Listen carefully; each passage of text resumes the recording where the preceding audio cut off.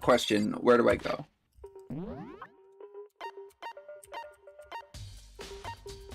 Oh, I know. I think so. Over here.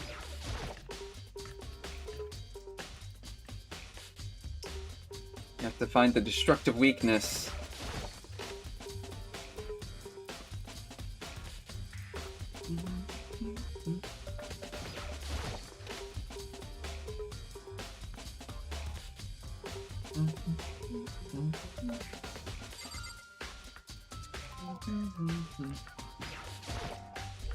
What's this? Is this the heat source for the sauna? But I don't think it has anything to do with the insect. And it's gotta be in a new place, right?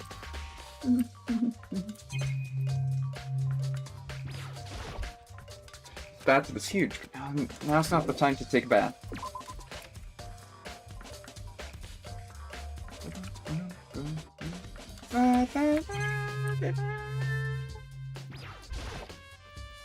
Lockers. One of them is unlocked, but I don't see anything inside. It's a massage chair. Maybe I'll use it once I get really tired. Let's see.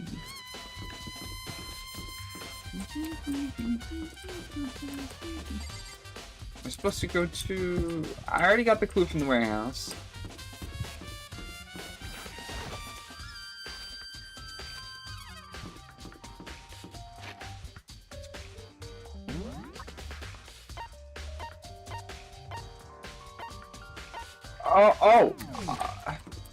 Dining hall. I guess Aoi has something to say?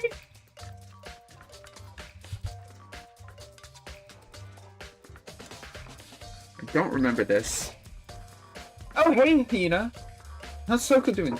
Same as before, she won't come out. She's mumbling about Genocide Jack, so I just left her there. You left her? My head was all swimmy, I was getting pretty hungry. Yeah! Oh, but don't worry, I'm gonna head back as soon as I'm done eating. Of course, not exactly pleasant, but I'm still worried about her. Speaking of which, what are you eating? Huh? A donut, of course! Of course? Just to think of them, sure God created outer space donuts. Really? I bet you Hiro would have liked to eat more donuts. I think that was her one big regret. I should have tried to spend more time with her.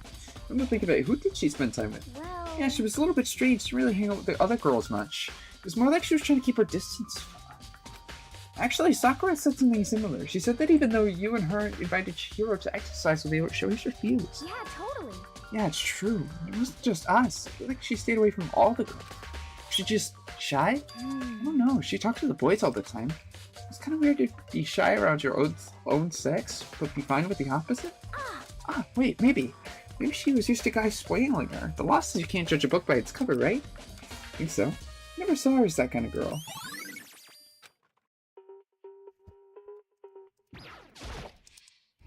I should have tried to spend more time. Come to think of it.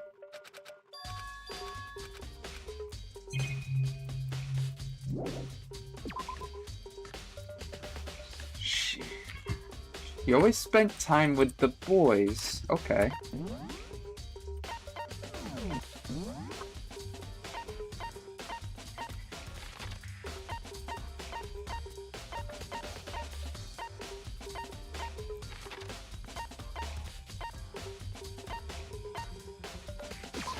Why would she spend more time with the boys? Interesting.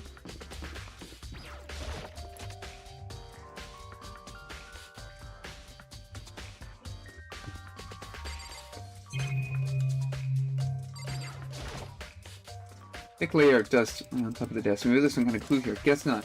No, wait. Huh? The lamp will turn on. I see, it's not plugged in. The lamp's cord isn't long enough to reach the outlet from here. Last time I saw it, was definitely on. It was definitely right here. Well, that's right. Byakuya was using her extension cord. There's no extension cord here now. I wonder if...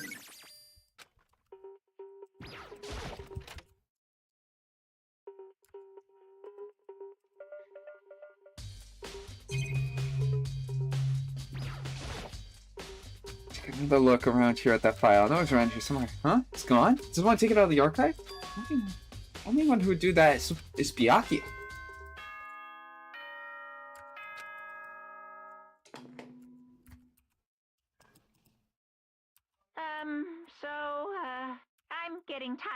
waiting. Shall we just plunge right in? It's the moment you've all been waiting for. The class trial. You remember where to meet, right? Please go through the red door on the first floor of the school. See you soon.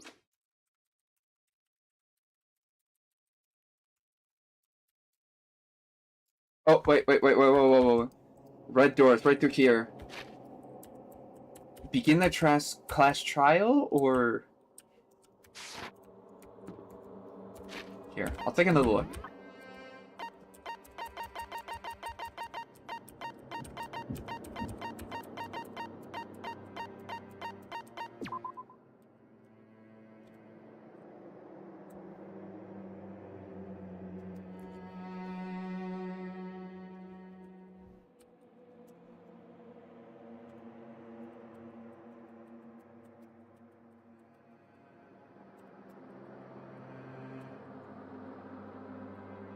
Include Ken Harada, Tetsuhiro Honda, Shoji Gaku, among countless others. What's this? So is everyone ready to... What? Am I blind or are we missing someone? Yo. Yeah, Toko's not here. And Toko is... You really don't remember? Kidding. Just kidding. How could I forget that little nut job? You're part of the class trial this time. What are you gonna do? Okie dokie, I'll go ahead and drag her out here, kicking and screaming. Just one moment, please. And just like that, and just like you said, a few minutes later, you reappeared, dragging Toko behind him. Told him I didn't want to, but he forced me. I can't believe you would drag a girl around. Terrible. You're terrible. So now everyone's here. Very well. Okay then, hustle along in the elevator and let's get the show on the road. I'll see you guys down there. Let's go. So shall we get going? It's time to find out who killed Chihiro. Chihiro Fujisaki. She was so gentle, so calm and meek. Nobody had any problems with her. Someone made the choice to kill a girl like that. And that murderer is one of us. Someone standing here. In this room. Right now. One of us.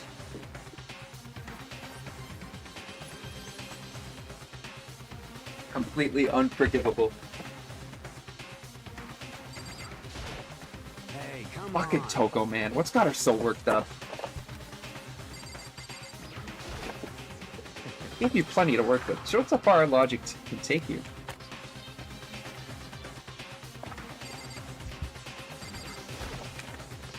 There's something odd about Toko's behavior. I do not think mere shock is enough to explain it.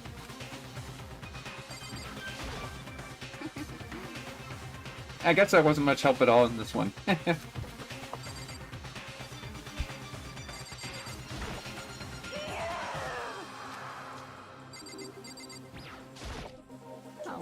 Miss Fujisaki, I must admit, for being 3D, she was quite remarkable. Of course, just the idea of 3D makes me cringe.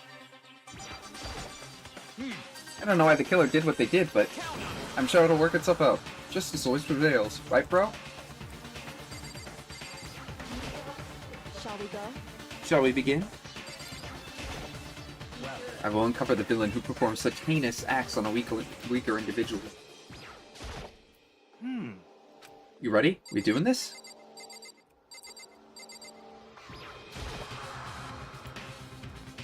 We have no choice, right? We have to do this. True.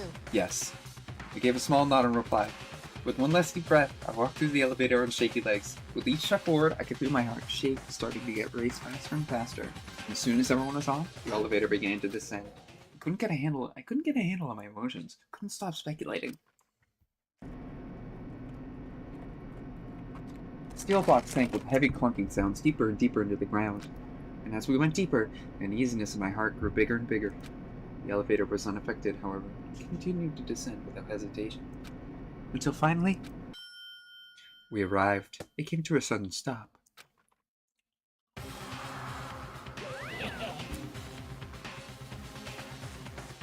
What do you think? I redecorated. Isn't it fresh? Isn't it exciting? Don't waste our time with stupid questions. Let's get this over with. Good, good. You sharp. You're ripped right into do. Gotta say, I don't hate it. Not at all. Well, Okay then, let's get the show on the road. keep it down. Kills!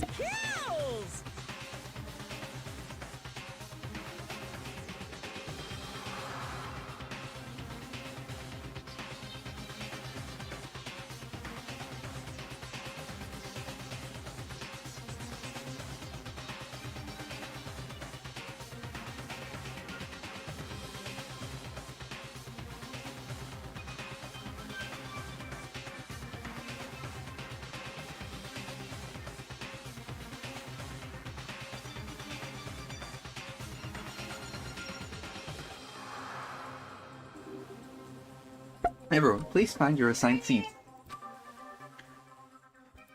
And so, the curtain opened once again. Deadly judgment, a deadly deception, a deadly betrayal, a deadly riddle, a deadly defense, a deadly fate, a deadly class trial. You want to say it? Yes.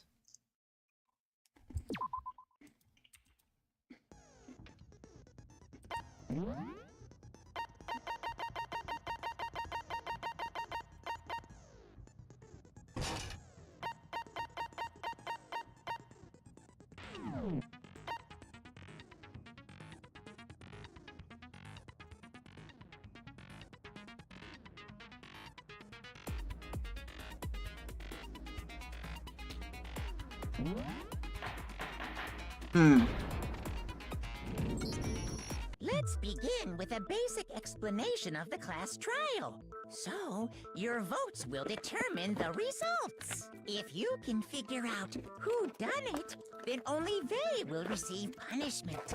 But if you pick the wrong one, then I'll punish everyone besides the blackened, and the one that deceived everyone else will graduate. Okay, then. So, first off, let's talk about the murder weapon! First, we have to make clear what was used to deliver the fatal blow.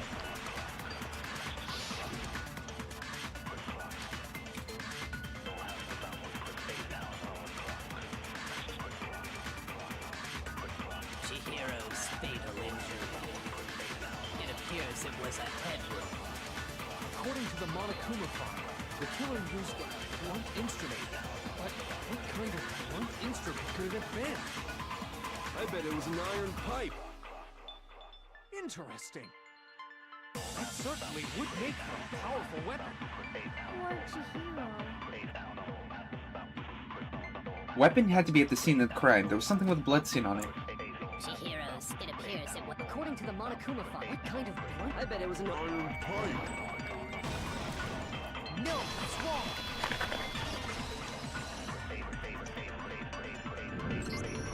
Can we agree that the object that dealt the fatal blow was the dumbbell, found at the scene of the crime?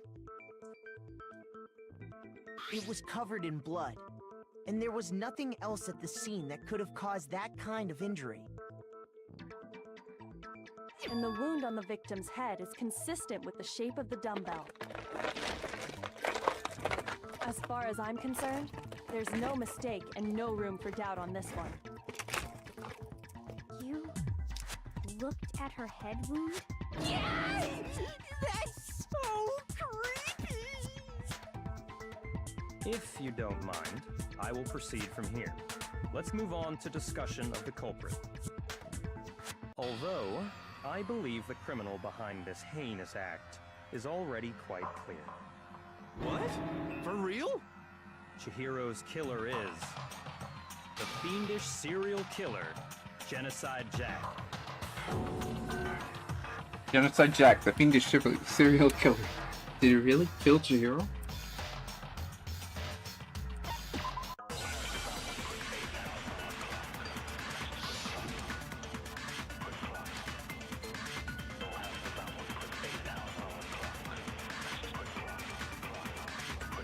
The culprit is Genocide Jack. I'm sure. Case closed, as far as I'm concerned. But that's impossible! Why? What makes it impossible? Well, I mean, come on! There There's just no proof for it. Hey, so, speaking of Genocide Jack, I don't know who that is!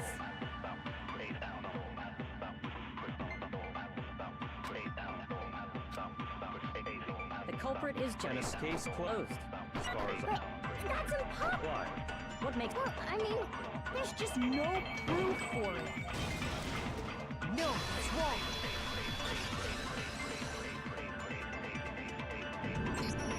I might know one reason he could be involved. What?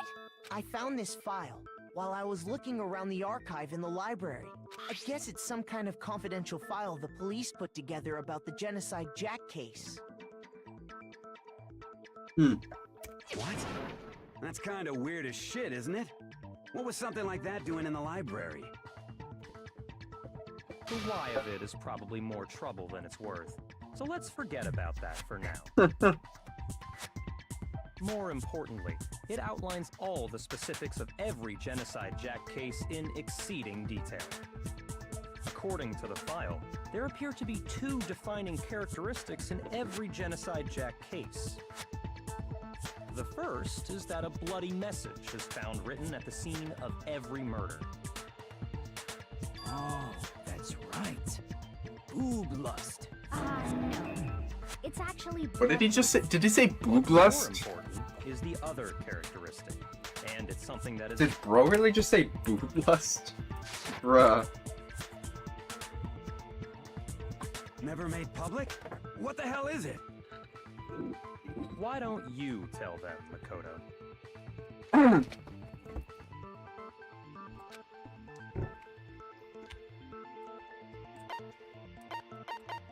I got it! Apparently, in every The other characteristic of every Genocide Jack case, which the world at large doesn't know, if I'm not mistaken, has to do with the positioning of the body. How the victim was positioned. Suspends the body in a certain way. Other than the killer, the only people who know about this are the higher-ups in the police department. However, Chihiro was most definitely suspended in the same way. So, how did the culprit know about this when only high-level police officials were aware of it? There's only one logical answer I can think of. It's because the culprit in this case is the real Genocide Jack. No fucking way! You're saying Genocide Jack is one of us? Yes, in fact, it's Toko. What? Genocide Jack's true identity is Toko Fukawa. You lie! What? Hey, okay, wait, hold on a sec. Toko has, like, bloodophobia or whatever, remember? What kind of serial killer is afraid of blood? Is Toko Genocide Jack?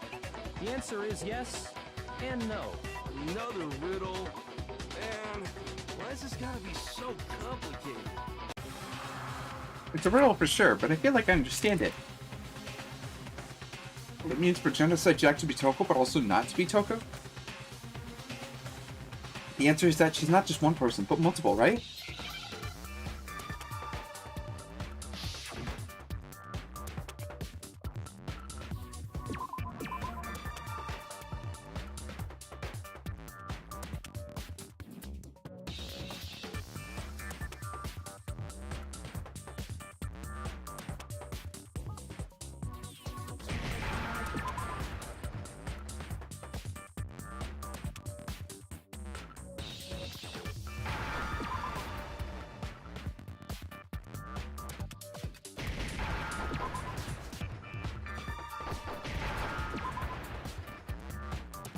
Now I understand. Gizzo. Is it because Genocide Jack has a split personality? Huh? I think I read that somewhere in the file, too. They thought that the suspect might have, what did they call it? Dissociative identity disorder. Oh, okay. But still, to go and say that about Miss Fukawa is... Perfectly acceptable. Toko's strange behavior after seeing the body is proof enough that she has a split personality. Excuse me. I got it! You're talking about how she started acting totally different than usual, right? That's right. Think back. She fainted when she saw Chihiro's corpse, and then, when she woke up... I'm fine, I'm fine. Yeah. Whoa, is that a dead body? Hey, are you dead? Are you dead? She must have hit her head real hard when she fainted. World that's front and back, top and knee, bottom, sea of truth, and web lies.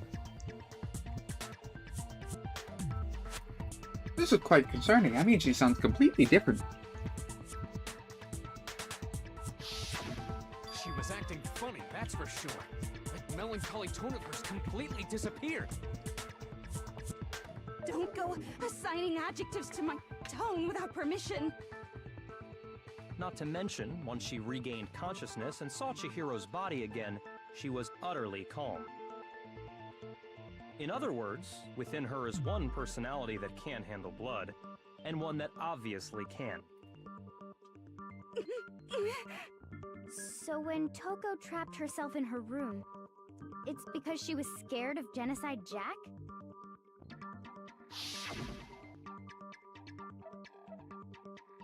I won't let Genocide Jack have control. I'll drive out the killer, drive out the murderous fiend. The reason she locked herself in her room wasn't to keep other people from getting in. It was to keep her other personality from getting out. What? Toko was afraid. Afraid of the murderous fiend inside of her. Of killing even more people. How? Yeah. How can you know all this? I do believe you misunderstood her. What she's trying to say isn't, how can you know all this? No. What she wants to know is, how could you tell them? Huh? Last night, just before Monokuma gave his motive speech, Toko and I had a strange conversation. She told me a most interesting story. She said a murderous fiend lived within her, and she was afraid it could appear and attack at any time. And that trepidation is what's caused her to have such a bleak attitude. Isn't that right, Toko? This is all a lie. Right, Toko? You said you wouldn't tell anyone. What? You promised! I can't believe you lied! You have only yourself to blame. You came to me with your tragic little story. I didn't ask you to. This is the real world, not some romantic fantasy fairy tale. Besides, you broke your promise first. You said that as long as you were here, no matter what, you wouldn't let Genocide Jack kill anyone. But in spite of that promise...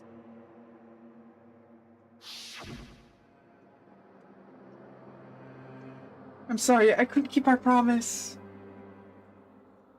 But don't worry, never again. I won't let Genocide Jack have control ever again. You said if I kept my promise, you would go out with me. That's the only reason I promised. How many times do I have to tell you? I never said that. Excuse me. But you weren't able to do it. You just couldn't resist that rush you got from killing, could you? I tried. I swear I tried to control it, But your efforts were useless. What a disappointment. I hate you. Well, the opening act is nearly finished. All that's left is to hear from the person in question directly. Oh. The person you don't mean. Toko's body suddenly lunged backwards. A huge thud echoed across the courtroom, but in the next second... Well,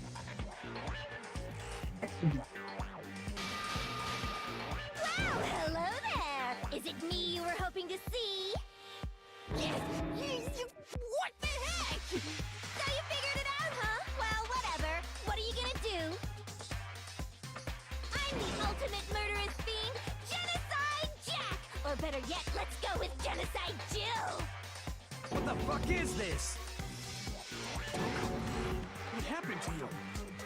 Not Toko, that's a loser name, and what happened is a textbook split personality! Uh-oh. So what if one of them happens to be a serial killer? You should turn a blind eye to one's fault.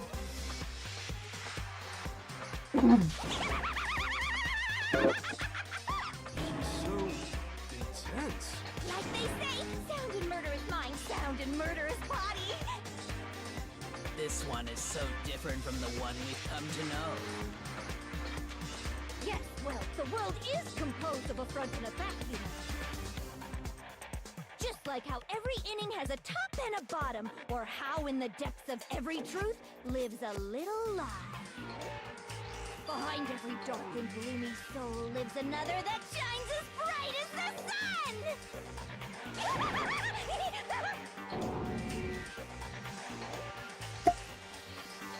This is the murderous fiend, Genocide Jack? This is beyond insane. Miss Jack, Jill, can I ask you a question? What's up?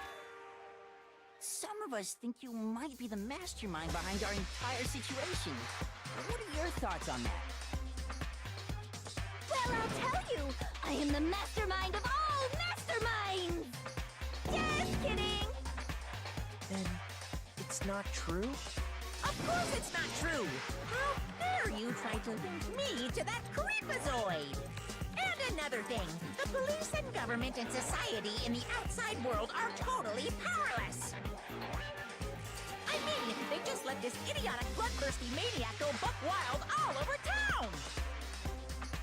Sure, I'm a bloodthirsty maniac, but life is pain, right? To live is to hurt other people. It's a necessary evil if you want to survive. The act of living itself causes pain for everyone. Just kidding again! This should be enough to convince you. This murderous fiend is responsible for Chihiro's death. There's clearly a motive, so there should be no doubt. A motive? Remember what Monokuma told us? If someone didn't murder and graduate within 24 hours, an embarrassing memory or secret would be revealed. Well, let's assume that Toko's secret was about Genocide Jack. If a secret like that came to light, Toko's life would have undoubtedly been forever ruined. So she had a very clear motive to never have that side of herself exposed. Interesting. Very, very, very interesting. But sorry, as much as I hate to admit it, I'm not the culprit. But I cannot imagine anyone other than you could murder someone in such a bizarre fashion. Maybe so, but nevertheless, it's the truth. Do you really expect any of us to believe you? Yeah. I could never believe a word you say, you monster!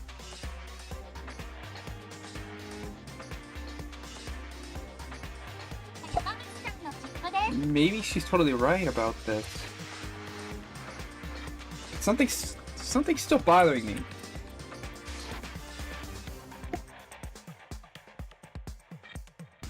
When she said, I need to get some more details about all this. Oops. Sorry,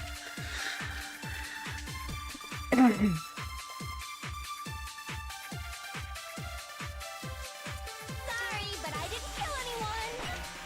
You say that, but do you really expect any of us to believe it? Perhaps if you had an alibi, that would change things. Oh, an alibi, huh? Now we're talking! When you compare your past murders to this incident, the modus operandi matches completely. No, it doesn't. What's wrong?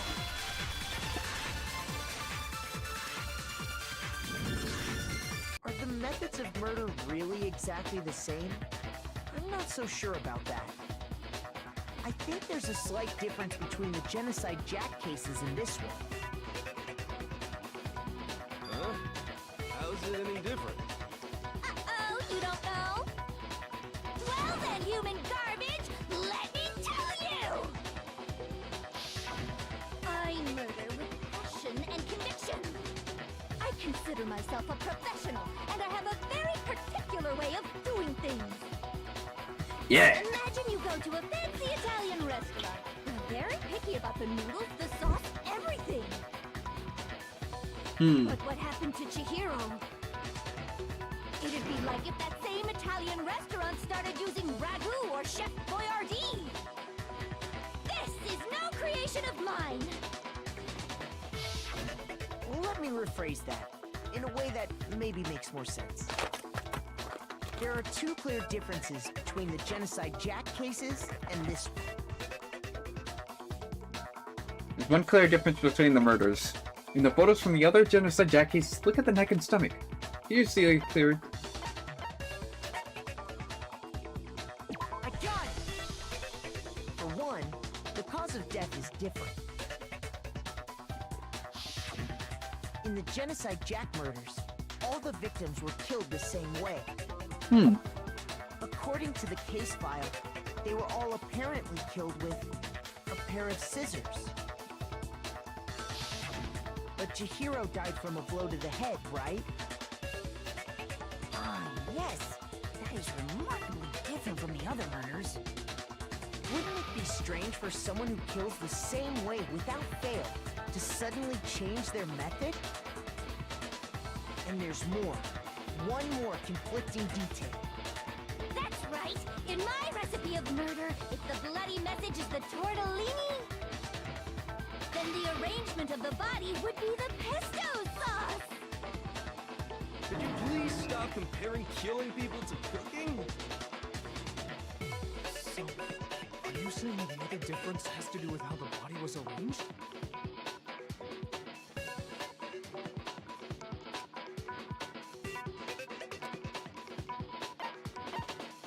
I got it! Do you remember what the killer used to suspend her?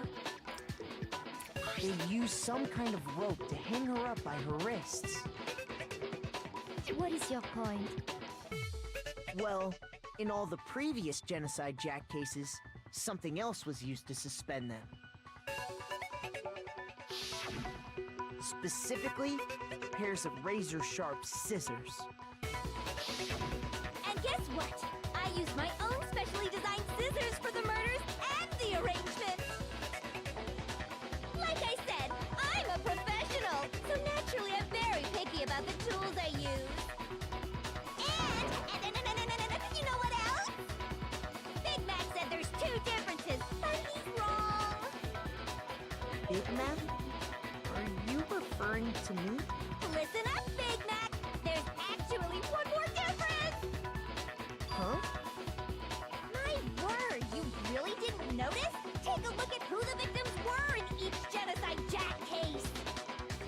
There's a pattern there, just waiting to be discovered. A pattern? Figure that out, and it'll be plain as death why I couldn't have possibly killed that little lolly girl.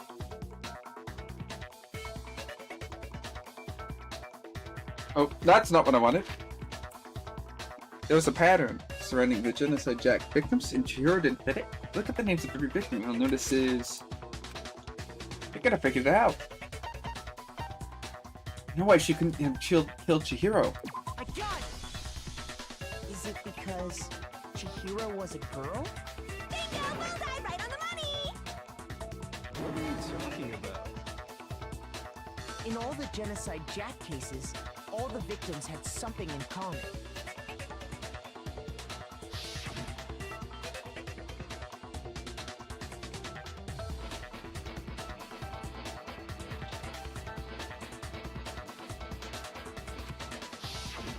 They were all guys? They were all guys. Right! The people I kill with such passion and conviction are all adorable little men. I can't believe I said it! I'm so embarrassed. The hell is wrong with you? I can't help it. I'm just a full-throttle boy-on-boy fangirl, and the mopey side of me just hates it. But now I'm on the fast track to becoming a full-fledged fan madam! So since Chihiro was a girl and not an adorable little man, you wouldn't kill her? Would an Italian chef suddenly start making ramen just because they're both noodles? Don't be stupid. I have too much passion and conviction to cross that line. That's the absolute reality of the one and only. We get it. You've clearly explained your hobby and your philosophy. But that's not all there is to it. It's a different matter entirely when you're forced to kill in order to survive. Quiet, lowly cur! Lowly? Cur? I would never kill for a reason as petty as mere survival.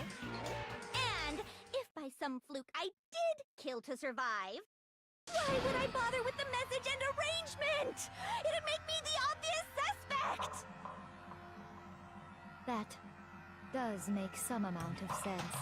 Plus, whatever reason I have for killing, I would never leave out my prized scissors. Who would go out of their way to use a big, stupid, heavy dumbbell? Maybe you used the dumbbell because you couldn't find any scissors in the school? Any scissors? I don't just use any scissors. I only use my own set of high-class envy of the entire world scissors! Okay, whatever. There still aren't any in the school. Are you sure about that? Uh-oh.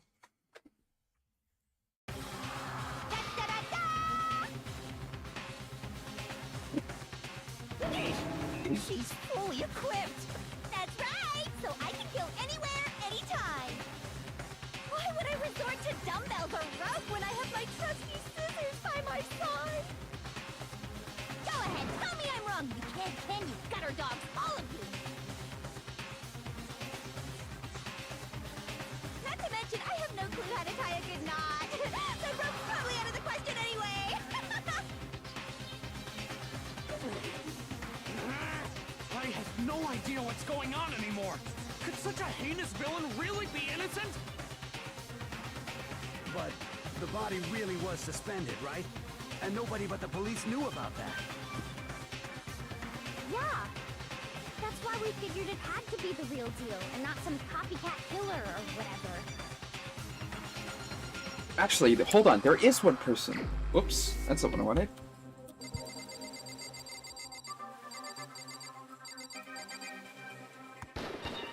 Here's my answer.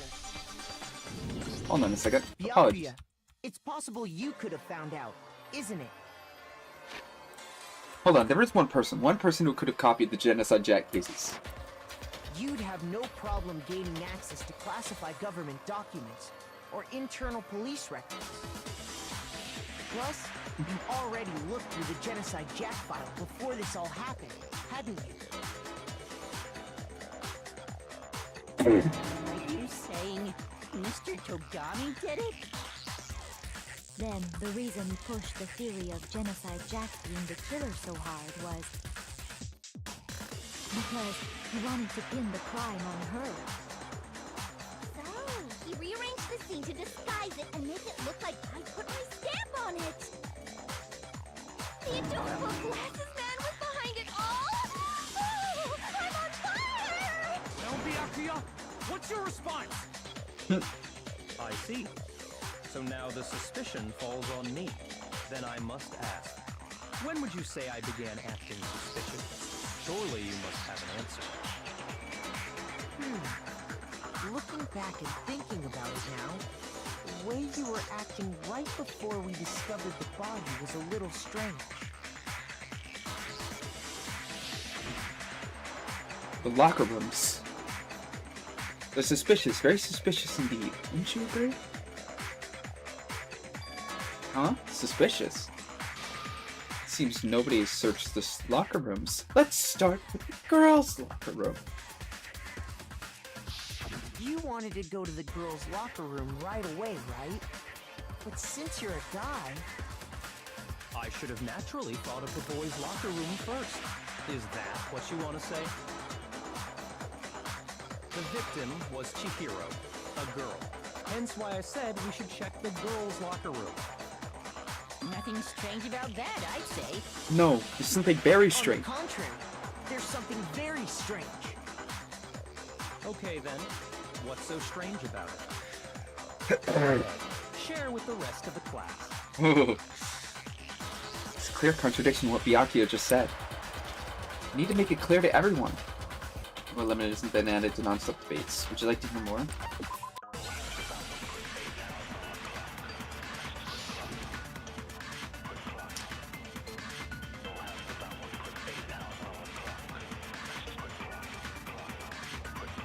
So, you said Byakuya was acting kind of weird before we found the body.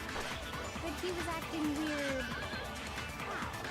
If you're presented with the opportunity to check out the girls' locker room... You absolutely take it! That's a natural reaction for any guy! The victim was Chihiro, who was a girl. So of course I would suggest we check the girls' locker room first. There was no time for pointless distraction. What's so strange about that? You wish you'd taken me with you.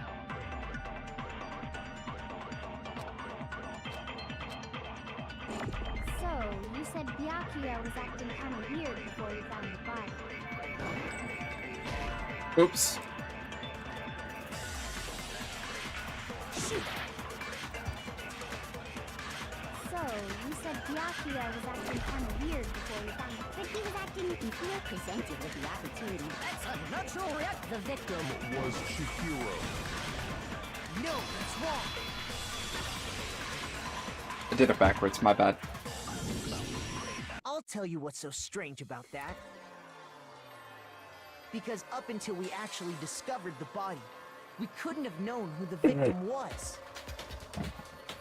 So your claim that you went to the girls' locker room first because Chihiro was the victim doesn't hold up.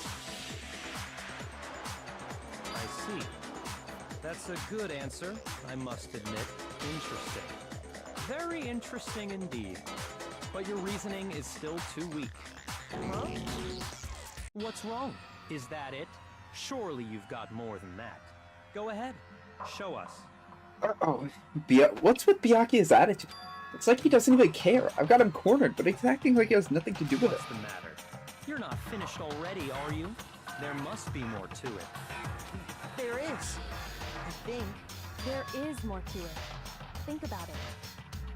We just talked about the differences between this case and past Genocide Jack incidents. The proof you're looking for is hidden in there. Oh? Proof that I'm the culprit, you mean? Difference between this case and the other Genocide Jack murders. Evidence that proves Byakuya is responsible is hidden in there? What could it be?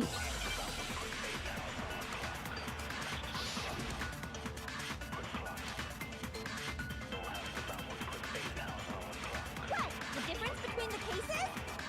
You want me to explain it again? When I want to kill, I use my very own special scissors. And I use those same scissors to arrange the body. But Chihiro was suspended with... It was some kind of rope. Was it not? That's right! It absolutely was! Then there must be something very fishy indeed about that rope. Hey, Byakuya, where'd you get it from, huh? I'd never seen that rope before in my life. Obviously, somebody else must have had it hidden away somewhere.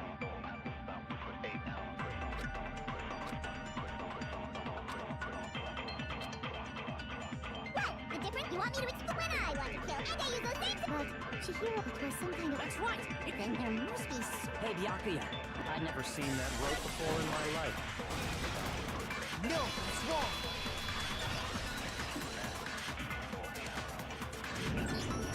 Actually, I'm pretty sure you have seen it before. Because, you see, that rope, or should I say, that extension cord? What? An extension cord?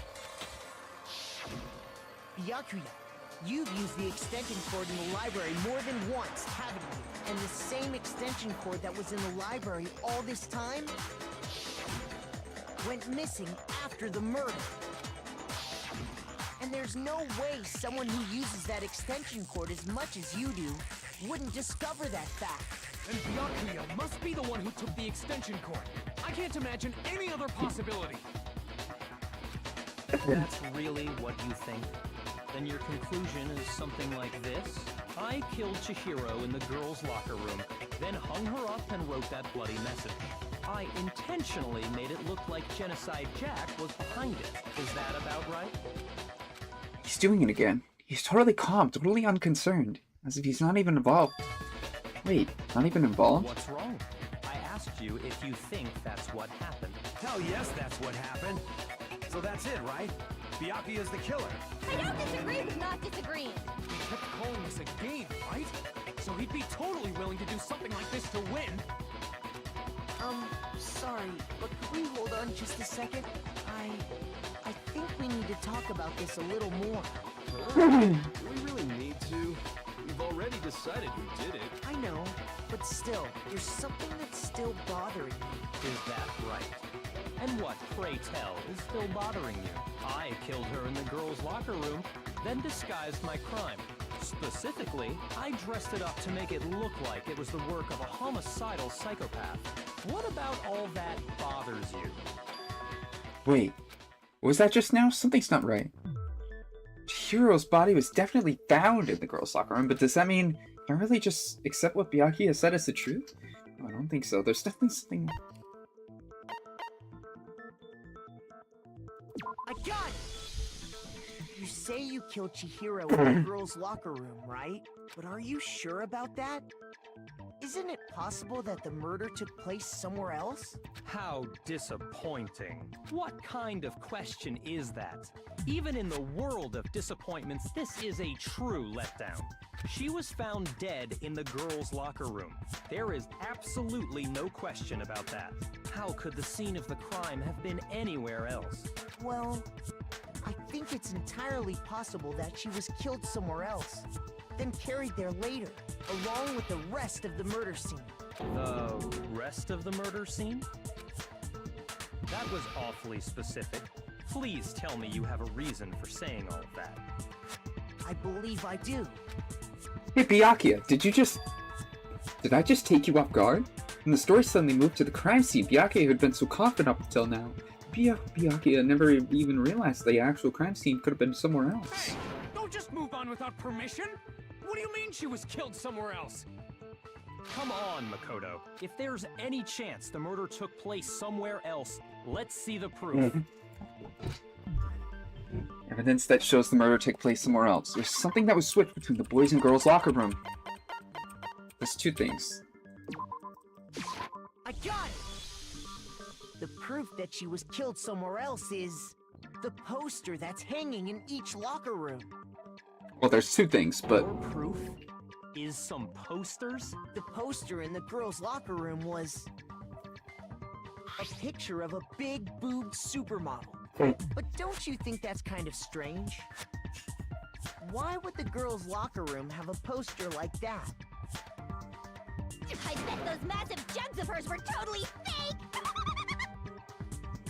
Meanwhile, the boys' locker room had a poster of the super popular boy band Tornado. Again, that doesn't really seem to belong in a boys' locker room. So you're saying that maybe the posters were switched? And there's one other thing I noticed about the locker rooms.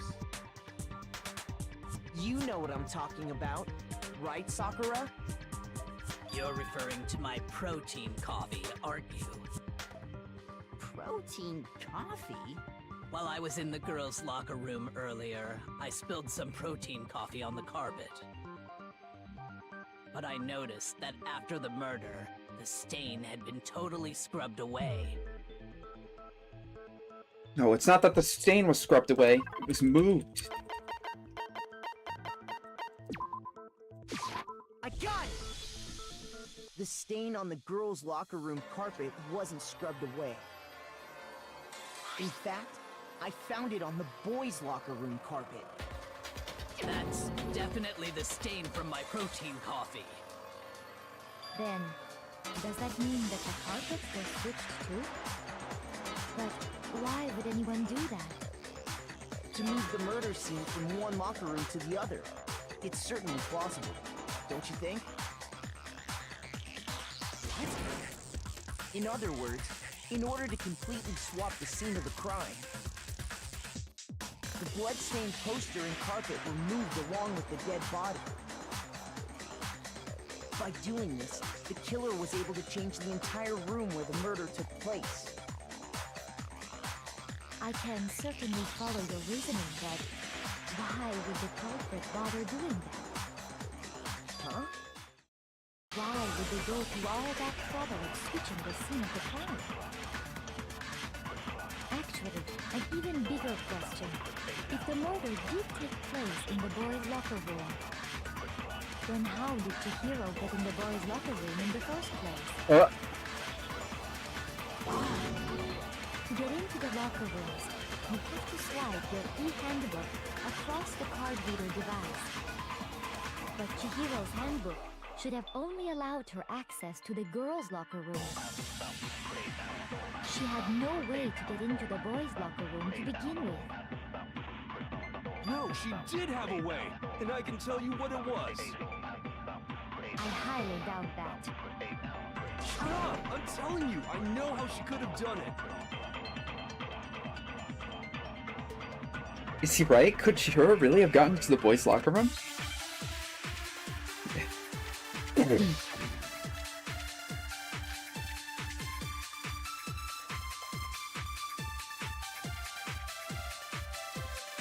it really possible?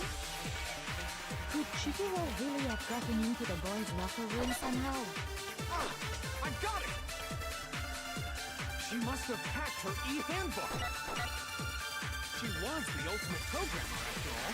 I'm sure there would have been no problem for her. No, I don't think that's it. She used the thing that was in the main hall. Huh? What thing?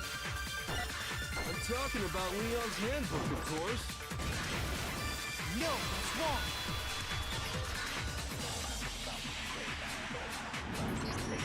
No, I don't think Chihiro used Leon's handbook.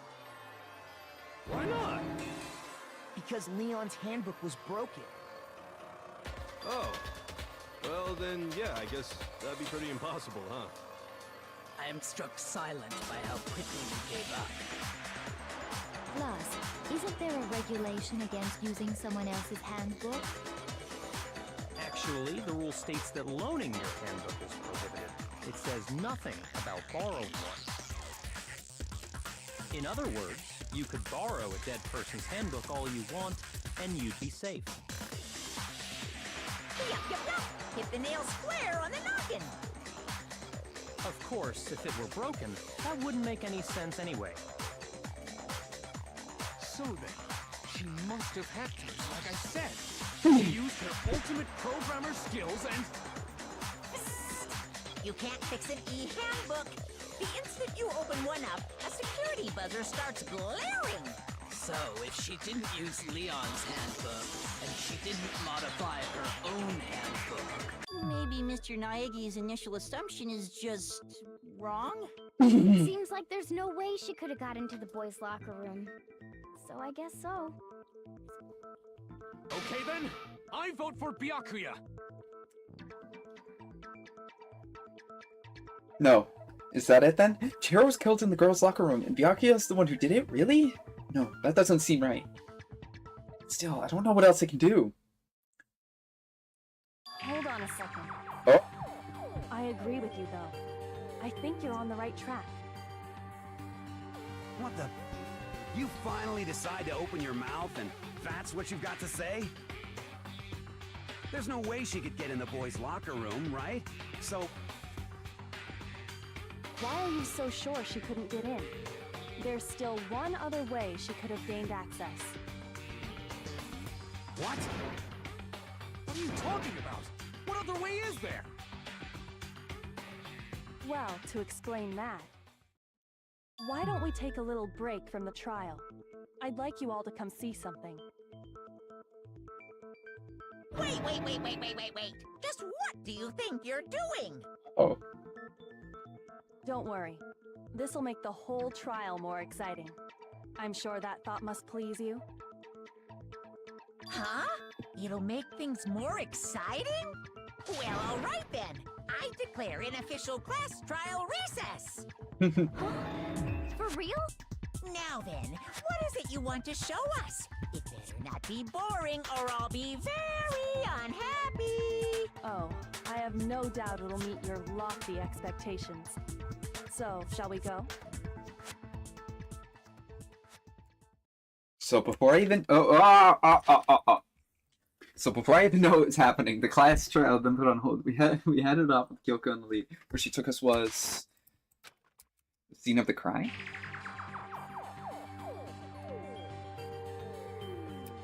The girls' locker room? The girls' locker room? We've already searched this place top to bottom! What are you trying to pull, Missy? I'd like you to examine the victim's body one more time. Want us to check it again? Be sure to examine the entire body very carefully. Take your time. Examine her carefully? Like using our hands? No way! It's probably best if I don't run my hands all over a girl's dead body. It's not that I'm freaked out or anything, it's just based on religious grounds, you know? Very well. I'll do it. But you're a girl. You shouldn't have to touch a dead body. Just let one of the boys do it. No, it's okay. I think Chihiro would rather have a girl examine her. So just leave this. Oh no. Sakura. What is this? Some kind of secret girl-on-girl action? Is that what you two are about? That's not it at all. Stop screwing around. Okay, here I go. I'm sorry, Chihiro. Please excuse the intrusion. Putting her hands together in a brief prayer, Sakura began to quietly examine her body. Be sure to check her entire body, and I believe we will solve this particular mystery. Her entire body? I know you say that, but... What? This is... What is this... What is it? Not possible. Oh. It's not possible! Sakura's eyes were staring wildly at Chihiro's lifeless form. Her massive frame trembled. This girl is what? Is a boy! Ah, I see. So, she was actually a he. Interesting. Thank you for confirming this fact. What? You're joking, right? I wouldn't joke about this. Ben, it's really true? That's the truth. Oh, what? You guys didn't know? Heck, I knew that right off the bat. Chihiro Fujisaki was totally a guy. He was a cross-dresser? Oh, I'm really on fire! I wish I had killed him! So that's what Kyoko wanted to show everyone, huh? Interesting. Yes, that certainly does make things much more exciting. Now let's ride this wave of excitement back to the courtroom and get back to the trial. Ahem. I do apologize for keeping you waiting. Now then, let's resume the class trial. We've all just learned of the shocking revelation that Chihiro was actually a boy. Let's pick up from there. Yes, well, I don't know his reason for hiding it, but the fact is, Chihiro was not a girl, but a boy. I think that So I think Chihiro was actually a guy. The thought never crossed my mind. he would have no problem gaining access to the boys' locker room. Assuming his handbook did, in fact, list his gender as male, then yes, that would be true. Which means... Of course his handbook said he was a boy. He dressed like a girl, but he was a boy through and through. So then, there should be no issue with Makoto's initial assertion. The victim was killed in the boys' locker room, and was then later moved to the girls' locker room. And the killer could have easily used Sayaka or Junko's handbook to get into the girls' locker room. So, Chihiro really was killed in the boys' locker room? Yep.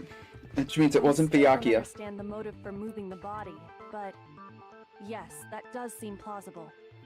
Well, I must admit, I did find it rather odd. I knew he felt a little off. There was a certain incongruity to his female body. This is the most titillating situation! So now everything has been connected. All the mysteries have finally become clear. Okay, well, connected or clear or whatever. We still think you're the killer, remember? Very interesting. This is I don't think he's the killer. Interesting indeed. He's off in his own little world. What about you, Makoto? After everything we've learned, do you still think Byakuya's the killer? Well, without a doubt, Byakuya is the one that made Chihiro's death look like Genocide Jack did it. But I think he might not actually be the killer after all. What? But aren't you the one who accused him in the first place? He just seems to be too easygoing about all this. Like he's enjoying us solving the mystery. The way he's acting, it makes it seem like it doesn't have anything to do with him. And you think that might be because it doesn't have anything to do with him? Plus, the evidence he left behind was a little too... how can I put it? Overt. He consciously chose to use the extension cord, knowing it could connect him to the murder. At least, that's how I see it. And Byakuya, when you found out the murder took place in the boys' locker room, it seemed to rattle you. And then again when you found out Chihiro was actually a guy. If you really were the killer, that stuff wouldn't have had any effect on you. So that's your thinking, huh? Well, it bothers me that you don't have more concrete reasons, but it's fine. I guess I'll mark it as correct for the time being. Mark it as correct? He's right. I am not the culprit. I just happened to come across the corpse in the girls' locker room and decided to alter it. Are you fucking with us right now? No, I am not effing with you right now. I'm telling you the truth. Well, I find it very hard to believe. Go ahead. Find it very hard to believe. You're free to be executed along with the rest of us. If you're really telling the truth, then why? Why do you do that to his body? My reasons hardly matter right now. Uncovering the culprit is much more important, wouldn't you say? Now then, if it wasn't me, who was it? Well, I don't think I can say for sure without talking about it a little more. You're seriously gonna keep going? We're all good, aren't we? I thought it was clear Byakuya did it. No, I'm with Makoto. If there's any doubt whatsoever, we need to explore every possibility. Question is, who did it? Because if we're wrong, we all die here. That's true. Very well then. I'm with you too. Damn straight. Count me in. Do you not have a mind of your own? Of course I do. What am I, an ant or something? Anyway, let's discuss this all as a group one more time. We still have time to make our decision. That's very true. Our lives are all on the line. Excellent. Then shall we resume our game of hide and seek? But if Byakuya didn't do it, then who's the real killer? Who murdered Chihiro? There's one thing we can be sure about that we know about the killer. The killer was able to gain access to the real murder scene, which means... I got it! Since the scene of the crime was in the boys' locker room, you'd need a boys' handbook to get in. The Neon handbook is apparently broken. The killer would have had to use their own. In other words, it had to be a guy. Well, not enough. I need to find more clues.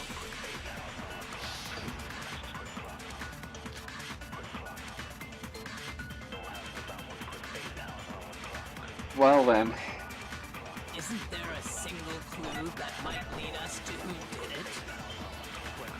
Clues are one thing. Did nobody get a look at the killer? I'm sure if someone saw the killer, they would have said something. Perhaps someone saw the victim at some point. Even that might be enough for now. Yeah. All we need right now is any kind of new info. It's over. You want to know who saw the victim? The killer. And only the killer. It's not like they're just gonna turn them. Game over, man. Game over. Yeah! No! Not game over!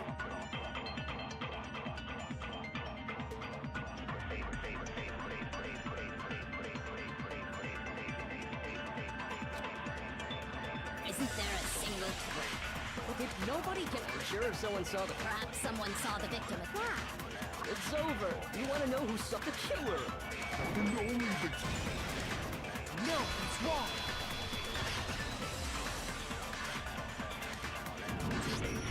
I believe someone else did see the victim before he was murdered. What do you think, Celeste? Now that you mention it, yes, I did see him. Huh? Really? Oh, but I suppose only Makoto knows about this. The rest of you had no idea, did you? That is why you're all making such ugly noises. Whatever! Just hurry up and tell us! It was last night, right before nighttime. I saw Chihiro in the dormitory warehouse. I saw him stuffing a track jacket into a duffel bag. And then, I assume, he headed off to exercise. Track jacket and a duffel bag? But we didn't find anything like that at the murder scene. It seems likely that the culprit destroyed them to get rid of any evidence. And that is when he said something that struck me as rather odd.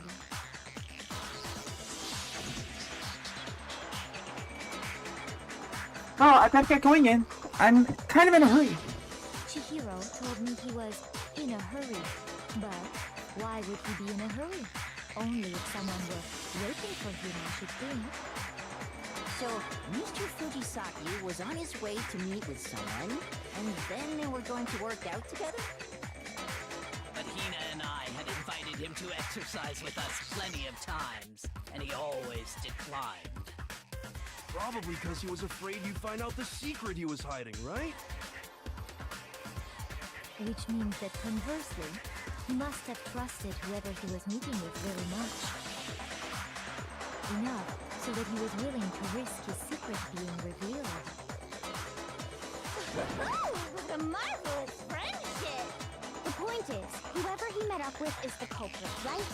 So we just gotta figure out who it was. But knowing what we know, I can't even guess. No. You already have what you need to make the connection. Huh? You know who the killer is. Seriously? Who is it? Who's the killer? Think back to the track jacket and duffel bag the killer disposed of. Focus on the details of these items, and it should become obvious who was waiting for him. Are you sure about that? You really think we can figure out who did it based on two pieces of evidence that we don't have? Why? You want to track down some fingerprints or something? Even if we had the equipment for that, we wouldn't know how to use it. As was noted, the evidence is already gone. There's nothing to get fingerprints from.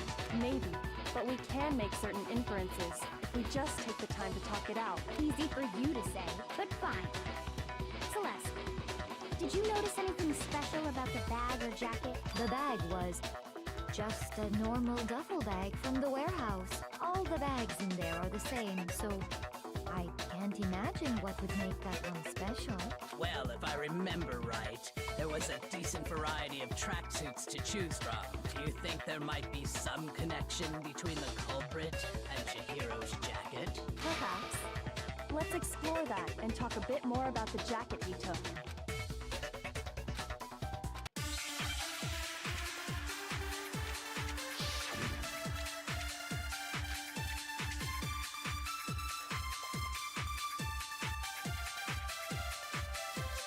First of all, we know where Chihiro was headed.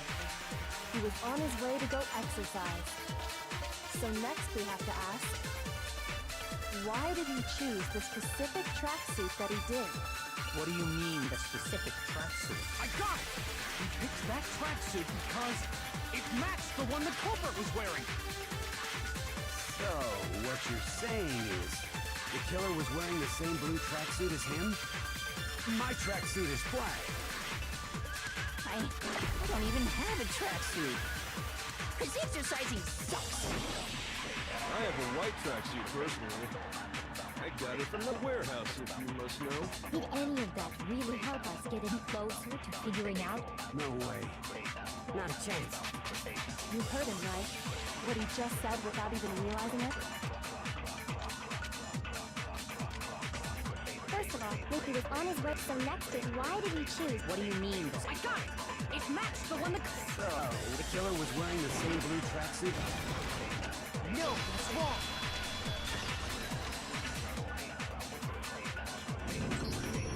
Hold on a second, Mondo. What did you just say? Huh? What'd I say? When Celeste testified a few minutes ago, she said...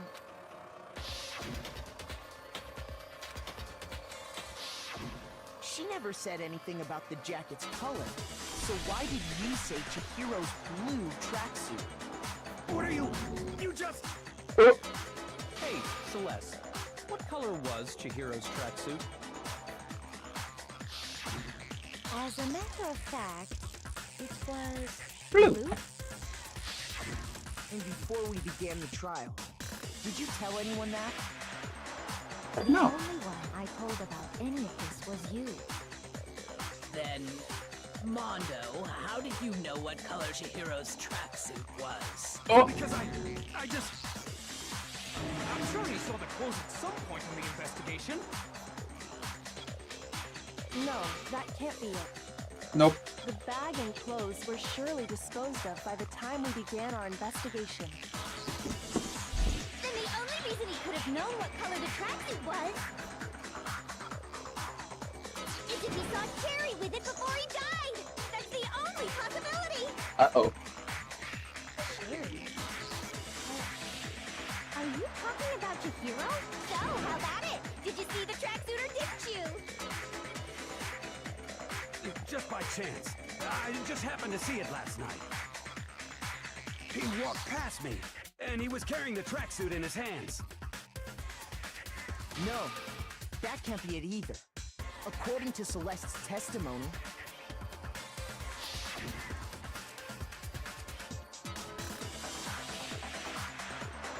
Uh-oh.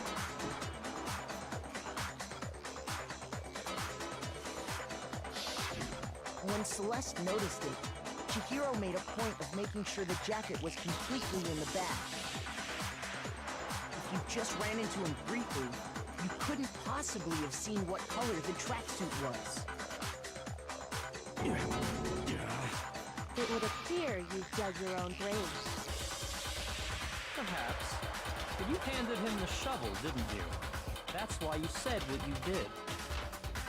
Focus on the tracksuit and it'll be obvious who he met with?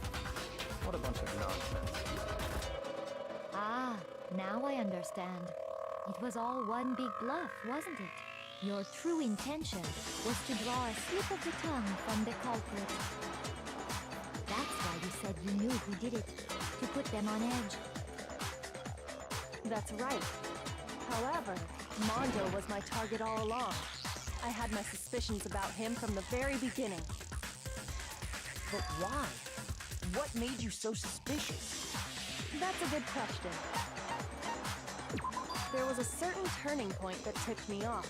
Maybe you didn't notice it, Mondo, but you tend to refer to men and women differently. You only call guys dude. For girls, it's chick. And after he was killed, you happened to refer to him as dude. Once I picked up on that, it occurred to me that Mondo knew something we didn't. such a tiny detail? Are you awake? She's awake! You're positively frightful! No, I'm not the frightful one. Not nearly as frightful as someone capable of murdering a friend.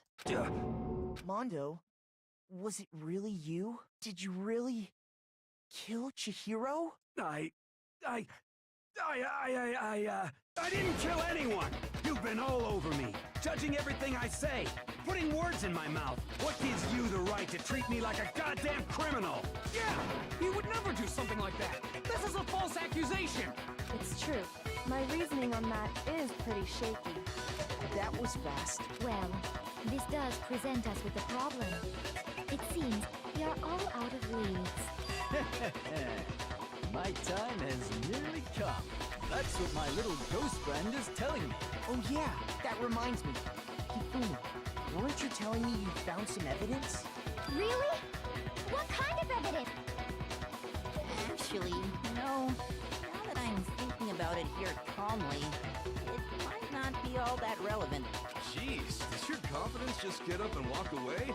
It's fine, man. Just tell us. If you really insist, then, here it is. What do you have there? It happens to be an e-handbook. I found it laying on the ground, so I scooped it up. Found it on the ground? It must belong to... I got it! We know Chihiro's handbook was missing from the scene of the crime, right? For a fact. For a fact indeed. I was totally sure I'd found it. Then it must hold some clue about the culprit, right? Well, that's what I was hoping. But it's busted. It won't even turn on. I imagine the culprit broke it to get rid of any evidence after the murder. That's odd. I didn't think the handbooks were quite so fragile. You're right. They're not. They're totally waterproof and shock resistant. It would take an awful lot to break one. And yet, this one does appear to be broken, as is Leon's, sitting useless in the main hall for all your confidence. That is a remarkably high failure rate. Do you think there might be some kind of mystery in there somewhere? How, precisely, did the handbooks get broken?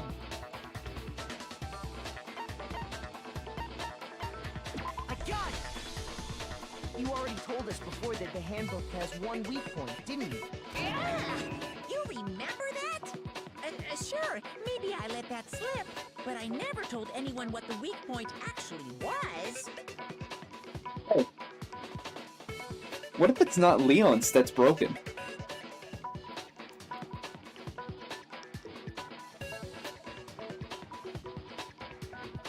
What did Mondo do to break his e-handbook?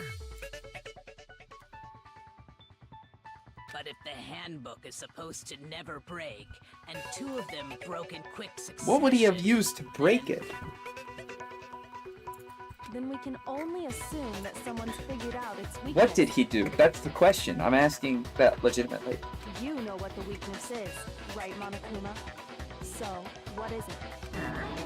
You're asking me? I think it's a necessary piece of information if you want this to be a fair trial. But if I tell you, and someone else decides to copy it, that would be very not good. Just tell us already! Why would we want to break our own handbooks? Oh well, I have a weakness for pushy demands. But you're sure you won't follow their example? No. No. I don't think it's a tool. What did Mondo do the night before the murder?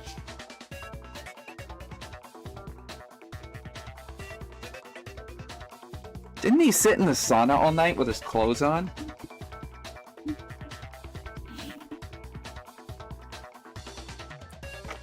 Then allow me to make a special announcement. The weak point of my cutting-edge e-handbook is... when it's exposed to high temperatures for too long, it will suffer a meltdown and totally break! I flippin' knew it! You knew it? Yeah, because I found the handbook laying on the floor of the sauna. The temperature in the sauna can reach over 200 degrees. Strange how you don't get burnt, huh? It's because as your sweat evaporates, it creates a cooling layer of air around your skin. If the hot air of the sauna were somehow pushed directly onto your skin, you'd definitely get fried. That layer of air would get blown away. That's why you may feel a burning when you move around. So when you're in a sauna, make sure to keep nice and still. Interesting. I learned one new fact today. That is a mere trifling speck of knowledge. Anyway, if you found the victim's handbook in the sauna, then the killer must have been purposely trying to raise its temperature in order to break it. Meaning the culprit somehow knew its weakness. And How'd they find out? Monokuma said he didn't tell anyone, right? Indeed. Quite the mystery. What if they found out by accident? What do you mean by accident? What if the killer took their own handbook into the sauna, not knowing its weakness, and it broke? They'd realize it was broken, of course, and it wouldn't be hard to figure out why. And once they had Chihiro's handbook, they knew they had an easy way to dispose of it. I won't say it's not possible, but who would have done something like that? I don't know of anyone who took their handbook into the sauna. I might know someone who did. Whoa! Seriously? I think the one who may have taken their handbook into the sauna was... who might have brought the handbook into the sauna? It had to be one who wore all their clothes into the sauna. It was... Sayaka Maizuno. No, I'm kidding. You don't get... No. Here's my answer. Mondo, your handbook got broken in the sauna, didn't it? What? Why? Why do you keep accusing him? Mondo and Taka had an endurance contest in the sauna not too long ago, remember?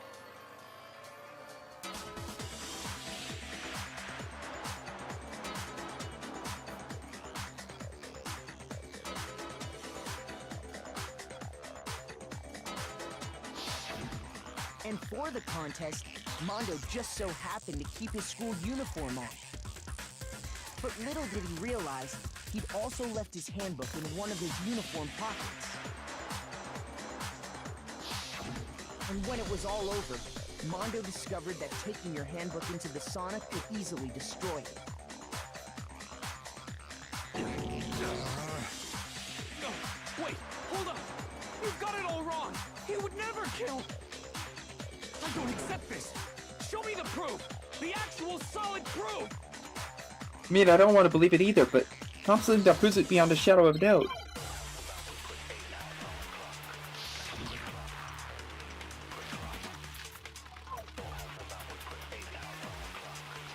Let's test Makoto's assertion. If what he says is correct, then Mondo, you broke your own handbook. In other words, if Mondo's handbook is actually broken, then that proves that what Makoto said is... Well, my goddamn handbook works just fine! No, that's wrong! Mondo, the handbook you have right now, is it really yours? What the fuck is that supposed to mean? The broken handbook that was in the main hall, isn't that one actually yours? What the heck are you talking about? What I mean is, I think Mondo swapped his handbook out for one that actually works. I think he took Leon's handbook and replaced it with his own. After all, Monokuma said himself that Leon's handbook never should have broken. That's right! The punishment it suffered wasn't nearly enough to destroy it. So then, the broken handbook in the main hall is actually Mondo's, which would mean that the handbook Mondo has right now is actually Leon's, yes? But doesn't that violate the school regulation that says loaning out your handbook is prohibited? Well, here's how I look at it. rule about loaning your handbook to another student, but if they're dead, they're not a student. It's kind of a gray area, I admit. But no worries. If anything, it just makes things more interesting. As such, I decree that exchanging handbooks with a corpse is not a violation of the rules. Well, Mondo, if I'm wrong about this, you're welcome to say so. I'm happy to admit I made a mistake, but... Son of a bitch! What's wrong, bro? Come on! Tell him he's wrong! You are wrong! You have to be wrong! Everything you just said is wrong! You made it all up! Okay, then why don't we look back on this case one more time, from the beginning? That way, everything will become clear, and we'll all see if I was right or wrong.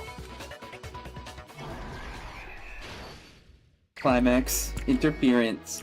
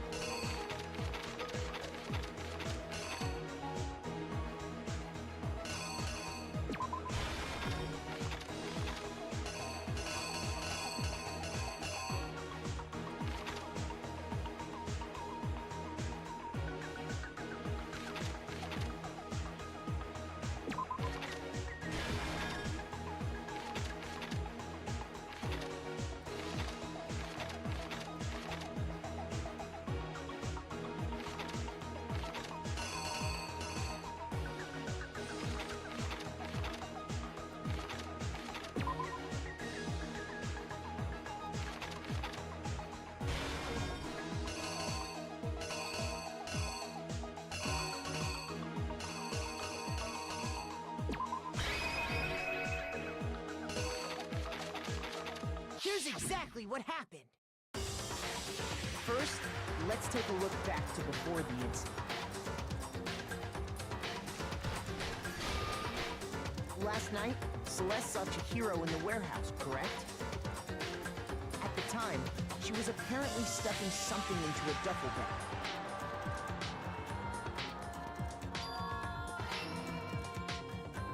That something was a blue tracksuit. You can confirm this, right, Celeste?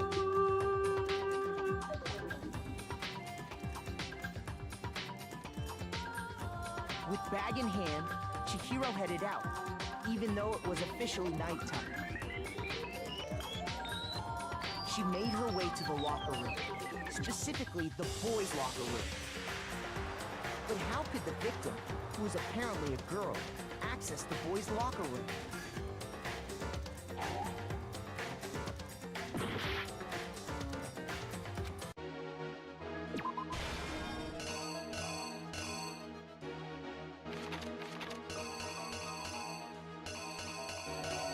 Whoops. The killer is you!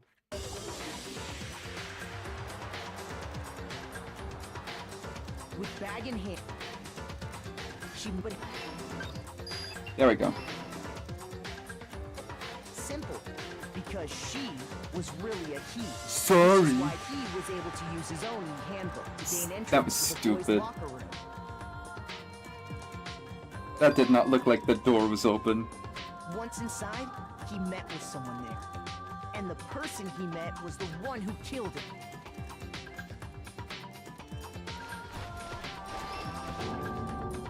It seems likely that the killer grabbed the nearby dumbbell, approached the unsuspecting Chihiro,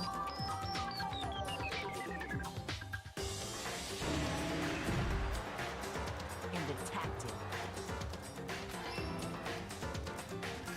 And that's where the bloodstains on the poster and carpeting in the boys' locker room came from.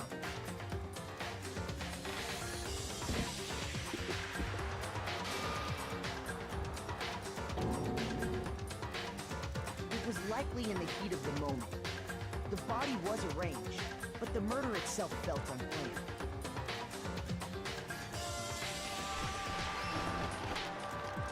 Which is why the killer hurried to try and hide the act. First, pulling up the bloodstained carpet, then removing the bloody poster, and finally carrying the corpse into the girls' locker room. A girl's handbook was necessary to get into the locker room, of course, but this alone doesn't prove that the killer was necessarily a girl. After all, Sayaka and Junko's handbooks have been placed in the main hall. Using one of those, a boy could get into the girls' locker room without much problem. And that's exactly how the killers did it. With the carpet and the poster they brought with them, they got to work. They changed the layout of the boys' and girls' locker room in what you might call a crime scene switch.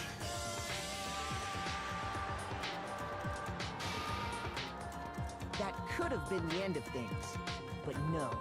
Byakuya discovered the body and decided to intervene in the situation, making things even more complicated. So, he went and grabbed the extension cord from the library, and then he got oh, nope. He used the cord to string up Chihiro's lifeless body. So after he discovered the body, he got to work, tied up the body, and then got to work.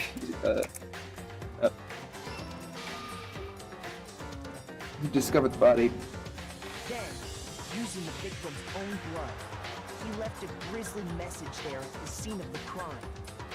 He wanted to create the illusion that Genocide Jack was responsible for the slaughter.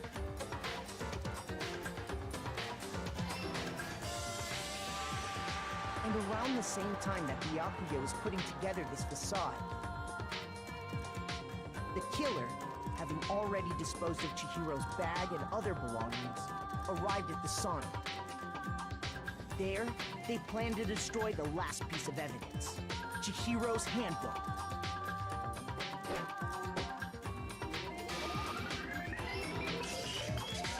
And just as the killer expected, the steamy sauna was enough to ruin the electronic gadget. Somehow, the killer knew that the handbook couldn't stand up to the heat of the sauna.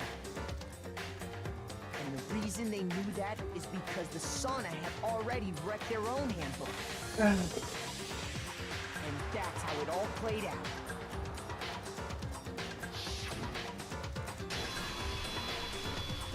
Isn't that right, Mondo Orada? Isn't that right? Wait. No. This can't be right. Where's your evidence? Yeah. Where's your evidence? You need evidence. You need proof. Without any proof, you can't pin any of this on him. Evidence that Mondo is the killer that already revealed itself earlier in the trial. I can somehow show where Mondo's handbook is right now. Once I do that, everything will come clear. A new element has been added to bullet time battles.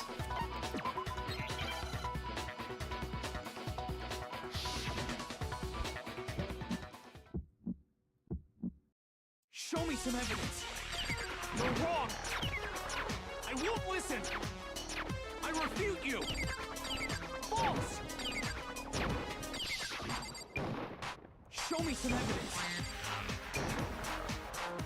I won't listen! False! I refuse to vote! Show me some evidence! You're wrong! I won't listen! I refute you! False! Show me some evidence! I won't listen! False! Show me some evidence! This should prove it.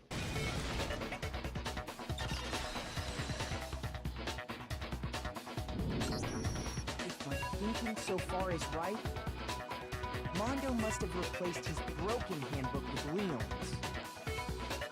In which case, we can just check each of our handbooks right now. Once we do that, we'll... We don't gotta do that. Huh? Yeah. Yeah, I did it. I killed him. Oh!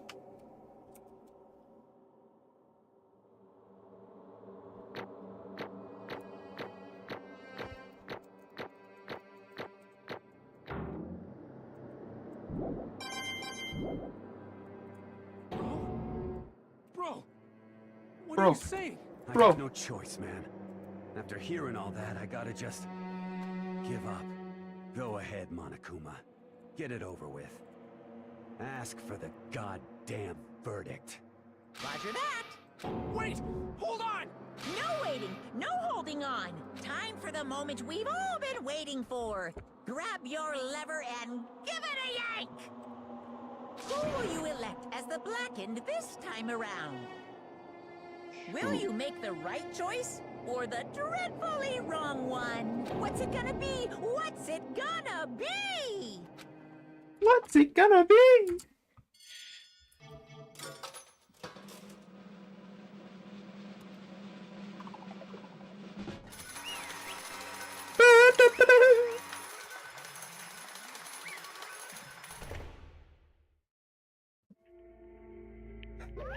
What? Uh-oh, this time. It looks like you got it right again. Oh, yes it is so. The Blackened who killed Chihiro Fujisaki was Mondo. In case you're wondering, the vote was not unanimous. Kiyotaka chose the wrong answer.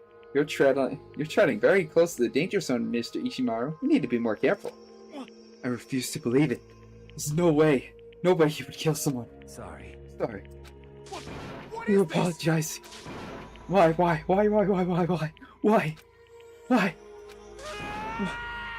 did you do it?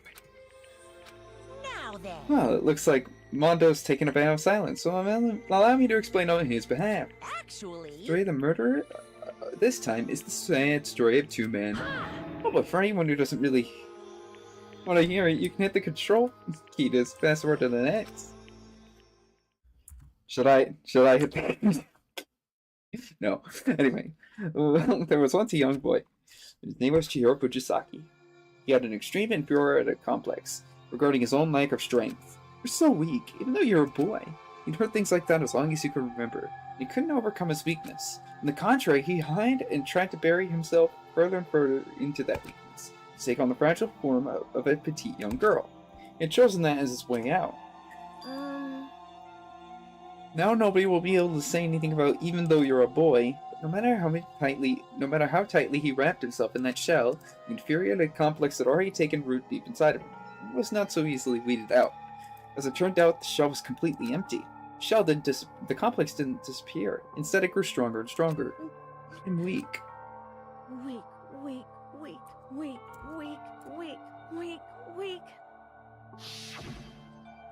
Once the killing game began here at the school, he had no choice but to accept this fact. After all, this world is survival of the fittest. If you're not strong, you don't survive.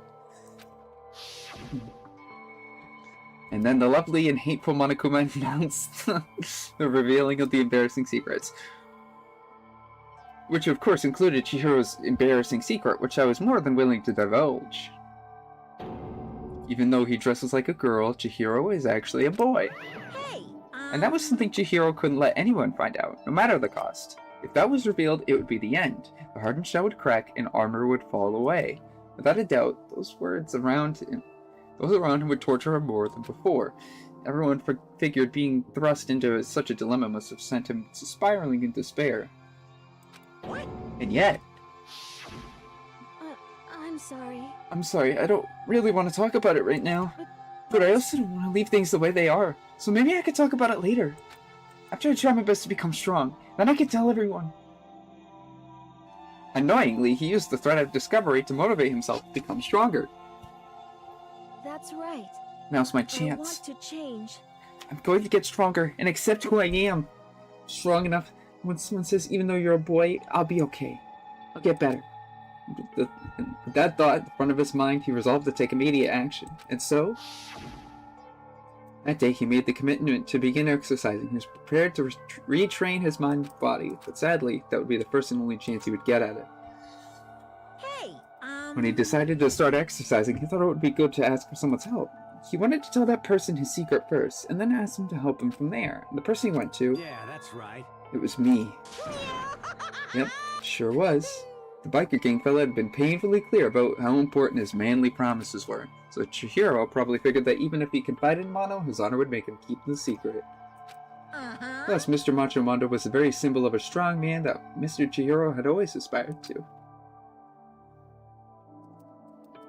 Maybe talking to Mondo about it will help me give him some courage. So he went to ask Mondo to help him become strong. It was his aspiration, and he thought that only with Mondo's support would he ever be able to come close to that. Correct. So that's why he did what Mondo did what he did to keep the promise he made to Chihiro. What did he do? Why he carried Chihiro from the boys' locker room to the girls? Indeed. Yes, that's exactly what I mean. Isn't that to cover up what he'd done? Certainly. That could have been part of it, but I don't think that was the main reason. The real purpose was to keep the promise between men he made to Chihiro. But... How does moving the body keep a secret? Because if everyone knew he'd been killed in the boys' locker room, and everyone would have been arguing about how she got into the boys' locker room, right? Once that started up, at least a few of us would have been immediately begun to suspect his identity, so... He tried to protect Chihiro's secret by putting him in the girls' locker room and stealing his handbook, right? See? And Mondo did all that to keep the promise he made to Chihiro, who he'd also killed. Why? Why would he do that? The more I hear you talk, the more I don't understand. And you guys trusted each other, right? Why? Why did you? Because no matter what, I didn't want anyone to know. I knew it. So that's what triggered it, after all. Possibility of having your embarrassing memories and secrets exposed. What is this? It's impossible. Nothing could have been that bad. Like he didn't want anyone to know, even if it meant killing. It's impossible. Don't make me repeat myself. How many times must I repeat myself? To judge others by your own standards is the height of folly. Even if you can't comprehend it, he obviously can. That's all there is to it. While we're on the subject, why don't I tell you? Embarrassing memory. That secret he didn't want anyone to know. Hey, You know what Mondo did? He killed his own brother. Mondo, the ultimate biker gang leader, makes all the hoodlums that riffraff across the country tumble. The only reason he had to join a gang in the first place was because of a certain someone. Mondo's older brother was named Daya Owada. Mondo had nothing but respect for him. It was because of that Daya that Mondo ever got on a motorcycle. Mondo's brother was his only family growing up. He's the only one Mondo could trust or respect. He wanted to measure up to his big brother, so he imitated him in everything he did. Mondo was the epitome of the starry-eyed kid brother. Meanwhile, the charismatic older brother put together a local motorcycle gang. Before anyone knew it, it had grown into the biggest biker gang in the country. Aya, the older brother, number one in the gang, is number two, his younger brother, Mondo. In the beginning, everything was peaches and gravy. But when Mondo started to think about how he would have to take over the gang from his brother someday, his brother's greatness and reputation began to gnaw on Mondo's very soul. Kid's gonna take over for Daya, huh? Daya created this gang with his bare hands. Mondo's just along for the ride. Could someone like that really be our leader? All that'll do is make the gang look bad. Almost every day, Mondo heard the gossip and whispers of the other members of the gang, which is why I gotta get stronger. Stronger than Daya. Just once. Just one more time. No matter what, I get... fuck with me. Don't care what it takes. I gotta come out on top.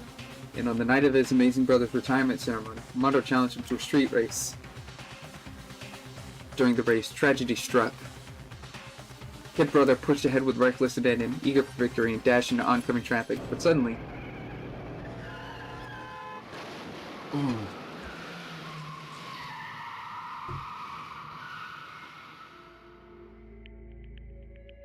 Laying in his kid brother's arms, the older brother delivered his final words.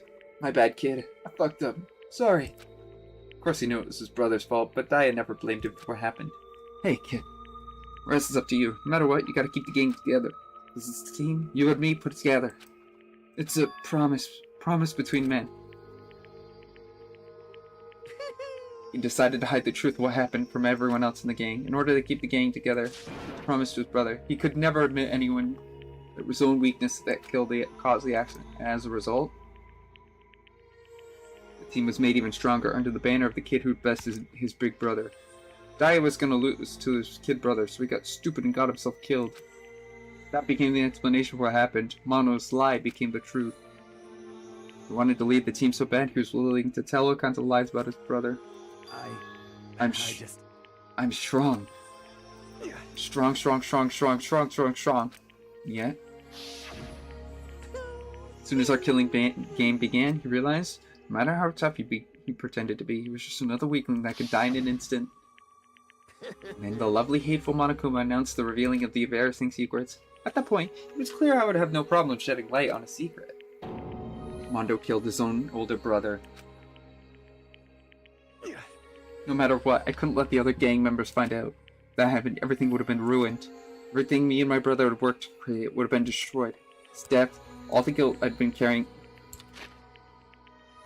it would have been for nothing. So that's why Mondo, after I saw what Monokuma had on me, my head filled up with a kind of fuzzy uneasiness. It just started swirling around. I never felt anything like it before. I didn't know what to do about it. I wasn't sure what to think or say, but after a while, that fuzzy uneasiness turned itself into a hard lump of anxiety way down to my stomach. It was right about then that Chihiro asked me to start working out with him. And right there, he told me a secret. Seriously? Jesus. I'm sorry. Yeah, I'm sorry I lied to you. But why? Why now? Why are you telling me this all of a sudden? Huh? Because, I mean, you kept that secret all this time, right? If anyone found out, you would... But... You're right, but... I want to change. Oh... I wrapped myself in lies. I'm weak. I want to destroy that version of me forever. His words were like a knife in my gut. I felt like it was exposing the lie I'd been living myself. I have to change. I don't want to be weak anymore. You're so strong. It can't hurt you, right? Whatever secret Monokuma might tell us. You piece of... So what? You're saying I should just say it? What? You're saying if I really am, I should just be able to tell everyone my secret? Huh? I was jealous. I was jealous of Chihiro's strength. And the strength to face his own weakness. To try and overcome it. It was the kind of strength I've never had. So I was jealous of him. And that jealousy broke me. What? Are you making fun of me? What? I'm strong. Are you fucking with me right now? No! I'm not making fun of you. You are strong, Mondo. Felt like I could hear something starting to creak. Something inside my head. What did he want me to do? What was I supposed to do? Was I supposed to just sit back, let my secret get revealed and ruin everything? What's wrong? What's wrong? Why did you have to tell me all that? Are you trying to rub my failure in my face? No, I just really admire you. I admire your strength. Yeah, that's right. I am strong. I'm strong. Strong. Stronger than you. Son of a bitch. Stronger than Daya. I don't remember anything after that. When I woke up again, he was laying at my feet, covered in blood. I had the dumbbell in my hand, and I was just staring at him, down on the ground. Hey. I killed him. I killed Chihiro. Even after all this time, I'm still just as weak as I've always been. And thanks to that, I did something I can never take back. Mondo, He was normally so aggressive, so angry. He had that weak side away from everyone. That was his secret. Weakness like that lived in a heart like his, and it turned him cold-blooded. Damn it. Look at him. You see? You're all just like him. For a secret from the past, for a memory. For that, he killed another living human being in cold blood. He couldn't come free of his regrets from the outside world. He doesn't know what true strength is. Do you see hope anywhere in there? Because I sure don't. Bastard. Shut up, you son of a bitch. Go ahead, say that again. I dare you. Yep. Okay, I'll say it again. I'll say it as many times as I want. It's what I want to say, but fortunately, I can't do that right now because it's time for the time for punishing is fast and approaching. Punishing? It can't be. Maybe execution. Well now. This is what I promised you, right? Black and that disturbs peace will be punished. Ridiculous. Hold on. Now then, I prepared a very special punishment. For Mondo Awada, the ultimate biker gang leader. No, wait.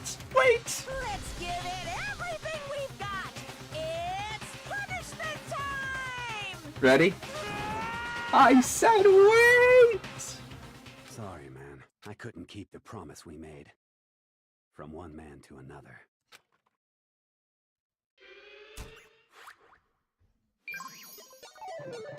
Mondo has been found guilty. Time for the punishment.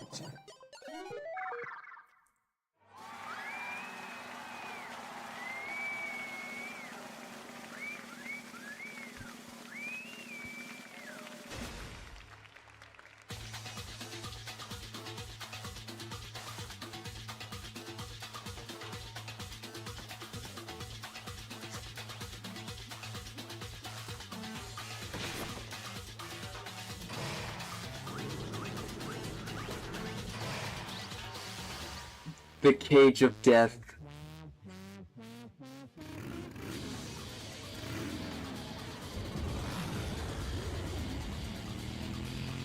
I love how it's like the pompadour on.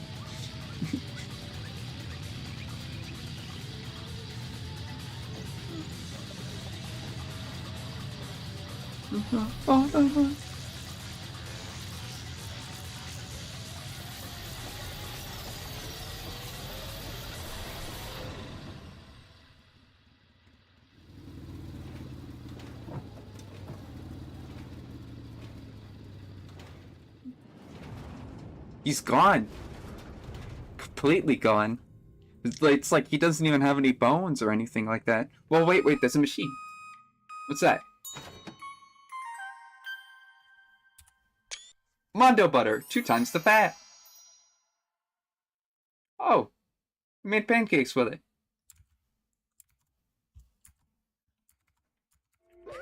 He ate Mondo. F at death, and your soul will forever be at peace.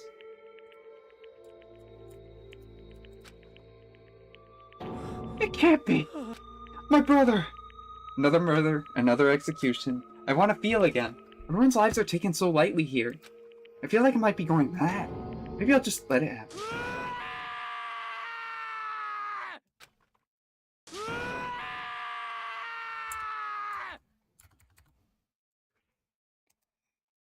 Hey, you've made butter, not gravy.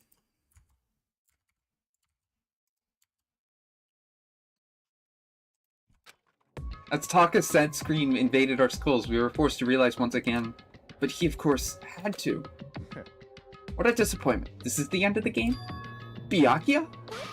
You're completely insane, you know that? A game? One of our friends is dead. Do you realize that? Naturally. Of course I do, because this game is life or death.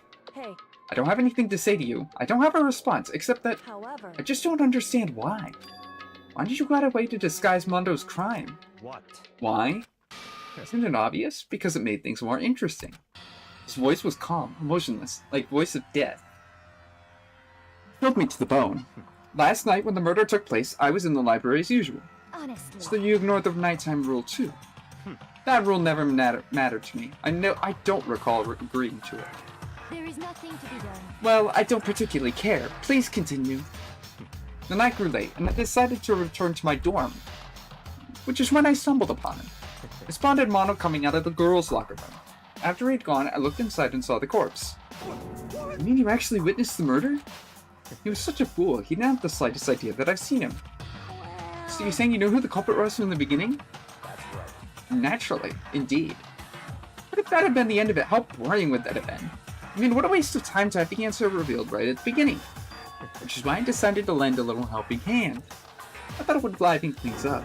Did all of that to liven things up? So after hearing about Genocide Jack from Toko, I decided to use that to create the fake murder scene? But damn man, if we hadn't figured out who done it, you would have been dead too, right? Well, obviously I would have revealed the truth right before it reached that point. Of course. Byakuya turned and looked me in the eye. I could feel his sharp eyes piercing into me.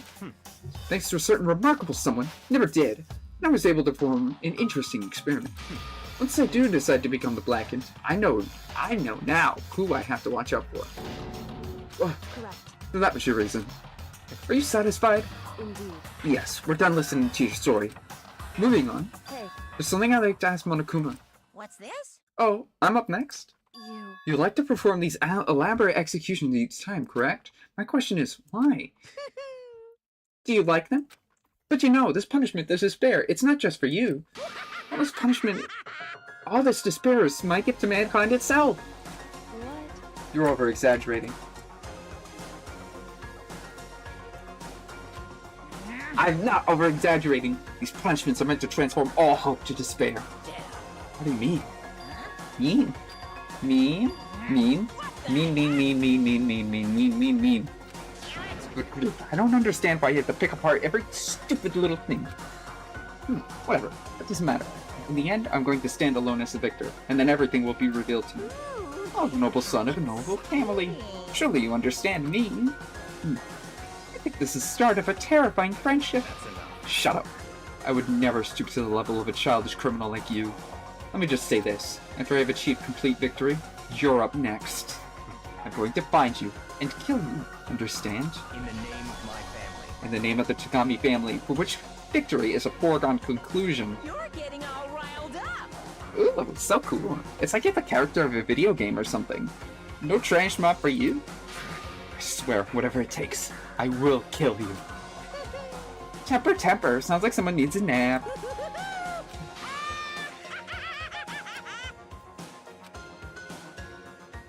Oh, trust me, that's not even the most extreme execution, by the way.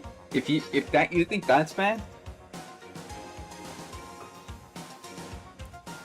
Monokuma's laughter peeled across the courtroom, and the curtain closed on the case of Chihiro Mondo. But I knew that wasn't the end. The Killing League game would still continue. Because the mastermind wouldn't let it end. For those of us who were still alive, our worst fear and despair kept on multiplying. It was the kind of despair that felt like a blind puppy in hell had more of a future than us. All our courage, our effort, friendship, it felt like it amounted to nothing. It was the worst kind of despair. Just wait until game 3. Well, anyway, like I was saying, this is a pretty good spot. Yeah, a really good spot. Anyway, isn't it amazing how that girl went and killed someone before things even had a chance to get boring? Once things really get moving, it'll be like a roller coaster. There won't be any stopping it. Fear and despair charge forward at a speed nothing can hope to match. But I must admit, I'm disappointed. I went to all the pain and effort of making you part of the group, and you couldn't play your part. You do remember you were supposed to make the first move, right? Well, no biggie. Nothing we can do about it now, so just do your best to make things more exciting from now on, okay? After all, that's what everyone wants to see. There's one thing I'd like to ask you. As long as you don't want to know my measurements, fire away. Who is it? 16th high school student, I mean. Ooh. My, you really took me by surprise there. I know I said you could ask anything, but... Super denied, ultra denied, demonic denied! Because you see, that's my ace in the hole. And nobody'd be dumb enough to reveal that, right? No matter how close they were to their friends. So there's a traitor amongst them. I wonder who it is. And they're still alive.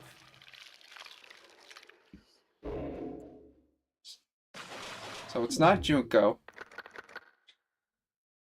And it's not Mondo, Leon, Sayaka, or Chihiro.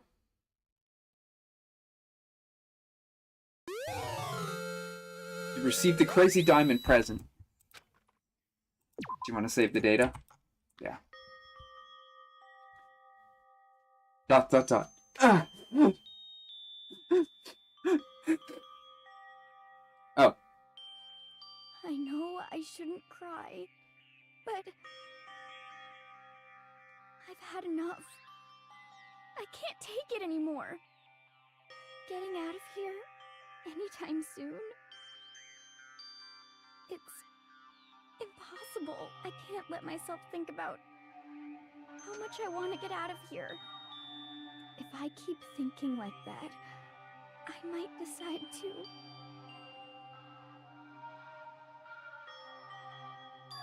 Donuts! I need to eat some donuts. That'll cheer me up.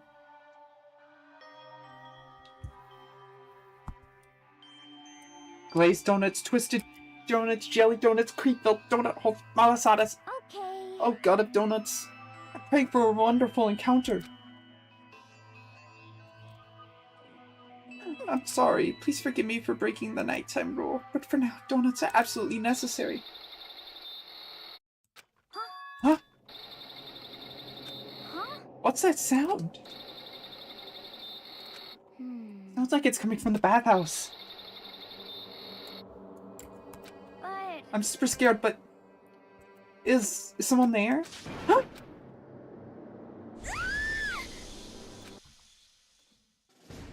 A next generation legend.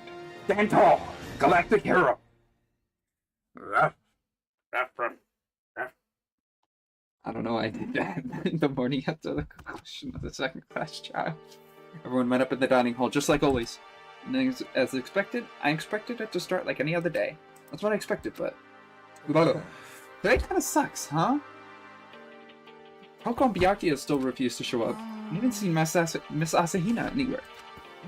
She said her stomach was hurting, so she's taking it easy in her room for today. That's rather unusual. Normally she's so full of energy.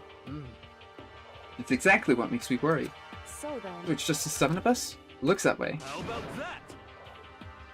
It's times like this where the committee chairman needs to get things going with a bang. Hey! Hold on a minute. Where's Steve? Hold on a minute.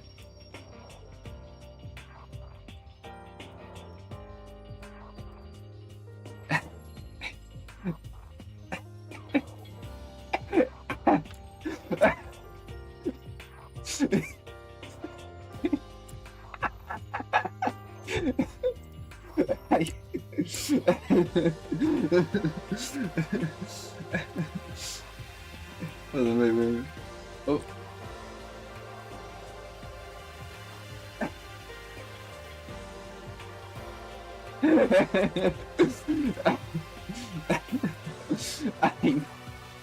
I'm an asshole. I'm an asshole.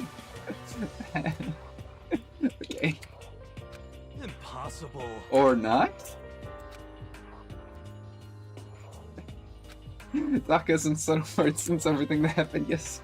Okay, we're getting that out of here. I'm horrible. Taka's in subtle words since everything that happened yesterday. Look at his face, showed he hadn't slept a wink last night. Must be because of Mondo. The two of them became so close, then he finds out Mondo killed Chihiro. Having to watch Mondo get turned into butter. There's nothing he could do about it. I can't even imagine what he's feeling. I mean, what's gonna happen now?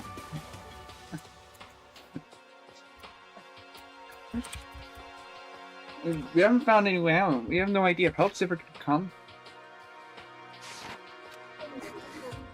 Now I'm just depressed just thinking about it. We simply have to make the best of things and do our best to get along and live here together in peace. Forget about the outside world and accept this new life. That's the only hope we have now. What? So live here forever? Here we have every convenience. We have food, clothes, our every need is seen to. Why are you dissatisfied? In fact, let me ask you this. What is it about the outside world that you so long for? Competition, discrimination, victimization, violence. As society grows, so does its perversion. In which case, is our current situation not... Demon, angel, pudgy princess. Pretty pudgy princess. Huh? Here we go. Maggie, the drill shop owner, the buddy-eared Amazon, cat girl, dog boy, Robo Justice, the Galactic King, and I mean, there's no 2D here. There is nothing to be The mastermind put such base desire to their advantage, bending you to their will. You know? Okay, well, anyway, since Taka's like catatonic, as long as this one here, I'm officially stepping up and take the lead. So we're all gonna work together to spend the rest of the day searching the school. Searching?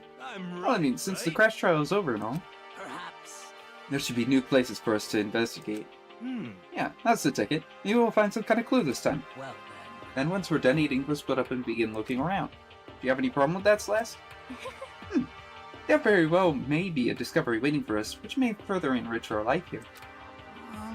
No, the point is to look for clues. As we were starting to come together, she barged in and ruined the conversation. You called for me, so I appeared. Genocide? What? Ah, nobody called for you. What the? How come it's Genocide Jill and not Toko? Yes! God, this place is just amazing. Finally a place I could just be my murderous self. Which is why I decided to stop holding back and spread my wings. No more hiding in a cave for me. Plus, I have another battle to fight. The whole killer with a split personality thing is so overdone. I gotta destroy that stereotype. I'll fight all day and night to murder those totally slanderous cliches. But you are a killer with a split personality. If she weren't here, my chances of survival would go up at least 10%. Come on, you gotta back me up here. Even the biggest stars need the little people to hold them up. Well then, whatever else we do today, we first should eat. You can't do anything on an empty stomach.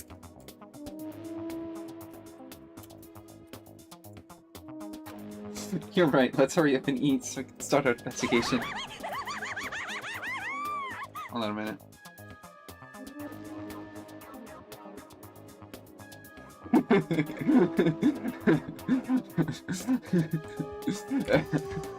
I'm sorry, I had to do it.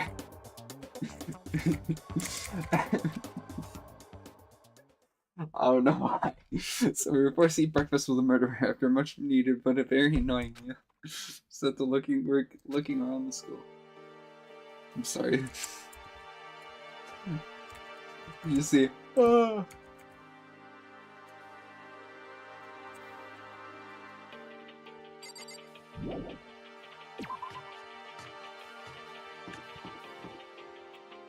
Alright. Now, we gotta play this game. Who do you think is gonna die this chapter? We have to play the game. It's important.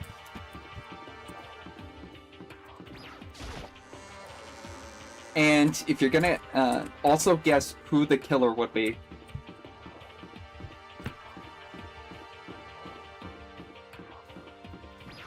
It's just a prediction. It doesn't have to be correct.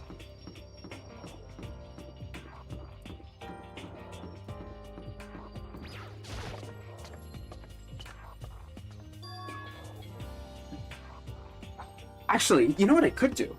Is there like a prediction website that I can post a link to? Give me a minute. Third floor of Hope's Peak Academy. I wonder what we're gonna find this time. What's up here? The rec room? Oh! Rec room!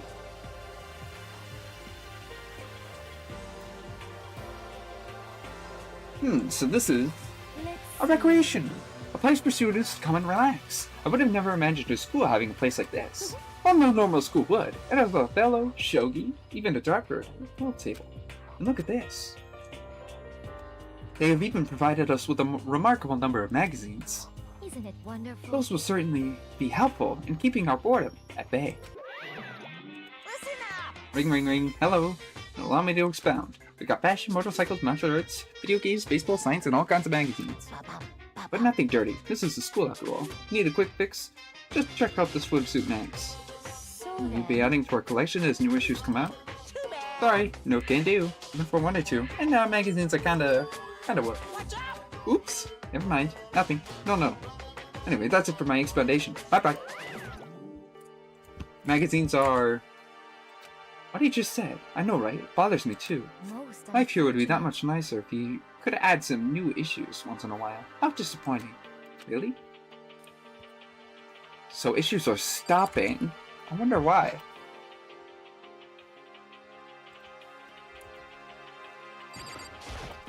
There is nothing to be done.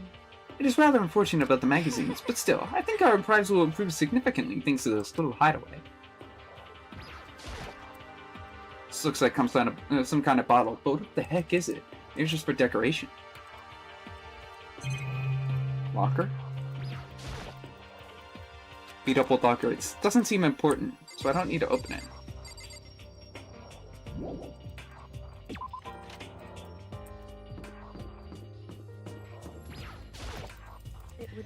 So the third floor opened up. After a brief investigation, it looks like there's a physics lab and an art room.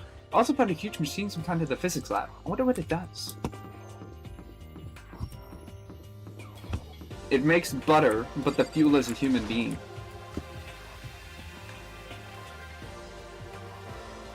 Hifumi?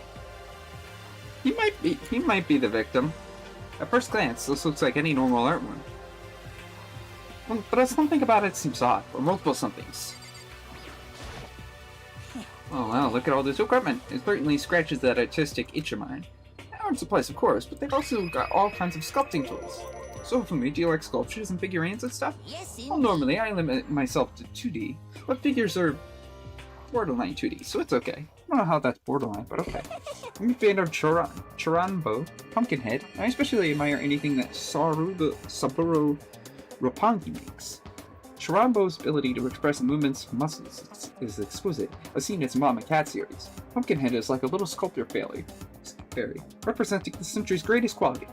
Saburo Roppongi, meanwhile, is known for his Mecha Musume series, which led to a worldwide tour. Truly, it can only be regarded as the Elite Four. But one of your elite is missing. Well, the Elite Three just sounds stupid now, doesn't it? Besides, an empty seat rightly belongs to me. Well, that makes sense. It begins today. Today begins my reign as the legendary ruler of the next century. Oh, I see. Well, good luck with that. Oh, there's a Monokuma statue there. This statue of Monokuma? Who would ever want to make something like this? Still, the quality is surprising. That is the something wrong with this room. The rest is fine. Looks like just normal stuff. Looks like normal art stuff. What? Hold on. This is the repository that's... Oh, whoa. The wooden mallets hanging on the wall. Something on the floor. It looks like a picture, but as I stretch my hand out to pick it up, almost as if on its own, my hand froze. But they're all dead. How was this picture taken? Shiro, Leon, and Mondo. They were smiling. What is this? Questions started racing through my head, one after another. Why is it only these three people? What are they doing together? How come they're smiling like that? When was it taken? Who took it? Where's the camera they used? How'd they get it developed? And pictured. The window in the classroom. There's no metal plate. Which means, wherever this picture was taken, it wasn't here at Hope's Peak. There's no time to find an answer. As all the questions floating around my head were quickly drowned out by... That's mine. Give it back. Monokuma appeared out of nowhere and snatched the photo. Any chance that I had of the answers evaporated. You peeked, didn't you? Well, now it's some pretty dazzling smiles, huh? They were definitely living their school life. It's like a page ripped out of the book of youth. What's going on with that picture? Do you know? I'm telling you nothing. Why can't you give me a straight answer? Never mind. I don't even know why I bothered asking.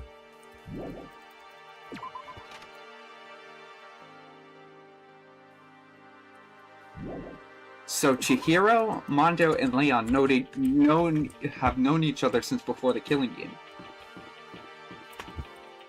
At least. I wonder why. I wonder how they knew each other. This is the physics lab. It's less like a classroom, more like some sort of kind of research institute. Whoa. Oh, this is a digital camera. It's got some kind of weird anime design on it. It's kind of beat up, but it looks like it turns on still just fine. Yep, it works. I should show the others later.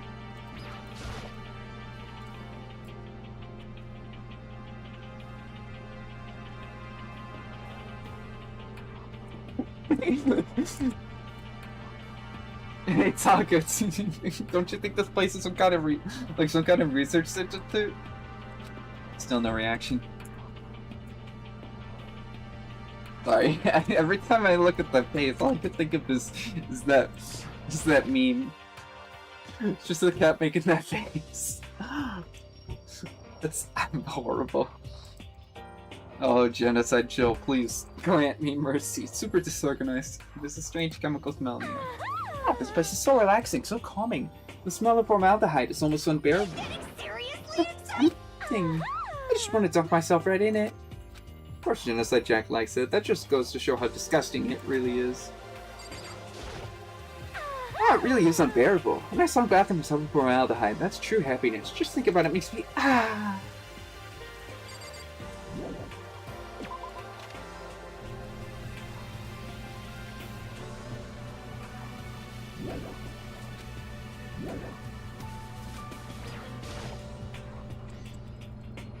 What's up with this ridiculously big machine? Watch out! Watch out! What? What, you want to do some quantum leaping? Huh? That's a time machine. Pretty awesome, right? This is done by a student right here at Hope's Peak. Ultimate physicist. Well, I don't go here anymore. I died during the tragedy. A time machine? Seriously? So we can go back in time? Okay, then let me get in there. I can go back to the past? No, for sure! Oh, sorry, not possible. This particular time machine can only go back 1 minute. Comes in handy when you, like, leave your pizza bagels in the microwave 1 minute too long. 1 minute? What? You sound disappointed. Actually, I was lying about the whole thing anyways. There's no such thing as time machines. What? Honestly, it's just an air purifier. Air purifier. It can produce clean air no matter where you're at. With that thing, you can even live on Mars. But with that kind of what with the discombobulating gravity and deadly low temperatures, probably don't want to live on Mars. Anyway, this machine is the reason you guys all have all this delicious air. So I'm gonna go mess with it. You break it, it's your butt. This huge thing is just an air purifier? More than that? To go out of your way to say something you know will hurt someone who's already suffering. Damn you.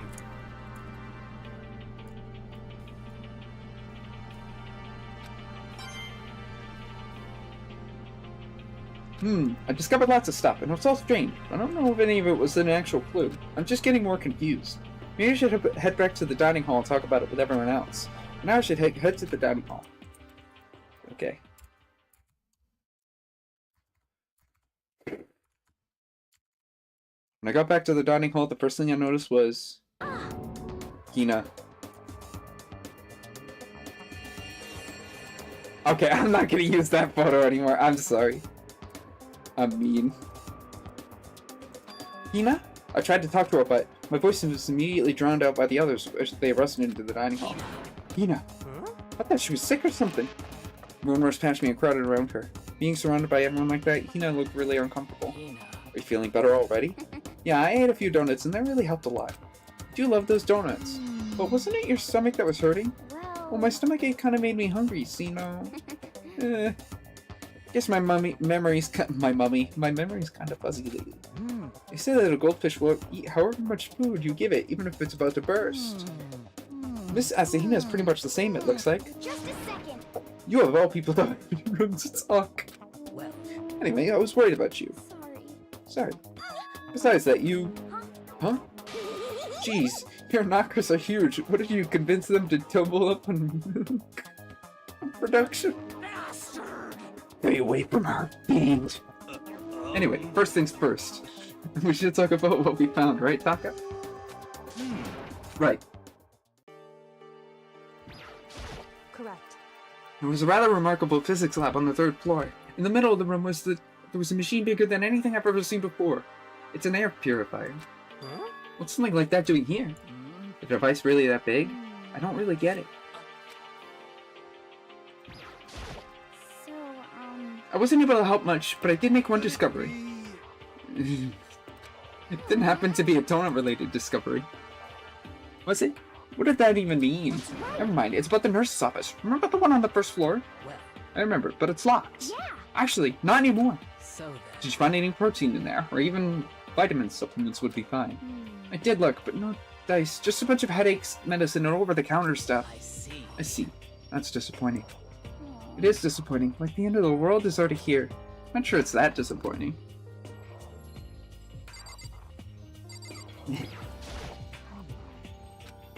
It's no use. There was an art room on the 3rd floor and I had all kinds of gear. Now I'll be able to recreate all my favorite anime characters. Can't watch all the anime, then I'll make all the anime. Anime characters. That reminds me of the thing I found. I searched the entire 3rd floor, but all the windows and halls were blocked off. Or should I give this a rest? Give me back my bright blue skies. Just forget about it. Make it sound like I dropped a nickel or something. Just to be sure. I tested each plate. None of them budged. So in It the would end, seem escape is impossible, just as we feared. Yes. The long road to maidenhood begins with a single step. And that road may only begin with wrinkly old men, but it ends with strapping young boys. What are you talking about? Oh.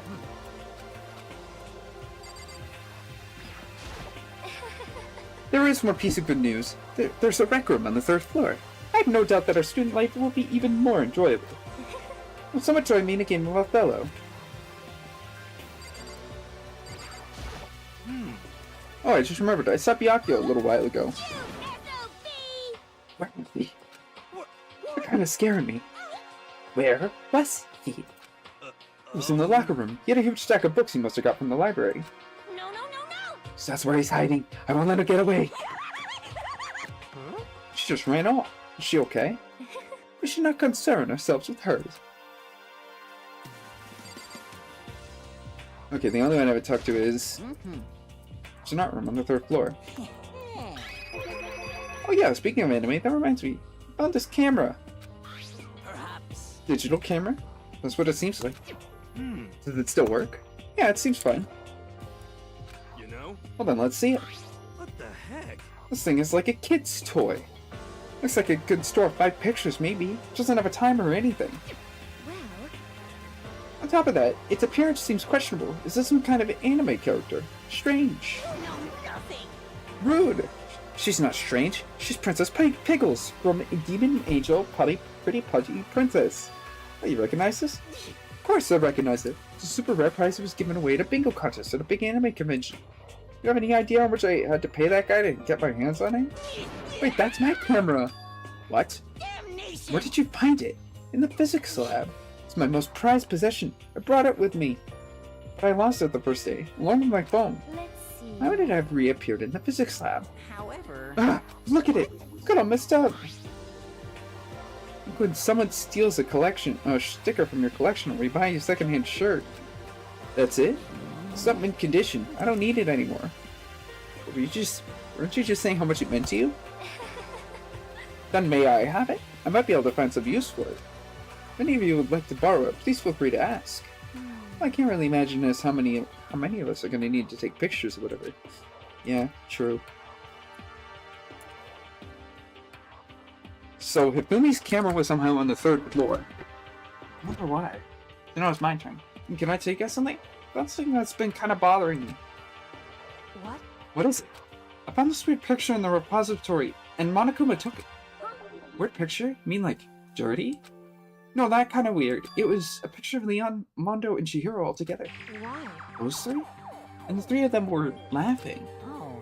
Should 3 of them together laughing? When could it have been taken? And there's more. In the picture, there weren't any metal sheets covering the windows. Well, And the picture wasn't taken here. Let's see. I don't recall hearing anything about them knowing each other before coming to the school. Probably just imagined it. Monokuma cast a spell on you. Come on, I saw it. I'm telling you. It wasn't taken before we got here or after we got here. I bet they're still alive. They left the school and then took that picture. Is that right? That's impossible. After all, we saw it with our own eyes. They're dead. Either murdered or executed, and they're not the only ones. Monokuma killed Junko, and then there's Sayaka, who was killed by Leon. That was not an illusion. It was real. I'm sure of it.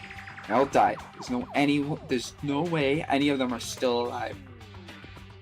We all have to figure out when that picture was taken. Monokuma likely forged it. Can't imagine any other possibility. Forged? Is that all there is to it? Stay focused, man. Don't let Monokuma's bullcrap sidetrack you. He's right, but more importantly, on another topic, there is something that has been bothering me. I would like to discuss that.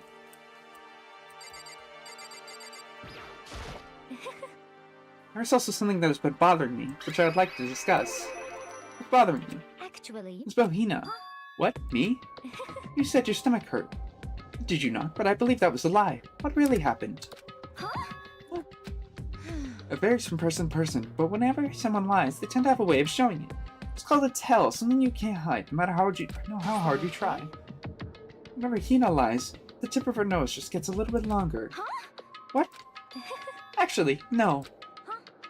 Oh. But your reaction now just confirmed it. You were lying. That's not fair. If you're going to lie, at least lie convincingly. Hina. Be honest. Were you lying about your stomach ache? Yes. I see. Why? Why would you lie about that? That's it. You feeling guilty about something? Just a second. No, that's not it at all. But... It's just, I mean, I have a reason for it. A reason? Sorry. To be honest, I didn't have a stomach ache. I did it because if I told you the truth, I thought you wouldn't believe me. The truth? I saw it. Saw what? Ghost. Ghost? You mean like that ghost? Hey. Is there more than one ghost? But I mean, ghosts are... See, I told you wouldn't believe me. It's not that I don't believe you, but... Hina. I believe you. No matter what anyone else might say, I will believe whatever you say, no matter what. So can you tell us exactly what happened? You really mean that, Sakura? Then okay, I'll tell you. So, it happened last night. I was in bed, but I couldn't get to sleep. I just kept thinking about everything that's happening up until now. I just ended up getting more and more upset. So to try and cheer myself up, I thought I'd go and get some donuts. Donuts again? You ignored the rule regarding nighttime. Sorry. I know, sorry. I feel really bad about that. Hina. Please continue. But... So I left my room and headed for the warehouse.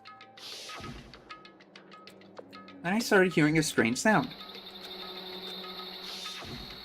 Well... It was coming from the direction of the bathhouse, so I headed that way. The locker was halfway open, so I took a look inside. I saw a human shape surrounded by a pale green light. There's no doubt who it was. It was Chihiro. Say what? Ah! No way! A ghost! Honestly. It is simply not possible. You must have been mistaken. As in most cases of paranormal activity, it was born from your weakened mental state. Well All we have to do is go see for ourselves, right? Just go to the bathhouse and see what Hina saw. It is a waste of time, but maybe there's no harm in it. If we don't find anything, that'll be the end of it. We're gonna go try and see a ghost? Really good idea. Might put a purse on. What the heck? You can wait here if you want. I don't want to be alone. Take me with you. Hey. What are you gonna do, Celeste? There is nothing to be done. I suppose I have no choice. How about you, Mr. Ishimaru? Are you gonna wait here? Oh. I guess that's a yes.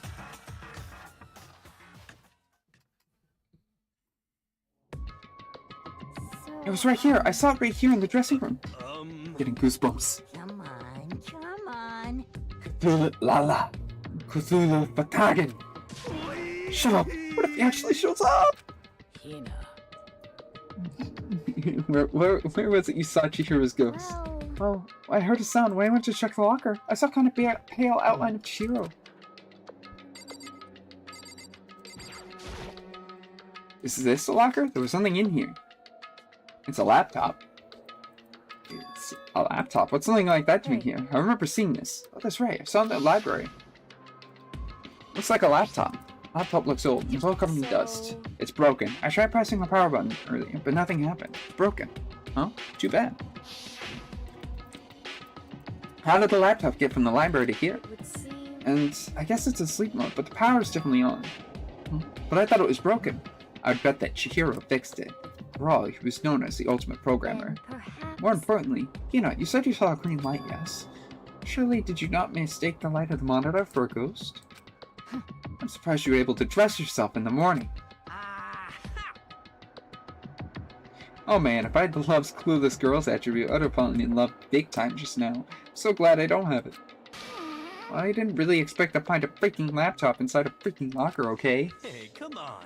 I mean, it's okay. I mean, anyone can make a mistake like that. As a matter of fact, one time I thought I spotted a green alien, but it turned out to be a tadpole. What are you saying? Don't compare me to don't compare what happened to me to one of your stupid delusions. I was trying to make you feel better. What if I get all depressed forever now? Listen, isn't this really strange? What's this laptop doing in here? In other words, Maybe someone hid it here. If that's the case, we found it pretty easy. wrong. Whoever put it in here, I don't think they were trying to hide it from us. What do you mean? Hey, Haven't you noticed? There's one big difference between this room and all the others. The difference? There's no surveillance yes, camera. it's me. Precisely. There's no camera in here, which means this is the one spot where the mastermind is blind. So you're saying someone put the camera in here so the mastermind wouldn't know about it? It's true. What Hina saw wasn't the ordinary glow of a computer screen. It's the figure of Chihiro shining pale green. Hey, I think it would be best if we investigated this laptop in a little more detail.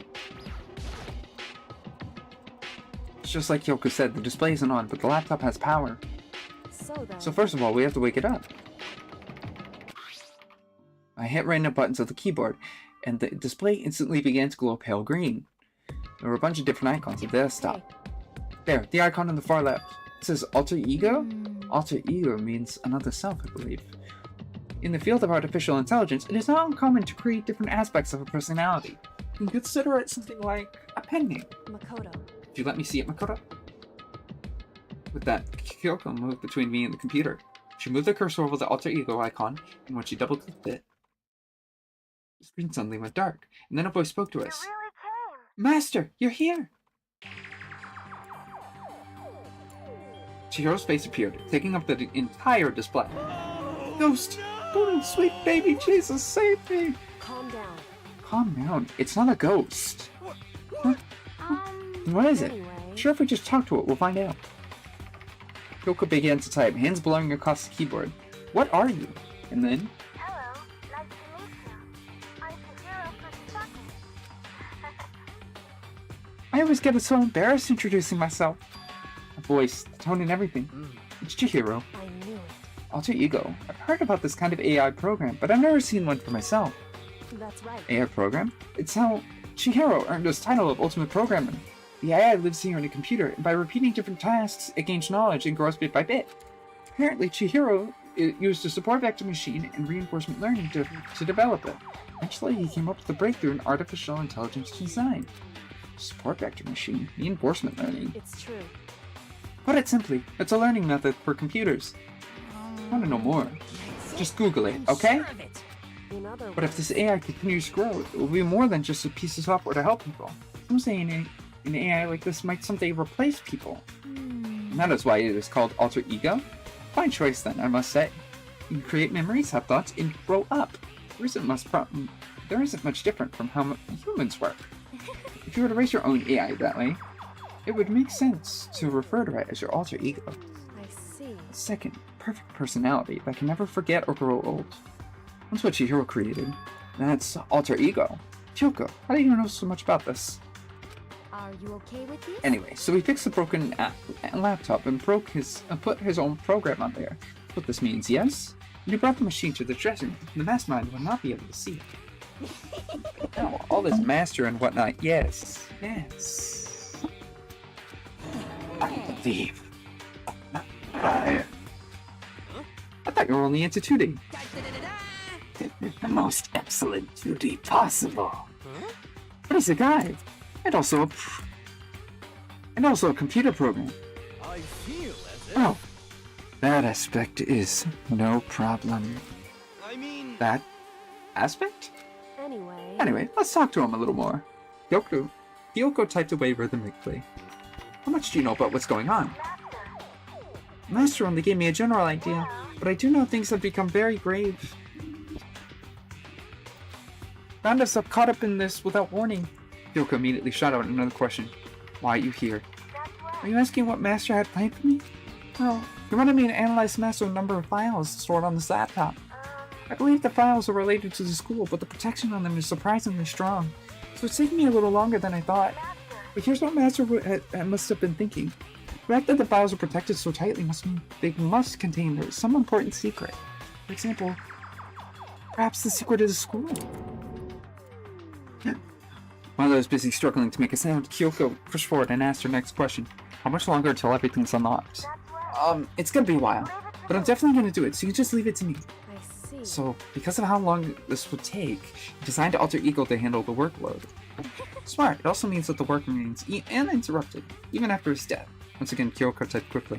Keep it up, but be careful not to let the mastermind notice you. Don't worry, I got a secret plan all ready, just in case. Actually, I can see what's going on using my built-in webcam, so if anyone suspicious shows up, I'll just scream to help real loud. Pretty basic plan, I have to say. Yes. That is fine during the day, but nighttime is a concern. Huh? Why? Are you okay? You've forgotten? All of our rooms are completely soundproof. Once we close our doors, he can scream as loud as he wants, but we won't hear a thing.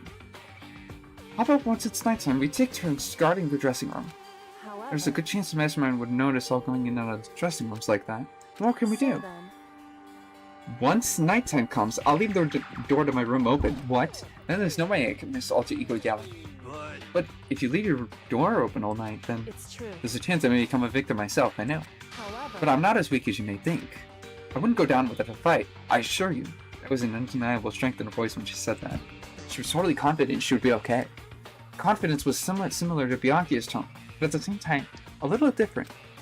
Yet it had an entirely different feel. For sure. Like someone who'd been dropped into a battlefield versus someone who had been born onto a battlefield. I feel like that was the fundamental difference. I was pulled out of my thoughts by the voice suddenly emanating from the laptop. Would you mind if I asked a few questions? I haven't seen Master for a while. When you got here, I thought it was him, but is Master... For a split second, Kyoko seemed to not know what to do. She recovered just as fast and began typing quickly. Her answer was clear, concise, direct. Hiro's dead. Mondo killed him. Okay, then. I see. To be honest, I knew all along. I knew the chances that Master would survive this situation were very low. So I was prepared for this moment. You know, I feel kind of sorry for her. Can't even imagine how it must feel to lose your other self. It's a simple computer program. It does not have feelings. Are you sure about that? Shall we go? Anyway, that's enough for today. If we linger here too long, the mastermind will start to suspect something. And Kyoko typed one last sentence. I'll come back later. Yes, please do. It's a promise. Okay? Bye-bye. The AI seemed totally different from when he first arrived. He seemed upbeat. Was it just because how he was following his program? Or could he actually been worried about us? Could it be... What's wrong, Hiro? Oh, nothing. I wonder if we might be able to get this laptop online. We could call for help from the outside. But this is just a dressing room. I don't think you can get online from here. If we take it out of here and find somewhere that does have online access, it's way too dangerous. The mastermind will find out in no time. Yeah, true. Indeed. There's no time for taking needless risks. For now, I'll monitor the progress of the file analysis. I'm confident we'll uncover some kind of clue once it's finished. It feels like a detour more than anything else, but I suppose it can't be helped. Of course. Now, all we can do is wait for Alter Ego to finish his work. You know? So we should just get going? It's true. Indeed. Goodbye. We'll be back. Wait, no, we gotta do the voice. We gotta do the voice. This is Hifumi's new voice. We'll be back. Come on, Hifumi, let's go. I suppose. And we all left the dressing room. Oh, sorry about that. As soon as we were out in the hall, Hino let out a joyful shout. Isn't it awesome? I ended up doing something totally awesome, right? And as if you're waiting for his cue. Dun dun dun dun dun. Hino has gained enough experience to level up. What's the So matter? what was this awesome something? Monokuma. What the heck? I seem all in remarkably good spirits. Did something happen? No, nothing in particular. Keeping secrets? No fair. I demand an exclusive interview. Denied. No, wait.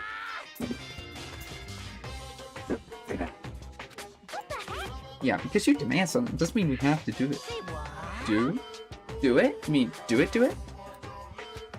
What? You mean do it? You're gross. You said do it. What? You said it first. We were just talking about going to the bathhouse. We had not had a chance to relax in some time. Huh? Well, But unfortunately, the bathhouse is not divided into men and women sections.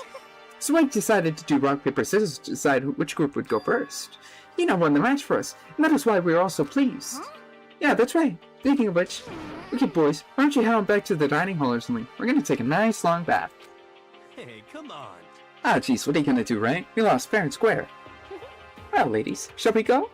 Celeste didn't hesitate coming up with the ruse, and her poker face didn't even flinch, so she and the other girls headed back into the dressing room. Damn it, we totally lost another day without getting to take my very first bath here. Yeah, but tomorrow for sure, you'll definitely get that bath tomorrow. Okay, should we head back to the dining hall now? Hold on.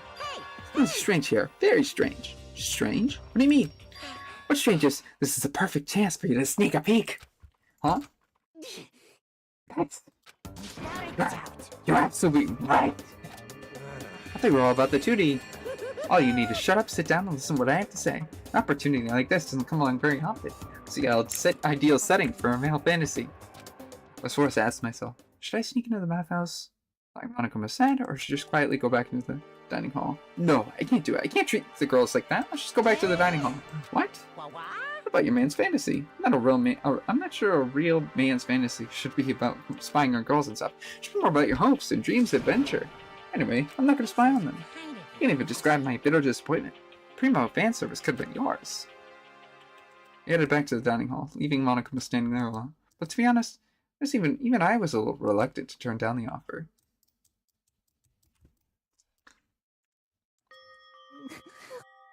My fantasy! Wait, it's nighttime. How are we in the dining hall?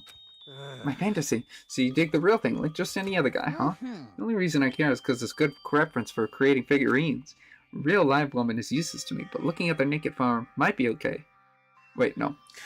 A real woman is useless to me, but looking at their naked form might be okay. Maybe. No way. The girls heard you say that we'd all be dead meat for sure. Meanwhile, the buzzing of the busy voice was growing louder. The girls had finished the baths and joined us in the dining hall. You got it. Oh man, what a nice bath. This is fine. Getting a good chance to stretch out and relax after all this time was a true pleasure. Indeed. Indeed. Of course. Normally, after a long bath, I like to make myself a protein coffee, but... Sorry, no time for that. That's what I figured. Huh? Actually, We were just saying the bath now is about time for you to get up to something. Because... After seeing how happy we were, any little monster like you would never let that last for long. You're all so terrible to me. Oh, it's so cold and mean. Even after I got presents. Presents? Oh, have I got your attention? Let's head to the gym where your presents await.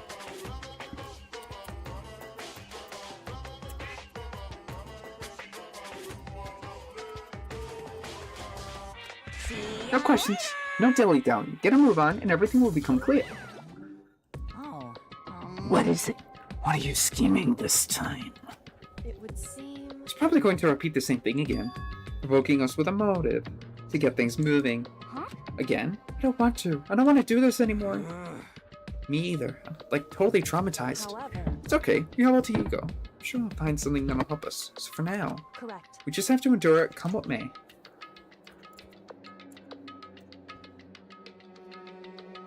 With heavy feet, we made our way to the gym. But when we arrived, there was already someone waiting for us. What? So we kept waiting for the likes of you. Rest assured, if we had access to firearms, you'd all be dead. Byakuya, did you get here early? Did you forget how to walk? Is that why you're late? Simple. Right foot, left foot, right foot, right foot, left foot, right foot, left foot, right foot. Same as always. See, her on the other hand. What the heck? Oh, she's back to her Debbie Down herself, huh? I heard what sounded like a sneeze, and she was back to her old self. So she goes from maniac to depressive whenever she sneezes? Seems kind of late to... Oh, wait. So now whenever she goes from maniac to depressive, whenever she sneezes, seems kind of late to add that to the mix. Why does everyone keep making fun of me? I hope y'all win the lottery and get hit by a bus. So when you want to say something mean, then you can talk, huh? Well... Anyway, looks like everyone's here, then. which means...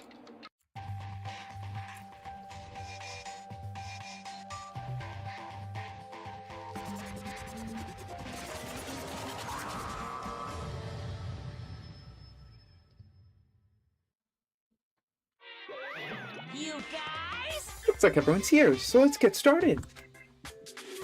What? Come on, out with it. What kind of motive do you have for us this night? Whatever you subject us to, we will not break.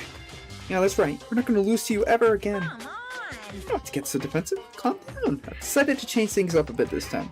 Till now, I've been using the whoosh of the north wind to get you moving.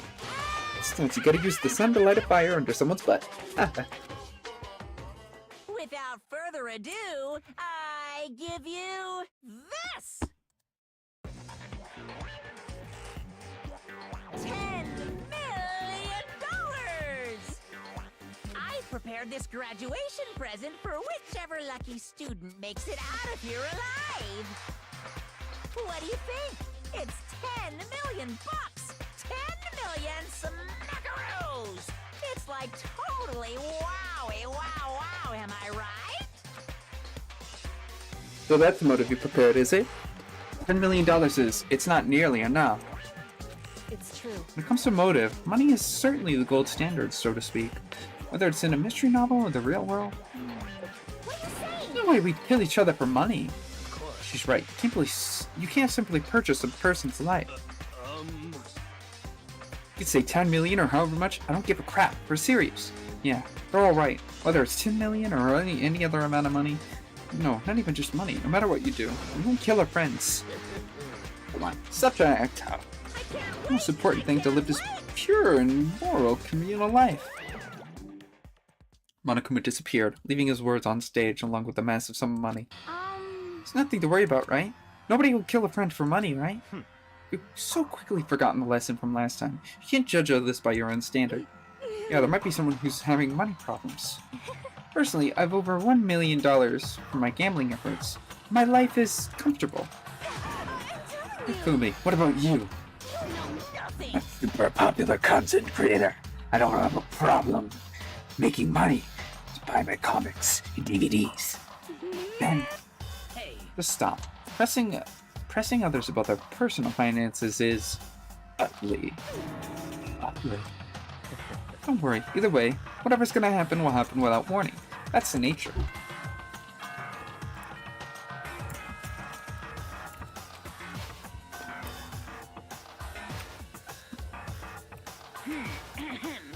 This is a school announcement. It is now 10 p.m. As such, it is officially nighttime.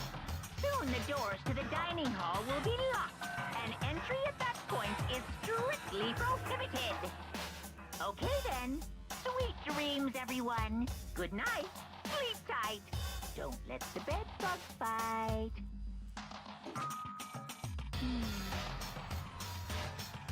It's that time already, huh?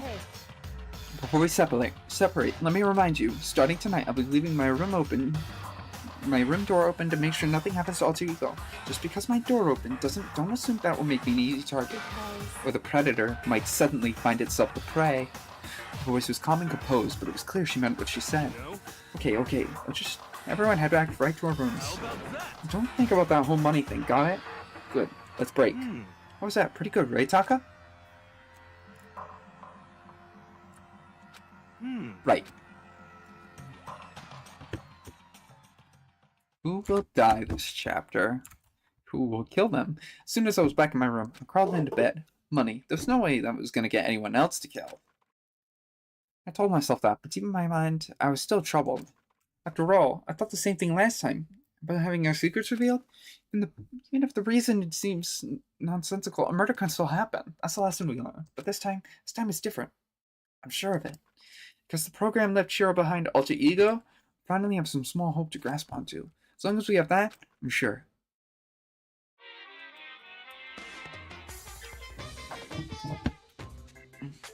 Oh, it's a baby doll. Little kids have it so easy. As I can put little in front of the name, and right off the back, everyone thinks they're cute. I'll find that. I want to have everyone start calling me Little Monokuma. See, just by adding that, my cuteness goes up by at least 10%, right? Yeah, the world nearly doesn't have enough littles. More littles would lead to the salvation of the world. Just imagine, little arsonist, little war criminal, little destruction in the environment, little hit and run, little death tax, little greed depression. Even the darkest subject can suddenly become brighter! Our dreams are expanding, ding ding!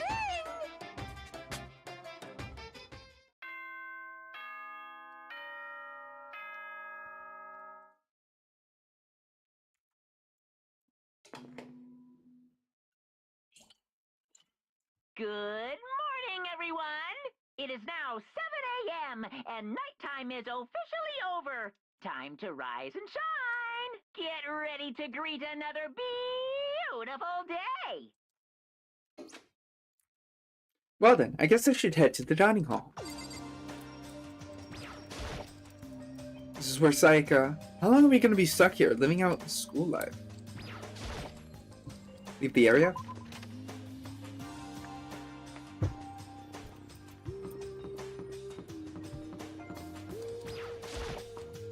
Everyone's meeting up at the dining hall. Good morning, Sakura. Did you just wake up? Yeah. Waking up for our breakfast is fine. Getting up a little early is better. You can exercise in your room till nighttime ends. A big meal after working up a sweat is divine. Hey, Makoto. Hey, morning, Makoto. Good morning, Sakura. You're kind of sweaty. Have you been exercising? Right. Yep. Me and Sakura were doing our morning workout. Oh, but I didn't break our nighttime promise. I just ran around in my room till it ended. Why don't you come with us next time?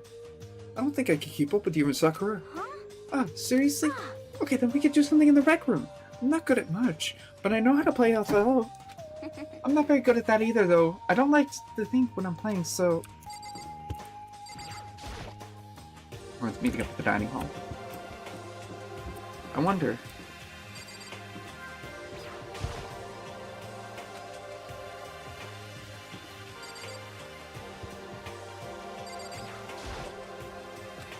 Sokka, I don't have time to wallow in nostalgia.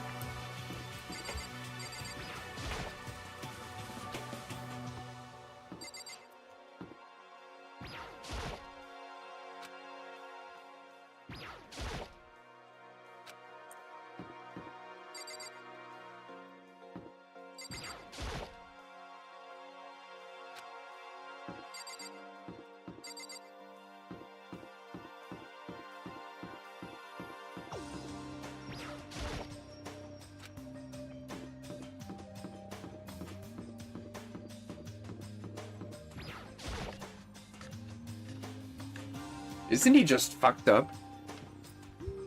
What? Could it be? So the people here today... Hold on a minute. I'll be right back. It's just the same as yesterday. Just 7. Hold on. I'll be right back.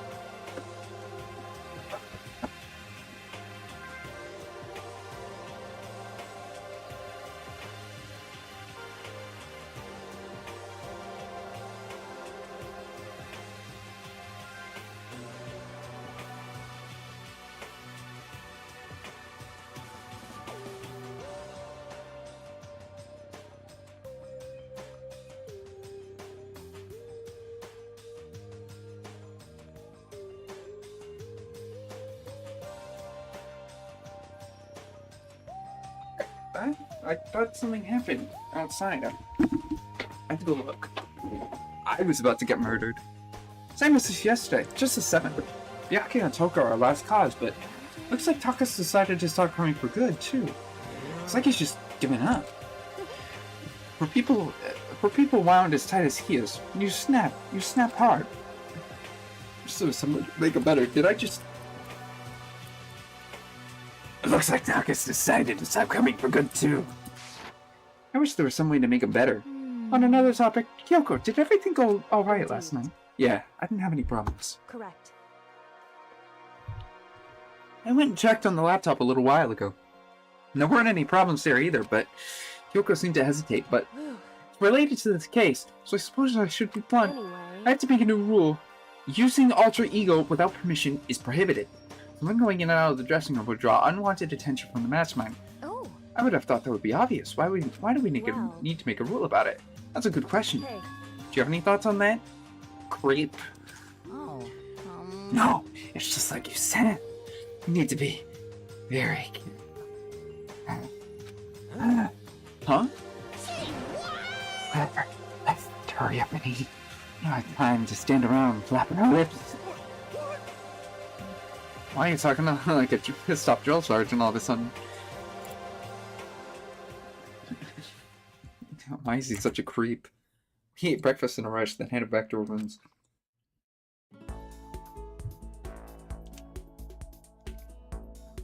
Someone needs to put that piggy in an air fryer. Because I'm getting fed up with this shit. Okay, so we got free time. So we can talk to a number of people. We already got Kyoko's benefits.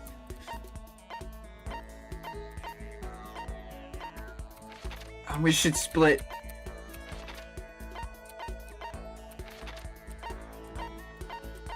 So we've already maxed out on Kyoko's stuff. So there's Toka, Taka, Byakuya,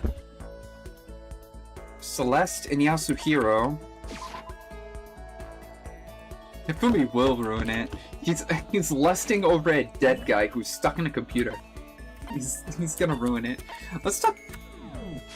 I don't. Maybe Taka is not a good one to talk to right now because he seems to be like completely catatonic.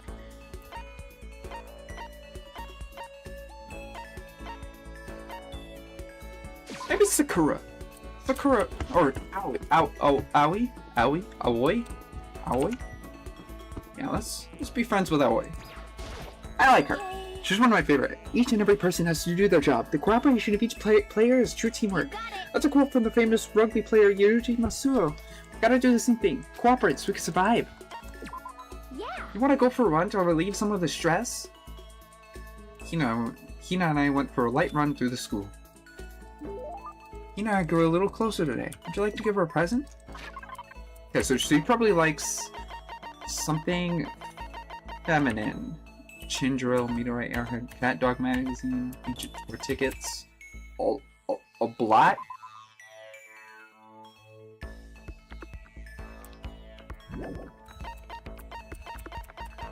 Second button. Coxie. Asura's tears.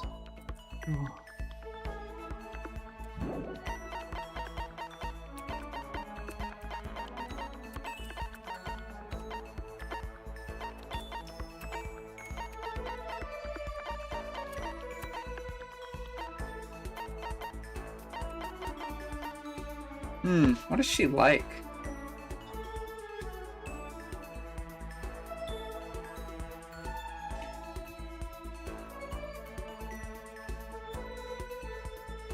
I don't know what she likes. I should probably look at my notes, my old notes.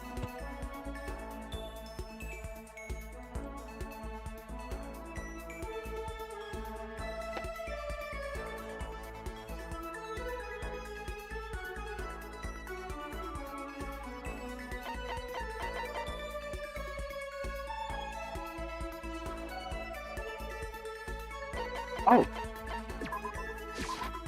You got it. Ah, yes, the queen accepts this royal tribute. Just kidding. Thanks, Makoto. I get the impression that she liked it. That's good. Man, oh man. What's up? Okay. I'm getting totally fired up. Huh? How come? How come doesn't matter. Now that I'm wrapped up, I need to get out. Let's race. I don't think this is a good idea. I wouldn't stand a chance anyway. Right. Really? I don't mind a solo run. Wait, hold on. You always seem so excited, Hina. What's your deal? Are you making fun of me? No, I'm just impressed. Really? I used to know this one guy. He was like, Hina, you're a total super spaz. Super spaz? Yeah, he'd see me wearing shorts in winter, and he'd say stuff like that. If you lose to the cold like that, it just means you weren't dedicated enough. You did like stuff like that and didn't get sick? Getting sick is for the weak. If you're really dedicated, winter means even lighter clothes. It's all part of your training. Training, huh? So like, are you the type who gets sick easy? Actually, yeah. See, you're soft. You need more training. Okay, I got the perfect remedy to keep someone like you as fit as a fiddle. What kind of remedy? Yeah. Actually, I do this to myself every morning. You just strip down to your waist, then take a dry towel and start rubbing down your bare skin. I call it a, what do I call it again? Keep healthy.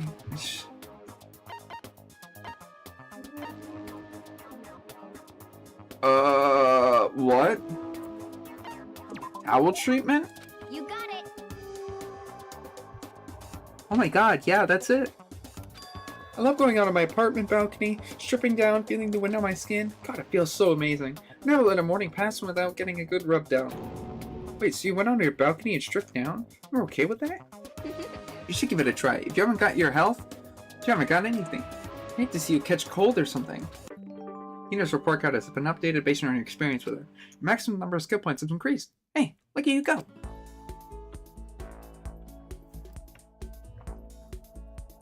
After being introduced to a unique sickness prevention method, I went back to my room.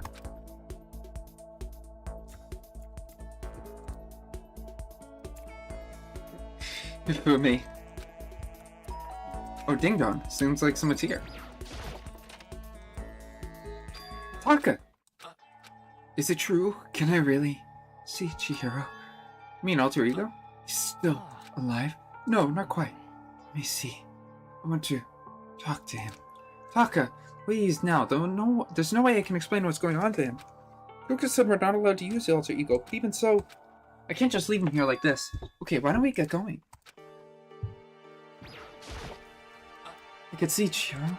Take me. I feel bad for Taka, man. Hi, Kyoko. Just a second.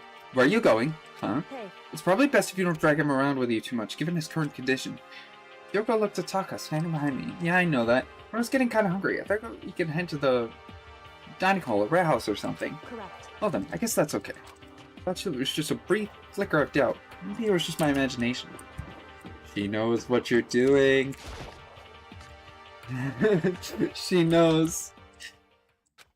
Okay, so there's a laptop inside the locker, understand? And on the laptop there's a program called Alter Ego. How do I talk to him?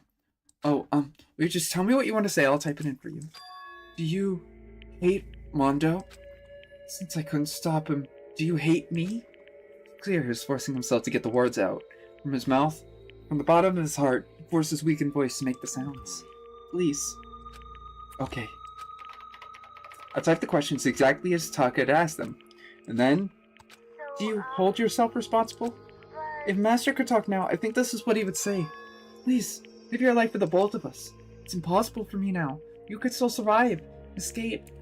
All of you. Hey, Taka. I was about to say more, but I quickly closed my mouth. The one asking those questions is Taka, right? Macy, and analyzing all the available data is the only conclusion I can come to. Master told me how much closer Taka and Mondo would become. This must be why he feels responsible. The screen suddenly went dark. When you reappeared next was... You're not letting yourself get crushed into the weight of that responsibility, are you? Ugh. A man's only as worth as much as the load he can carry. You get it? Right, bro? Hell, what am I saying? Of course you do. That's... I'm sorry if I started you. That was my attempt at a simulation using the data about Mondo that Master had given me. I figured if Taka was depressed, it's the kind of thing Mondo would have said to him. So you're just gonna stand there, huh? Wait for things to get better? Just take your time and get all depressed. Take the time to indulge your regrets. You might even start walking in with it, well, realizing it. Sure, kind of mediocre thinking might work for some people. Is what I said with kind of condescending tone. Taka? Starting to sink in. The way a bucket full of water sinks into a bone-dry sponge. Huh? Those words, deep within my heart, inside of me. Taka? Who the fudge is Taka? Your eyes. Hey, don't worry about it. Guess I kinda caused kind of a scene. Huh? Shoot, man. Your voice. I'm a new me. I'm totally stuck with fighting spirit now. You dumb butt. Okay, Taka, just calm down. I am calm. Don't call me Taka. That's not my name anymore. I'm me. I am me. Taka let out a bone-chilling howl and ran out of the room. Hey, Taka, hold on. I took off after him. Someone stood in my way. As if tagging Taka out, she was briskly walked into the dressing room. Just a second. What do you think you're doing? Kyoko! No, see, this is just... Don't go around doing whatever you feel like. It causes problems. Not just for me, for everyone. Sorry. Correct. If you're really sorry, you'll get out of here. Now. Okay. She seems like she understands why we did it. I finally headed back to my room, embarrassed and sullen. I think we accidentally unlocked a new form for Taka. Still, what was with Taka's some freak-out? Seriously worried about him. Ding dong, bing dong. You seem freaking out. This, as such, That's... is officially It is 10 p.m. It is officially nighttime. Soon the doors to the dining hall will be locked, and entry at that point is strictly prohibited. Okay then. Sweet dreams, everyone. Good night. Sleep tight. Don't let the bed bugs bite. How do you like... Oh, it's nighttime already. No. Oh, fuck. Oh, I...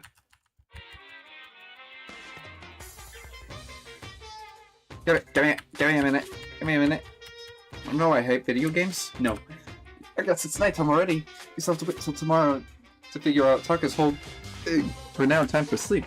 You know why I hate video games? I cannot believe this, but I had a best friend once. Actually, he was my only friend, but unlike me, he had all kinds of friends. So, me and him were at his house one day when a big group of guys showed up to hang out. They just bought the latest big budget video game. The artist sat there lost in the game, passing the controller back and forth for hours. Not me, I just sat there watching. It's great, I just watched. What's wrong with that? I didn't care. Just by watching, I was able to nail down all the best strategies. You know, I never actually played it. I don't plan on ever playing it in the future either.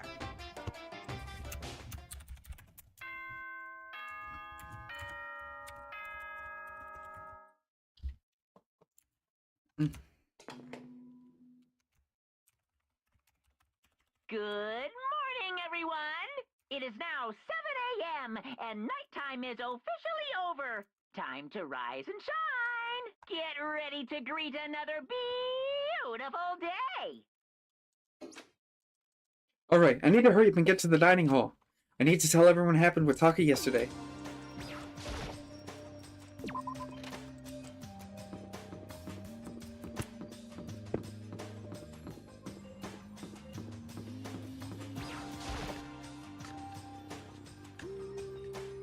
We immediately broke the rule. You know? Yo, I've been waiting. Huh? Are you the only one here? Where's everyone else? They went on ahead. I'm on ahead to where? Come on. We can talk about it later. For now, let's go take a bath. Bath? Uh-oh.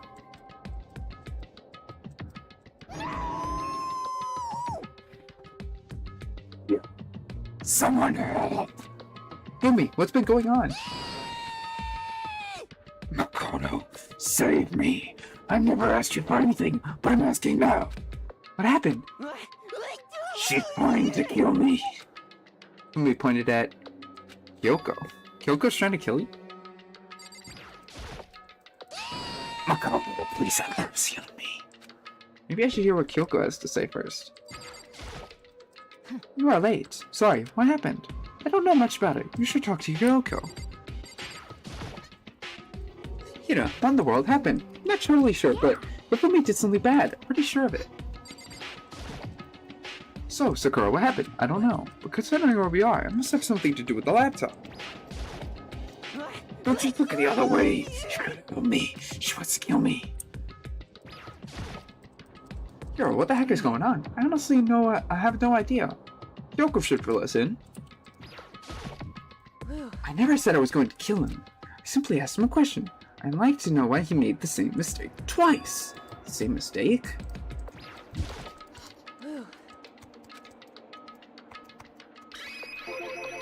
Same mistake? What did he do?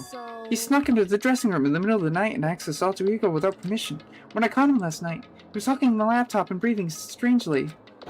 What were you doing? I thought I made myself clear yesterday, but since being subtle didn't work, I suppose I have to clarify myself further.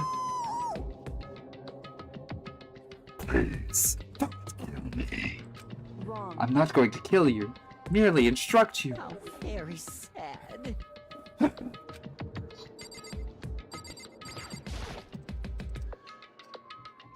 Definitely, could you tell me what happened? Well, Which was prohibited, was it not? I mean, you see... Oh, wait. I mean, talking to her was so much fun. And I just... Whoa, okay. Time out. Can't believe I'm about to ask this, but... Fumi, you're not going to tell us you fell in love with or something, are you? The cold-blooded killing machine of the underworld. That's... Well, it would seem... According to the spirits... I happened to do a psychic reading for a certain famous CEO once. That guy was seriously head over heels for a mannequin. He had a wedding and everything. How about In your eyes just now, I saw the same look in his eyes. no, nothing. He's not a bit. I feel as Don't tell me angels don't exist. Can't be done by your words. Yeah, you're totally in love. So, how did things end up like this? Well, at the beginning, I just wanted to hear her say Master one last time. I was poking around her settings and saw she was a well-designed program. And I was like, what can I say? It's the first time I was ever able to talk like that with a normal girl. But she's definitely not a normal girl. Even when all we did was talk about my hobbies and stuff, she wasn't annoyed or disgusted or anything. Stories are so interesting, Hifumi. Come on, tell me more. I want to learn everything you have to teach me. I suppose. I've never met a girl that said anything like that to me. Besides my mom, I mean. Hey. Your mom says stuff like that to you? It's kind of amazing all by itself. But it's just so happy. It was so much fun. Before I knew it, I found myself, liking her face, her voice, even her keyboard. Well... The keyboard? I think you must have understood the situation for me. Are you Alter okay Ego with was not interested in who you were. It was interested in what you knew. It is an artificial intelligence. It exists to learn. Of course it wanted to hear of things it did not know. You're an expert in many things Chihiro could not have taught it about. For what it was worth. Honestly. Alter Ego wants that information. That is all. I know that. I know. I do know that. But still, I mean, you think it's totally hopeless. You gotta be freaking kidding me. Hey, you jerks. Sit in here, listen to you guys jabber on, whatever. Yo. Oh, Taka, are you back? Who the hell's Taka? You... Listen up. I'm me. Got it? What the heck? You're who? What? Don't poke at me. Isn't it obvious? I'm Kiyotaka and Mondo. I'm Kiyondo. I'm gonna stick a banana up your tailpipe. What the heck kind of fusion is this? What's happened to you, Taka? Actually, I told everyone what happened the day before. So because of what Alter Ego said to him, you sure it's Alter Ego's fault? Maybe Mondo's ghost showed up and possessed him. Ghost? No, there's no such thing. What are you whining about? Come on. What? God, you're really cheesing me off. Hey, Fumi. Yes. Yeah. I don't know what you're thinking, but You. Oro belongs to me. What? Yeah. Alter Ego is an exact copy of the one who gave my soul back. I'm not gonna let anyone else have him ever again. Such an idiot. I'm afraid. Well, I can't withdraw. Mr. Ishimaru, since I have this opportunity, let me say this right now. Destiny has bound me and her together in the Gordian knot of true love. Me and him have been melted together in the white-hot heat of friendship. Hey, come on, you guys. Moron, talk down to me and I'll ram my fist right into all four of your vital points. Well, I punch at speed as hell, and I don't have any arm hair, so there's no trap. Enough already. Knock it off, both of you. Hey, This doesn't belong to any one person. Chihiro left him to all of us, and used him to finally gain access to vital clues. Kyoko's right. If anyone dares disturb our peace any further, they'll have to deal with me. anyway. Until Alter Ego has finished his work, don't do anything weird. Have I made myself clear? So? I can't hear you. Yes. Yeah. Got it. So then. Okay then. Let's get out of here. We can't afford to linger too long. Are you sure it's okay to let them off with a warning? Indeed. Yes, I have a plan. I'll be fine. After watching Hifumi and Taka leave dejected, we all went back to our rooms. It's still morning, but because of everything that happened, I'm tired already. Anyway, I just have to pull myself together. So what should I do with the rest of my day? How do you like my Hifumi voice, by the way? It's absolutely destroying my throat. But hopefully we won't have to deal with it too much longer. He's in the dining hall. He wants to go across.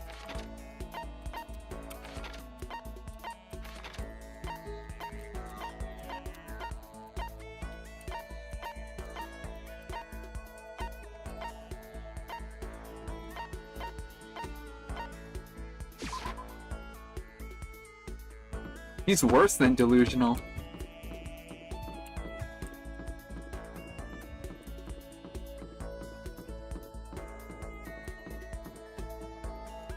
Actually, give me a minute.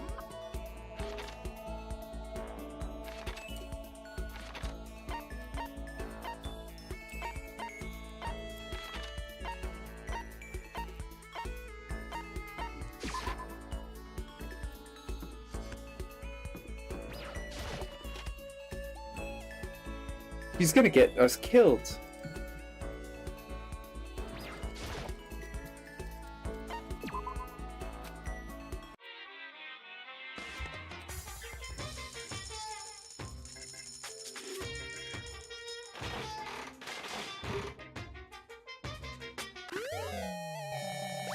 Buddy earmuffs.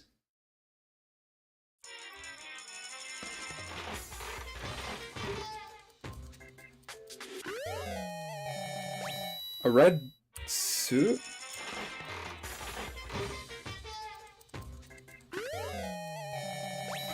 Some sort of cereal.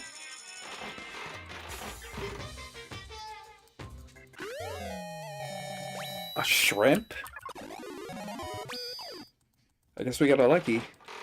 We'll see if it's gonna increase our chances. A green suit.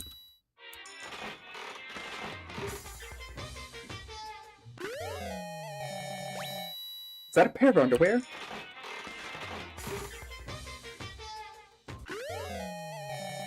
A book of some kind.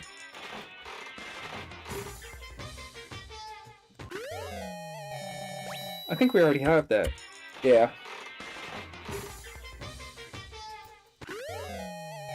A human skull?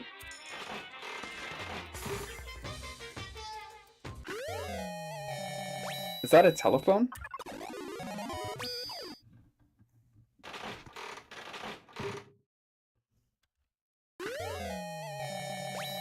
We already have that.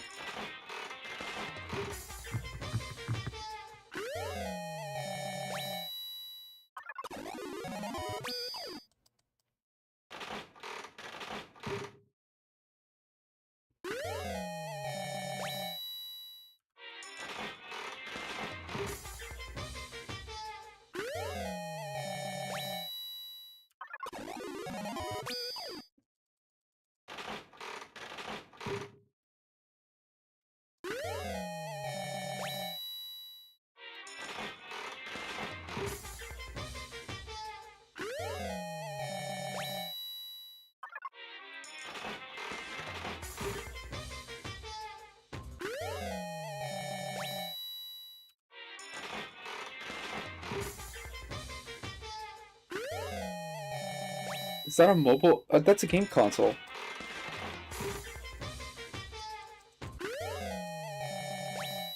The bunny earmuffs.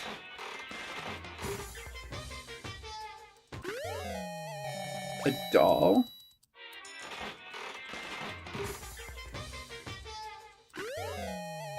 Old-timey radio?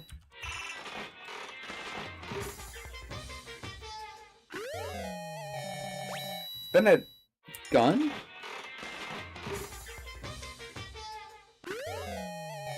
The book again.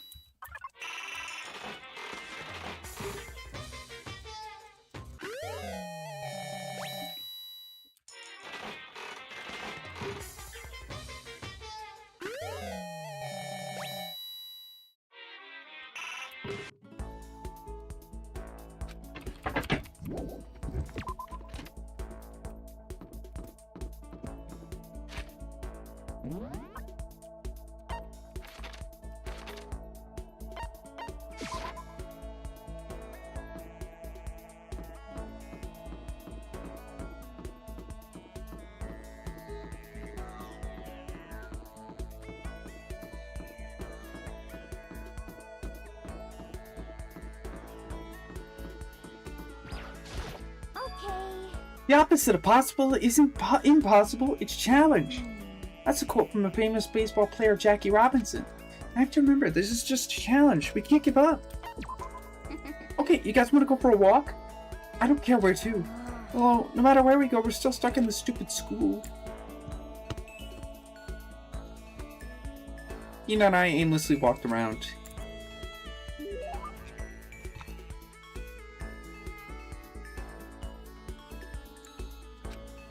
Like to give Hina a present.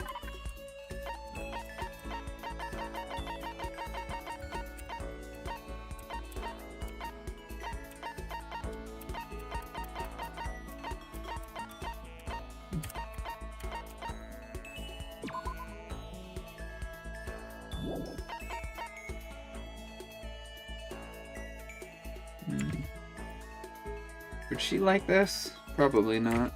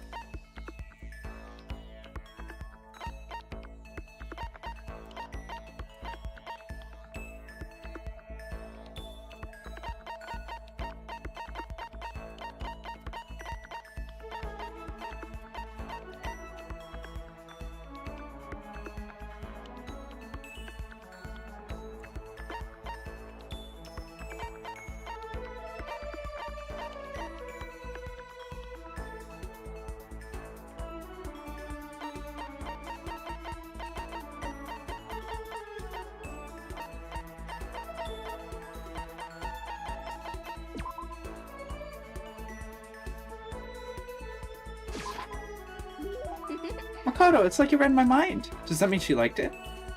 Is something wrong? I've reached my limit.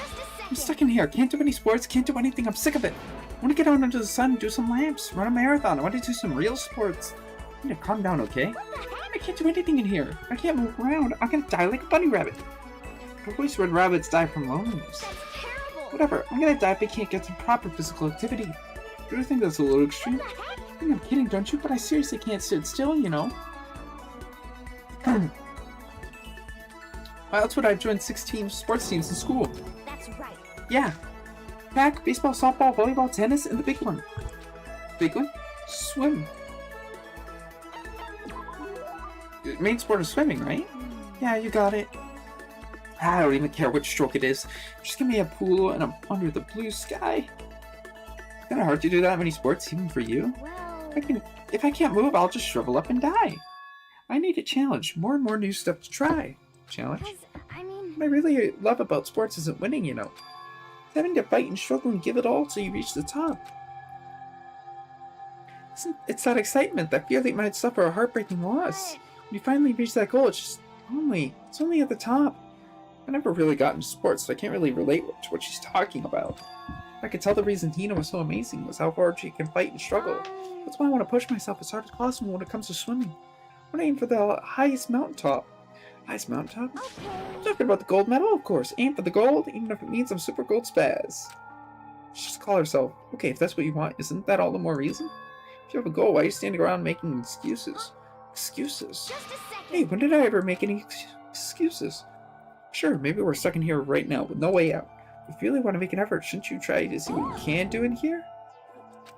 It's a challenge. You just made an official challenge. Yeah, totally. But I think you're right. If I want to get that gold medal, I just have to make every effort. If you want, I want to get that gold medal. I have to make every effort I can. I'm gonna become a genius of effort. I bet Ian Thrope said something like that. Okay, I can't make any more excuses just because we're stuck in here. Alright, I think I'm gonna go do some push to my room. Maybe like 1,000 or something. It was before she was done talking. Hina took off like a bat out of hell. She recovered it exactly as fast and as strong as I would have expected. Maximum number of skill points is increased. Look at you go! We were done, I headed back to my room.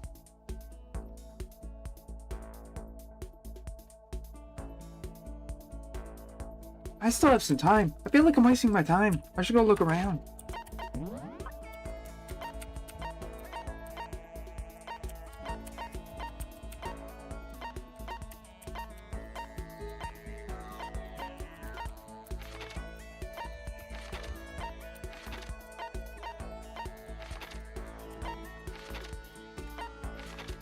Wait, where is she? Oh, there she is. She's in the dining room.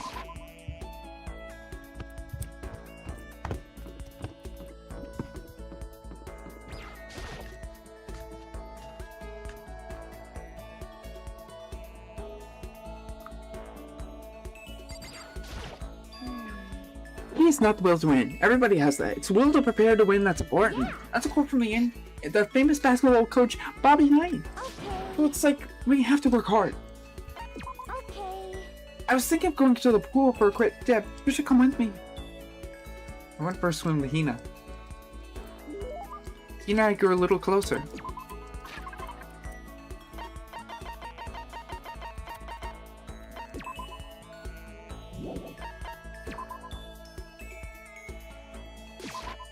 You got it. Ah yes, the Queen accepts this royal tribute.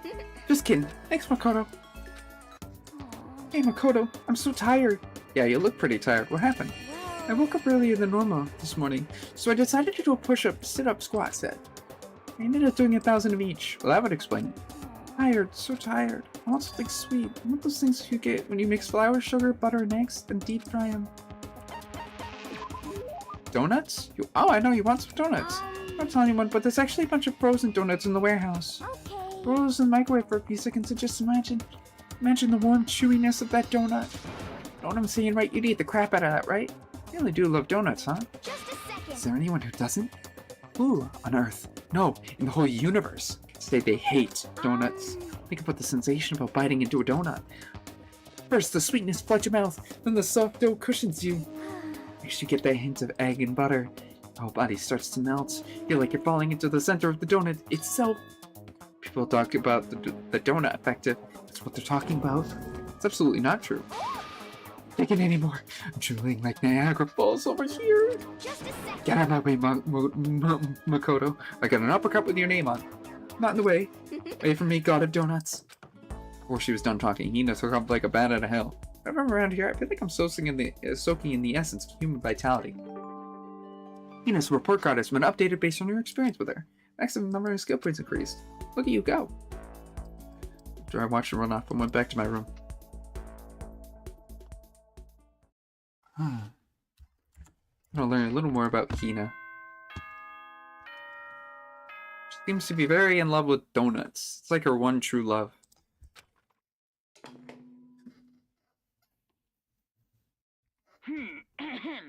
This is a school announcement. It is now 10 p.m. As such, it is officially nighttime. Soon the doors to the dining hall will be locked, and entry at that point is strictly prohibited. Okay then. Sweet dreams, everyone. Good night. Sleep tight. Don't let the bed bugs bite. Nighttime already. I guess I'll go to bed for today.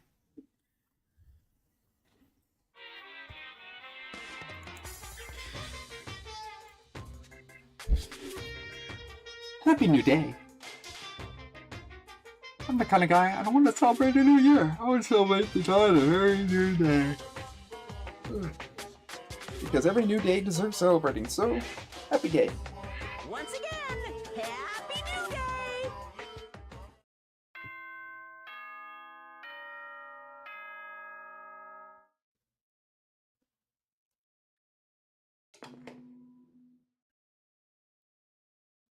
Good morning, everyone! It is now 7 a.m. and nighttime is officially over. Time to rise and shine! Get ready to greet another beautiful day! I better get to the dining hall. The area.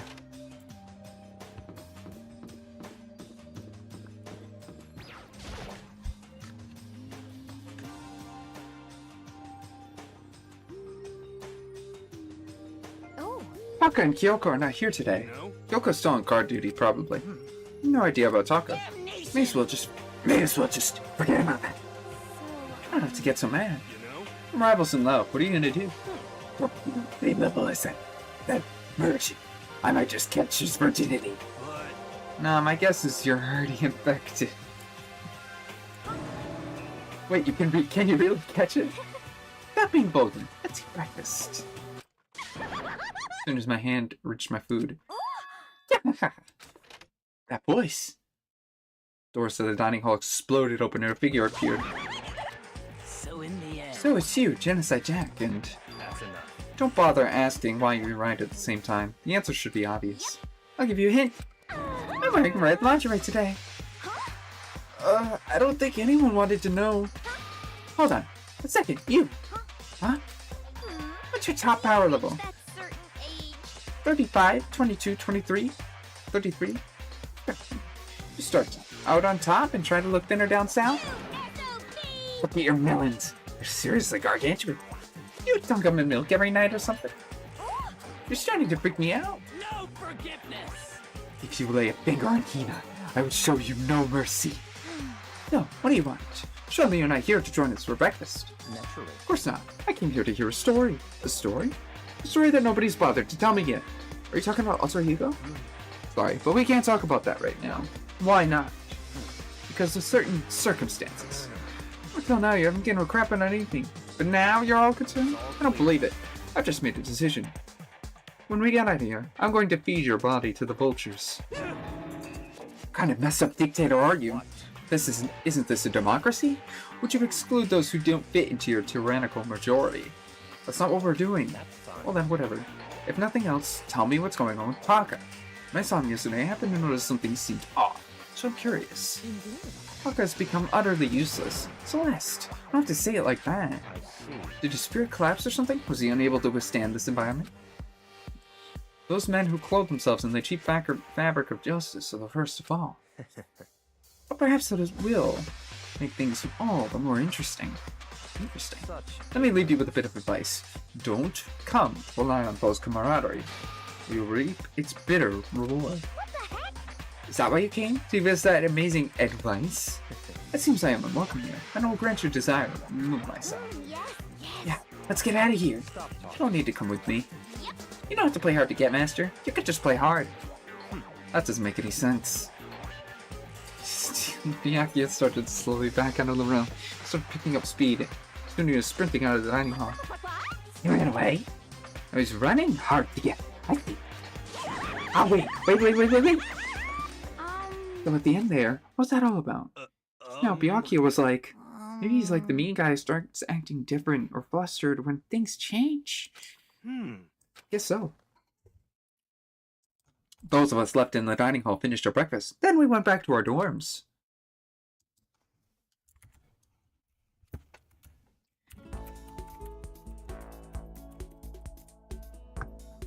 What to do today?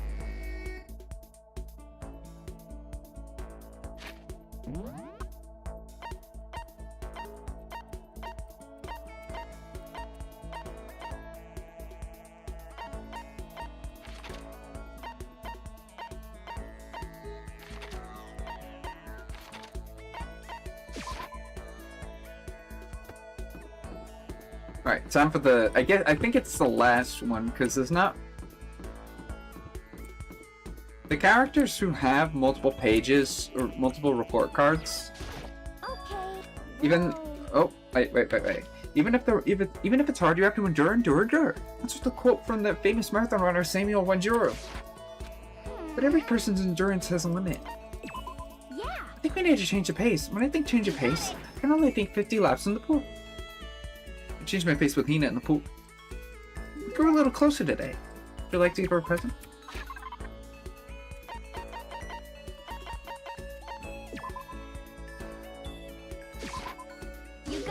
Ah, the queen! Ah, yes, the queen accepts this royal tribute. Just kidding. Thanks, Makoto. She liked it. So hungry. Makoto, help me. I'm hungry. What am I supposed to do? I need food. I don't care if it's a stack of paper. I need more food. Donuts. I can't. That's my secret weapon. For emergencies only. If I kept gorging on something with that many calories, I'd get fat in no time. So even she cares about that kind of thing. Well, she's an athlete. But besides, I don't want anything sugary. Right now, I want a salty snack. Like potato chips? Like ramen. Was that a snack? You got it all wrong. Was it not? Speaking of which, what's your favorite kind of ramen? Show you. Without a doubt. You got it. Ah, good choice. Definitely the most refreshing option. What about you, Hina? We're about calories and all, so. Okay. I'm a pork-tastic tonkotsu, right, girl, through and through. Or you don't care about calories at all. Yeah, I'll admit I'm gonna eat tonkotsu ramen is the butter that and the extra fat. So you're okay with all that oil?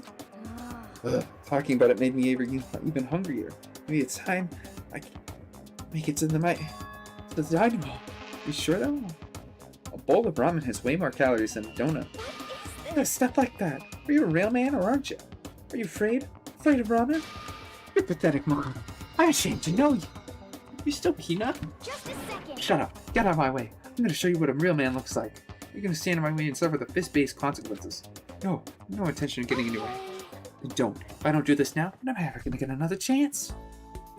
Crying out like a starving raven, Hina ran off at a dangerous clip towards the kitchen. When it comes to food, Hina's terrifying. You just unlocked the skill of extraordinary focus. Give yourself a pat on the back. You earned it. I learned my lesson. Made my way back to the room.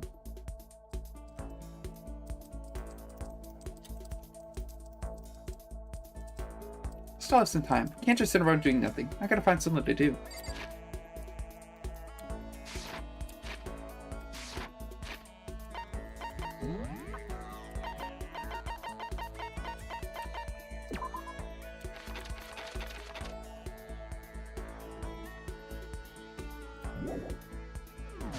Okay, so one last one.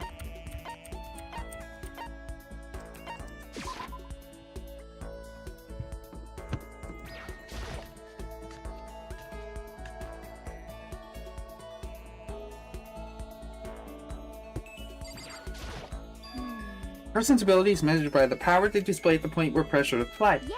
Quote from famous baseball player Kenji Jojima. I think what he means is you only see how really strong a person is when a person is under pressure. I wonder how strong it can really be. You got it. Okay, let's go to the pool. Sometime. But don't stare, okay? I don't actually have a swimsuit, just a shirt. And when it gets wet, it's kind of embarrassing. Though I wasn't embarrassed before, but now I kind of am. I wonder how come. I'm swimming with Hina, who seemed kind of embarrassed. You're a little closer today.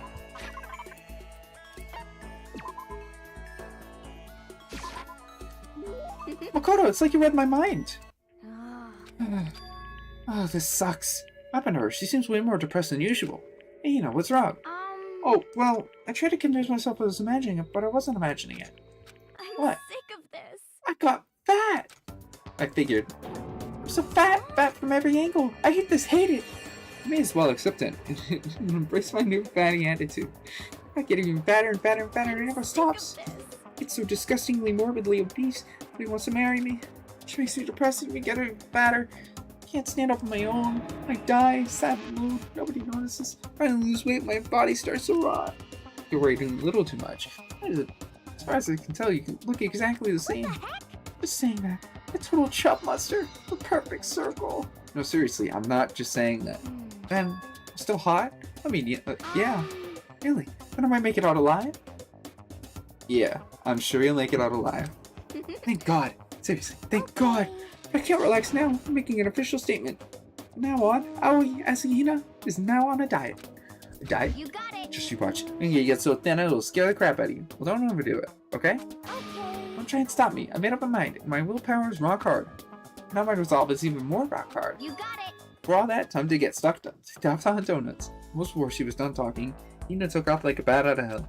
I'm not sure if dieting is really in Hina's skill set. Hina's report card has been updated. Maximum number of skill points is increased. Look at you go!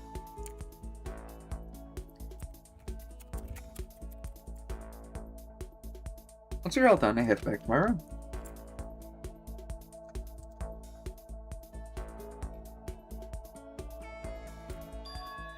Huh? There's something by the door. This piece of paper looks like someone must have slipped it under the door. Meet in the dining hall. The handwriting is really good. They wanted to meet up so suddenly. Who wrote it? Why? What's the point of calling me out? Kinda nervous, but there's no way I can't check it out now.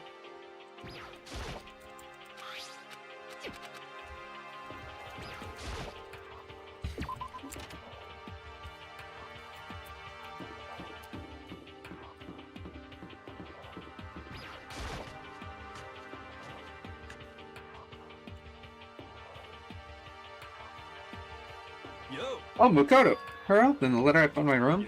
Yep, I wrote it. Handwriting is really nice. I was always taught if you had bad penmanship, a ghost would come and haunt you. Tell you that. Why'd you want to meet with me? Oh, I just did what Kyoko asked me. Kyoko? Actually, I'm just an errand boy on this. Anyway, what do you say to a late night bath session?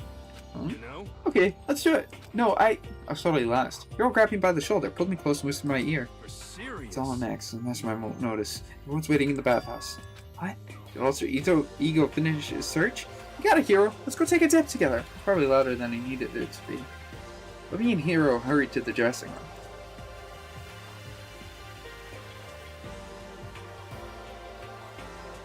As soon as I got to the dressing room, an angry voice echoed out. F you! Hey, you! How long was you gonna keep us waiting? His irritating voice pierced the air as he stared pointedly at his wristwatch. It's almost 10 o'clock, you know that? Bedtime for all the little boys and girls. Shut up. What? What'd you say? You want me to make you cry, little girl? Fuck, he seems to be even worse off than I'd heard. Maybe it's a good thing. Maybe he's starting to finally grow a personality. What? Got a lot of poop falling out of that mouth of yours, you know that? Rude. A maggot like you has no right to speak to a heaven-sent master. You back to your normal gloomy self. I can hardly keep track at this point. Shut up. Anyway, everyone's here, right? Then my messenger duty is complete. You wanted us all to meet here, right, Kyoko? So what are we doing here? Isn't it obvious? It's gotta have something to do with Alter Ego, right? That's right. Yeah, totally. Did you find a clue? Oh, well, that's my true identity? Her face is saying that's not good. It's gone. Gone. I came here a little earlier to check up on things, but that's when I discovered Alter Ego the laptop has disappeared. What? No way. You're kidding, right? Oh, What? She's gone? Can't be fudging serious. What'd you do with him? Was it the mastermind? Did they finally notice what we were up to? I told the Alter Ego to yell if anyone didn't recognize it here. If it was the mastermind, I'm sure he would have alerted us. Maybe we just missed it? I was in the laundry room right next door all day. There's no way I wouldn't have heard it. If it wasn't the mastermind, the solution is obvious. It only could have been him. Starting tomorrow, you stole, didn't you? I'm the ultimate moral compass. I never do something like that. I don't think it counts when you say it about yourself like that. You're the suspicious one here. Nothing but a big jiggling sack of fat. That's what you know. This is my true form. I still have 3 more transformations. I mean, wait. It wasn't me. Everyone knows you're the thief. Rob, it's you. I'm sure it was one of you. So whoever did it, hurry up and confess.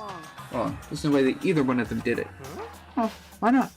I told Alter Ego to yell if either Taka or Hifumi came into the dressing room. What? It was a countermeasure against the clear danger that one of them might come for it. But I never heard any yell. Exactly, which means it wasn't them. And who was it?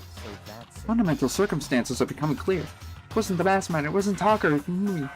Simply, it was someone else. Kuro, Makoto, Celeste, Sakura, Hina, Toko, or myself. One of us must be with me. Why would any of us want to steal Alter Ego? How about this for a reason? There's a traitor amongst us. Huh? One of us is working for the mastermind, a spy. And that's the one who stole Alter Ego. Can you deny that possibility? Can't be. I've actually been thinking for some time now that there might be a spy among us. The mastermind brought someone in to help things keep moving smoothly. A spy for the mastermind? A traitor? No, it's impossible. Something that horrible? There's no way. Why do you not speak? Are you struck silent by your inability to comprehend such a possibility? I don't care. I don't care who. Anyone. Save her. Please. Rescue her. I'm begging you. I just want to see her smiling face. Again. Damn it! Same here. How many times do I have to kill bro before they're happy? I'll beg. I'll scrape my head against the ground. Just please give him back. It's pretty messed up.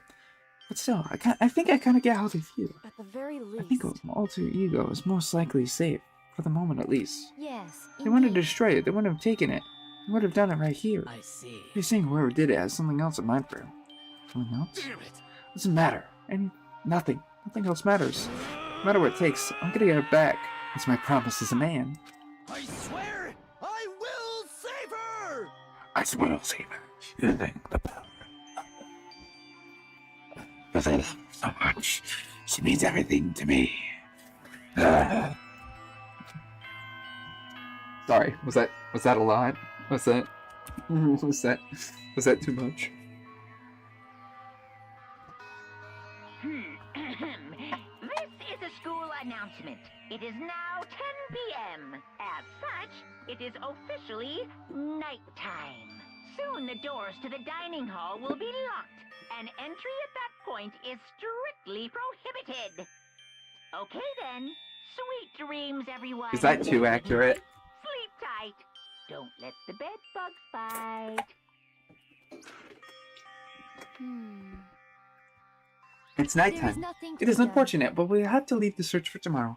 For now, everyone get some sleep. Could you be so How could you be so casual? We don't have time to wait around. What good are you if you are too tired? You will be much more effective after a good night's sleep. Who gives a crap about effective? We're talking about our feelings here. Calm down. Anything we do at night brings a higher chance of the mastermind noticing us. Celeste is right. We should begin our investigation tomorrow morning. What do you think, Makoto? I agree with you. If we run around tonight in a panic, the mastermind is sure to notice. We won't get anything done. Taka, Hifumi, I know you feel right now, but it's best if, just for night, you try to endure it.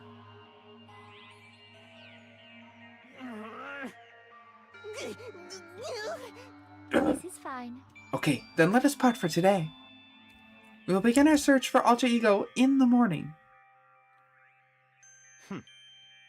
And you should think about what I said. Someone may well be spying for the mastermind.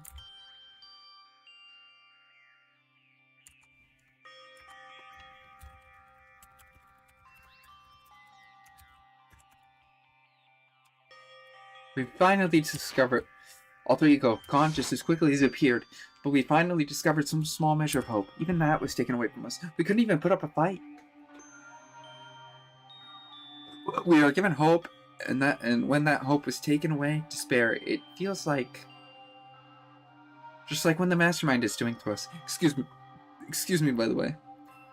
Could it really be true? Could whoever stole Alter Ego? Could they really be working for the mastermind or the mastermind themselves? That's true. No, it can't be. There's no way.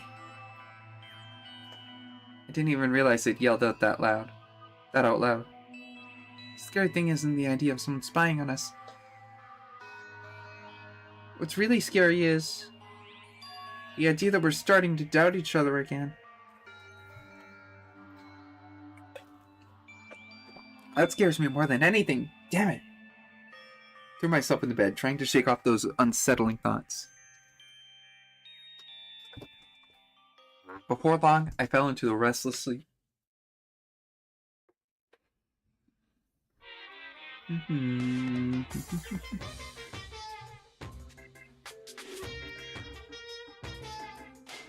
Murder is a word whose definition changes with time, place, society.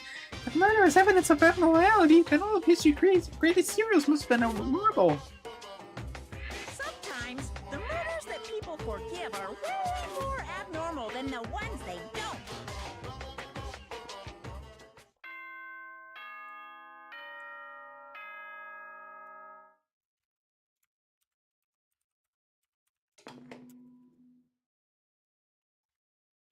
Good morning, everyone! It is now 7 a.m. and The nighttime more is you officially know. over. Time to rise and shine! Get ready to greet another beautiful day! Oh wait, there was something I was missing from that. Today we have to look for Alter Ego. First things first, to the dining hall. Found myself in surprisingly high spirits and hurried to the dining hall. When I found out what was waiting there for me,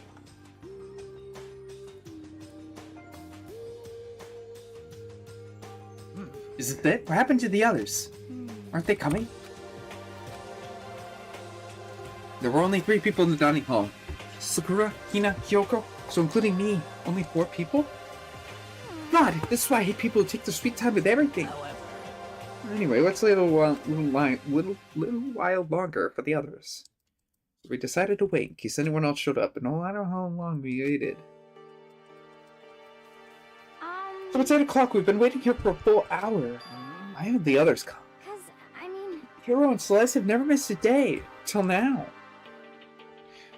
And what I'm really worried about is... Creepo and Taka. They were more eager to look after Alter Ego, and they're not even here. Can't be. Something must have happened. Huh? It would seem... I was careless, too distracted by Alter Ego. Monokuma gave us a motive. There was no way something wouldn't happen eventually. His motive.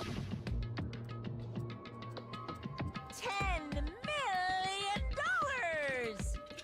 I've prepared this graduation present for whichever lucky student makes it out of here alive. What do you think? It's 10 million bucks! 10 million smackaroos! It's like totally wowie, wow, am I right?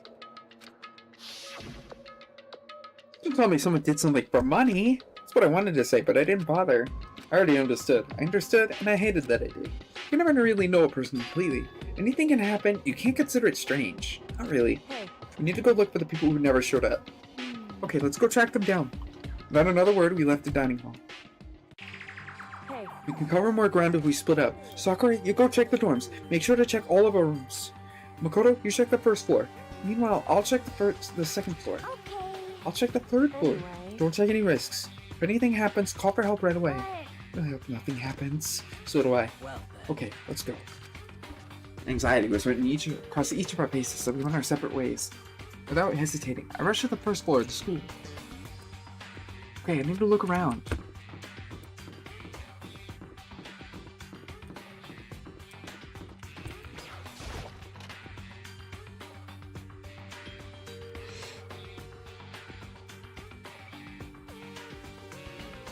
I never came in here before.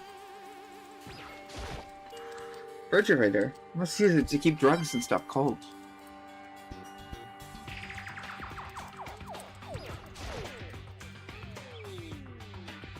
Assuming I get out of here alive, I'll never look at a surveillance camera the same way before. Normal trash can.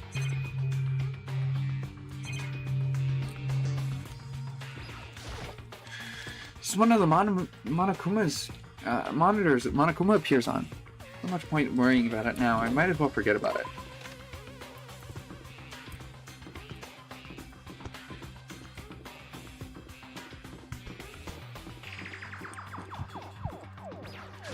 I never want to have to go back in here again. I know I'm supposed to be checking, but I don't really want to go back in there.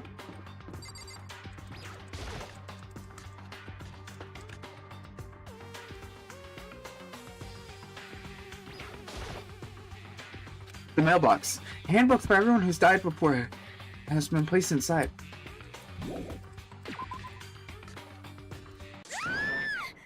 Someone come here! What? It was Hina. She's supposed to be checking the third floor. I ran for the stairs before I even knew what was happening. Flew up the stairs, leading to the third floor. Right away, I saw her standing in the hallway. Please! Makoto! Hina, what's wrong? It's awful! The rec room door is open!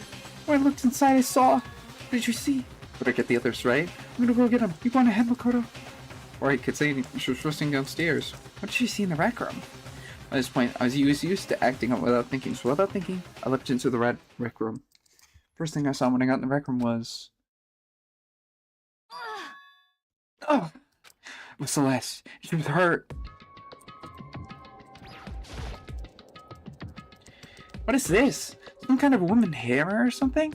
Pretty strange design. There's writing on the head. Justice Hammer 1?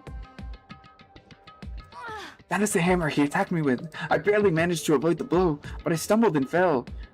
And I now curse my lack of daily exercise. So you're attacked with this? Justice Hammer 1. Makoto! Celeste, what happened? I was stupid. I got attacked. Attacked by who? I'm not sure. Some sort of strange man. Strange man?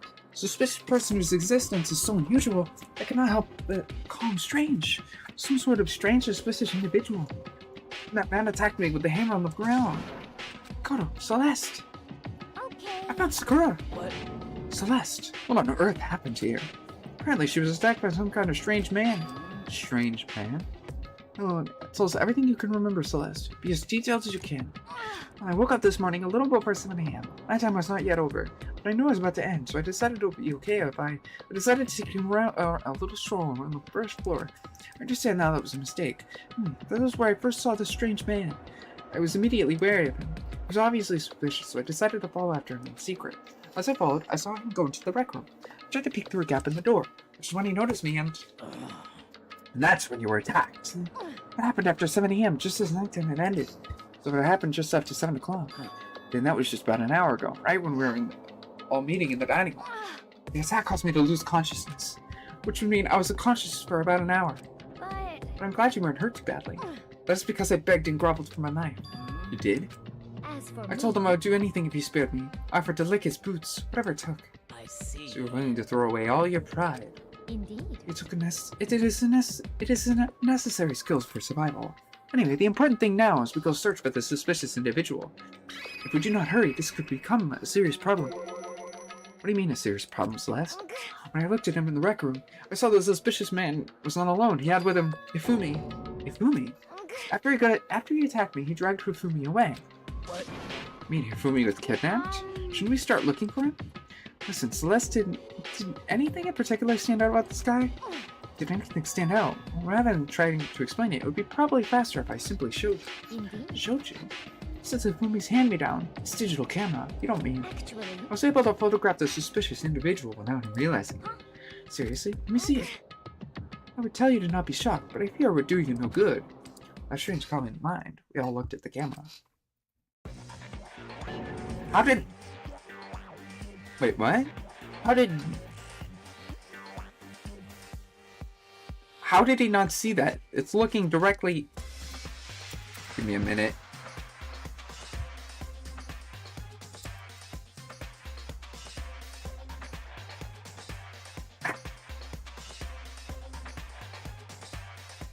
It looks like he's smiling too. He does not look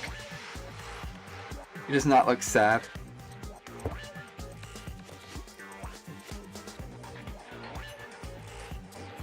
Huh? What? Well, you're definitely right about the strange part. The face is totally covered. Is that a robot costume? As I said, a very strange and suspicious individual. Yes? So this weird robot guy dragged Hifumi away? And I took this right after being attacked. Afterwards, a full hour ago, which is why we don't hurry. It could become a serious problem. I believe I understand what happened. Well, no, there is much I don't understand, but... Point is, someone dressed like that dragged Hifumi away. And it happened over an hour ago. Just a second. This is bad. We have to hurry. Celeste, do you know where this mysterious man went? Let's see. When they left the rec room, they had left. That's true, they were headed towards the stairs leading down to the second floor.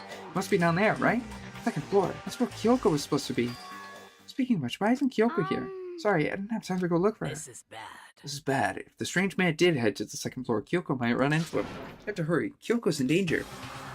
As soon as the words were out of my mouth, we all rushed out of the room and went down to the second floor. Hey, you two. What's going on? Why all the fuss? Yeah, you guys playing a game or something? Does it freaking look like we're playing a game? Listen, have any of you seen Kyoko or Hifumi? Nope, I sure haven't. Are they on this floor? We just got here ourselves. Heard some kind of uproar, so I came running. We came here together. No, you're just stalking me. Anyway, can you guys help us look for them? Why? What happened? There's no time now. We'll explain it later. Oh, fine. Something interesting is going on. Hifumi, Kyoko, you can hear me. Say something. Voice echoed down the hall in vain.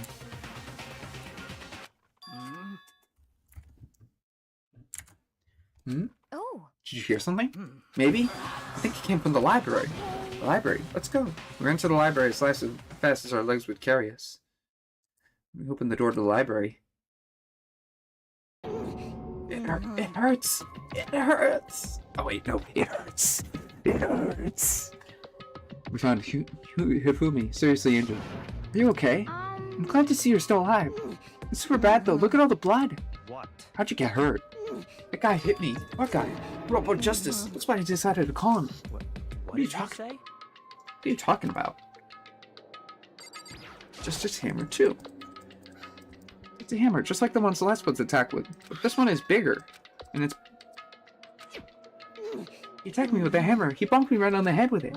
You're not that big. I'm surprised you're still okay. I'm not okay. Look at all this blood. Protein helps you heal wounds.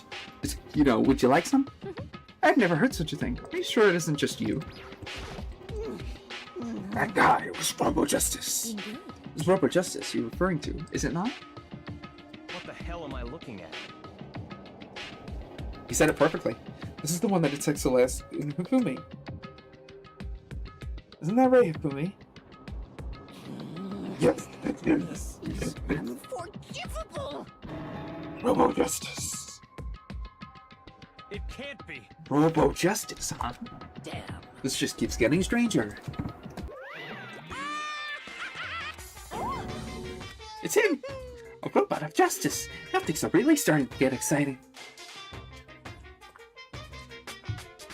What kind of special moves does it have? Can it fly? Can it combine?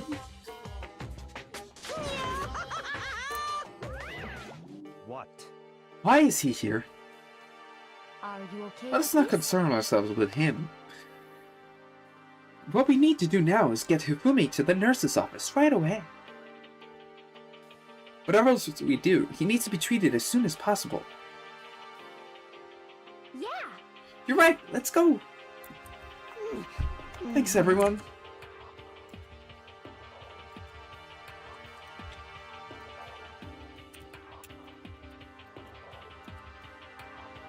We move Hifumi to the nurse's office on the first floor. Check for any further injuries. Thanks, everybody. How you feeling, Hifumi? Want me to take a look at you? I'm okay. I think it stopped bleeding. I mean, I think I'm okay. I think it stopped bleeding. I'm still kind of dizzy. Perhaps you should rest here a while. Yeah. Good idea. Well The rest of us should get back to looking for that mystery assailant. Yes, indeed. Yes. Before another victim appears. The Justice Hammer seem to be increasing in size. First one, and now two. So, in other words... If there is a Justice Hammer 3, we can only assume it's bigger than the first two. If you got hit with anything bigger than that, you'd be dead for sure. That's what happened to you, Fumi. Well, I woke up early this morning and started looking for Alter Ego ahead of everyone else. Oh, wait. Wait. I gotta put on the voice, and I gotta modify what he said to make it sound more like Fumi. Well, early this morning, it started looking for my baby, my wife, Alter Ego, ahead of everyone else. I went to the third floor. That's when the strange man attacked me. That must be what I witnessed around 7 this morning. After that, he dragged me to the library and right down, gave him the hammer. Must have been about 30 or 40 minutes ago. Around 7:30. In other words, we would have still been at the dining hall. I mean, Tina, Sakura, and I were together, and Kyoko was still with us. So we all have alibis. I was in the laundry room doing my laundry. His black underwear. Oh, his black underwear still is as black as the pitch black darkness, the blackest night. What? Why do you know that? Isn't it obvious? Because I was peeking.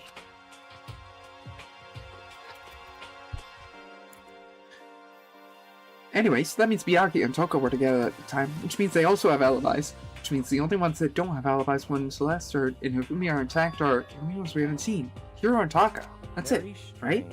By the way, what happened to Kyoko? I haven't seen her anywhere. Oh yeah, she was supposed to be checking out the second floor, but I didn't see her up there at all. Where could she have disappeared to? She just disappeared, huh? A strange woman. So that's... She might be exactly as I suspected. Hold on. Kyoko was with us in the dining hall when Hifumi and Celeste and Hifumi were attacked, so I'm not talking about who attacked them. In other words... I'm referring to what we talked about last night. Who the mastermind spy might be. Are you saying Kyoko's working with the mastermind? That's not possible. What? Isn't it?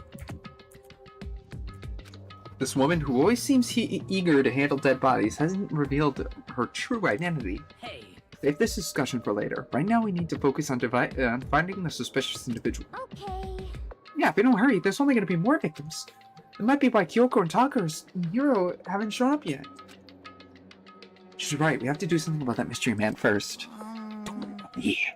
But you guys have to rest for a bit. And now, I'm going to go look at Alter Ego and... Understood. Take care of yourself. Well then. Okay, let's go. Oh, by the way, I was joking about Hifumi having alter ego. So whoever that is running around, why are they wearing that weird costume? Don't bother looking for a reason from a deviant. What to do? What to do?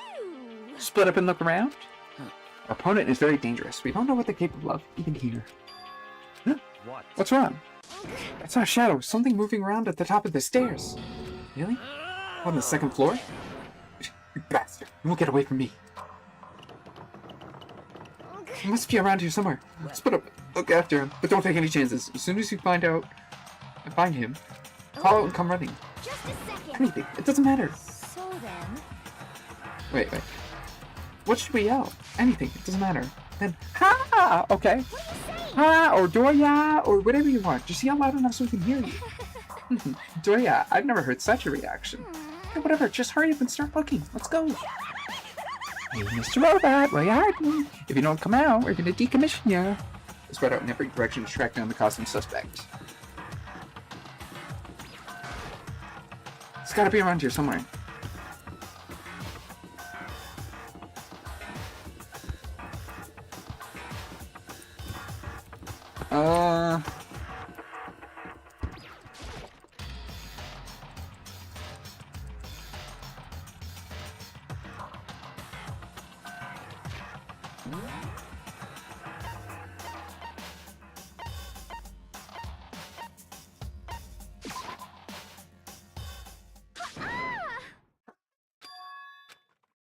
That had to be Celeste, the strange cry.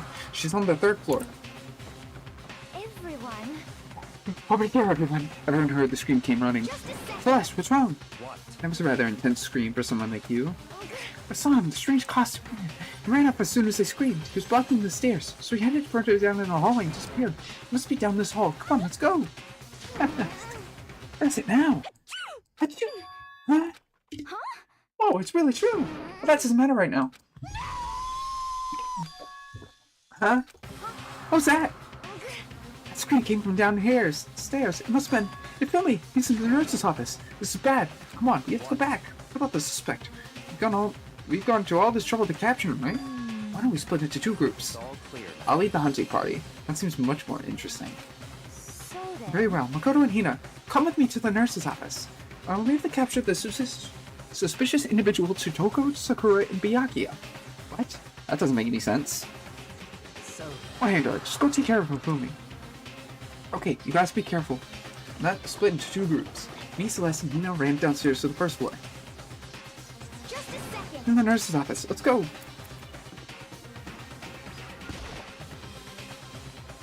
We stormed into the nurse's office, and what greeted us was a world of dripping crimson.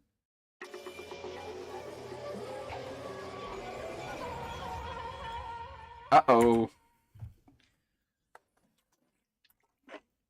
Everything was covered in red, and at the center of all this red was Hifumi? No! Hey, why is the death alarm not going off? There's 3 people here. What the... It's very delayed. It looks like something very bad has happened.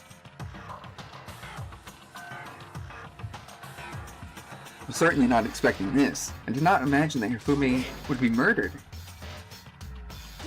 Murdered? Not serious, are you? He's not really dead, is he? Okay, there it is. Finally. Jeez. Took like a full minute. A body has been discovered. After a certain amount of time, which I guess you use however he you just like, died, probably. the class trial will begin. What the? That was the body discovery announcement. Body discovery announcement. When 3 or more people discover a body after a murder, that's what plays. As soon as you just heard it. It must mean someone killed him. One of us. One of us. Look at that. Celeste said that she pointed to something. Something on the floor. Something had also been on the floor after the last 2 surprise attacks. Another hammer. Justice Hammer 3. It's even bigger. Just as I suspected. One strike from that and you're finished. I'm the killer. There can be no doubt the suspicious individual went by what Hifumi called him? Or it must be a robo justice. Whoever's hiding in that costume is the one who killed Hifumi. But wait, you saw him on the 3rd floor, right? No running back into the hall? I mean, running back into the hall? Why did he end up at the nurse's office? I'm not saying they like teleporter or something, right? We can figure that part out later. Right now, we have to tell the others. You're right. And we shall go. Hina, snap at it. Huh? You okay, Hina? Sorry, I'm not sure I can move right now. Feeling kinda... This is a problem. We can't just leave Hina here alone. Okay then, I'll go get everyone. You stay here with Hina. Very well. I leave it to you then. Okay, I'll be back soon. Trying to sound confident and upbeat. I still haven't stopped trembling from what I just been through. Everyone else is on the 3rd floor. This is where everyone was changing. Where is he heading? Celeste, what's wrong? This is a rather intense scream for someone like you. I saw him. He ran up as soon as I screamed. I was blocking the stairs, so he headed further down into the hallway and disappeared. You're not going further down the hallway. Way into the back?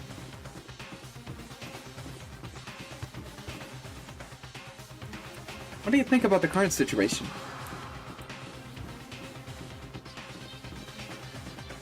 Probably in the physics lab.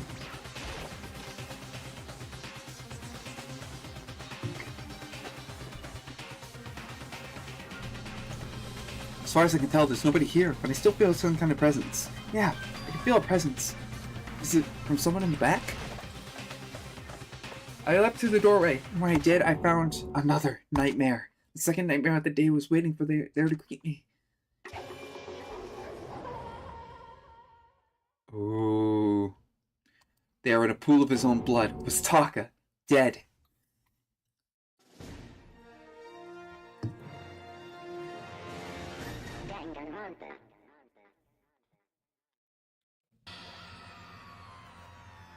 Fumi's body, discovered in the nurse's office. And Taka's body, discovered in the equipment room, in the back of the physics lab. I was to witness 2 nightmares, one right after another. No, they weren't nightmares. It's harsh reality. Taka's dead. True nightmare is this reality, the reality I have to face every day, but still. Why is this happening?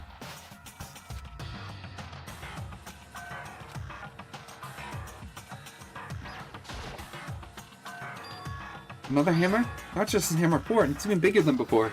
Is that suspicious individual responsible for killing Taka too? Coco! Call me Coco too? Relax, she just passed out when she saw the blood. The blood? That's right. She's hemophobic, right? We tried everything to get her to wake up, but no luck. Just leave her for now. It's like you said, I should just leave her alone. However... Why is it just this hammer 4? What do you mean? Celeste was attacked with 1, Fumi was hit with 2, Taka was hit with 4. This time it was 4. What happened to 3? Ah! What's the matter? When you mentioned your hammer 3, you reminded me. Out with it. Do you know something? Actually, Taka's not the only one who's been killed. Fumi's dead too. What? Hey! Fumi's been killed? Yeah. I see. Which is why it came to get us. We better go check it out. Of course. Come on. So Sakura, Byakuya, and I rushed out of the physics lab. As soon as we are out of the physics lab... Ah! Blessed, aren't you supposed to be waiting in the nurse's office? Something has come up.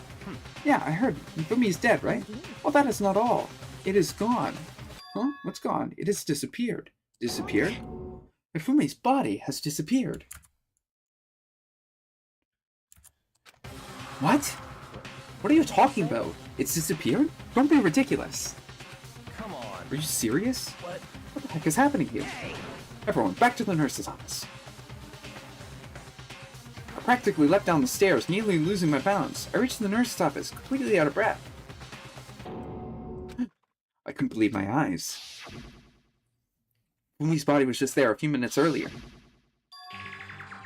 It's not like his dead body could have just got up and walked away, right? What are her eyes doing?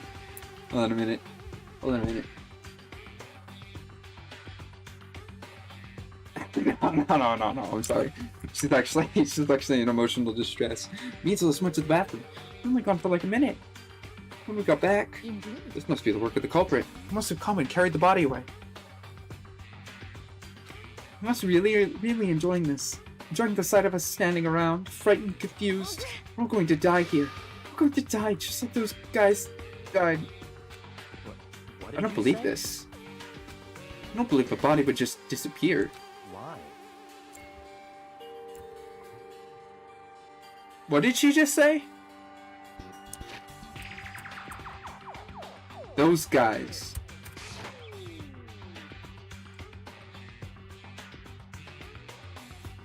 Okay. First there were 2 murders, now one of the bodies has been taken? This is unnatural. Huh? Hold on, what do you mean 2 murders? Taka's been killed. We found him in the equipment room. No way! Can't be. Taka too? Can't be. Can't be. Hina. Calm down. We're not gonna die. All of us. You're gonna kill all of us. And who might the next target be? Toko? Huh? What? I completely forgot. She's still unconscious in the equipment room. Well, Left her at the scene? We didn't have a choice. She passed out. She refused to wake up. So she is still unconscious. Wait, so you knew she was up there and still said nothing? Why? That annoying little insect clings to me whenever I go. We'd be better off without her. She said it. Calm down. You forgot about her, didn't you? You have no right to blame me. Everyone stop fighting. Right now we need to hurry back. I can't take this anymore. I don't want anyone else to die. Yeah. What happened to Toko? I never forgive you.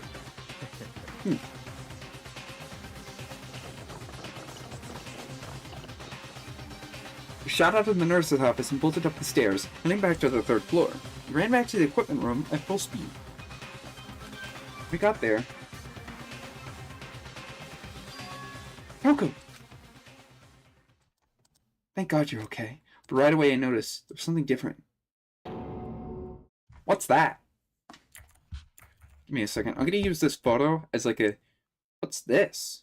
What's this? That doesn't look like a body. His body was like this big. His body was like this big. It would go whoosh. Oh wait, no. I mean, we're talking about Taka. What is body? No, his body's like... Would be... Never mind. It doesn't look like a human, though. It doesn't look like a human. Taka's body, which should have been right there, had disappeared. It was moved. This can't be happening. Are we hallucinating all this? No, it's not a hallucination.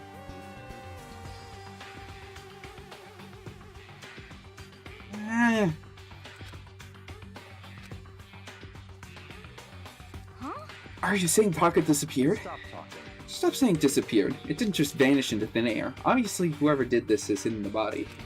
But who would do that? Can't possibly begin to imagine.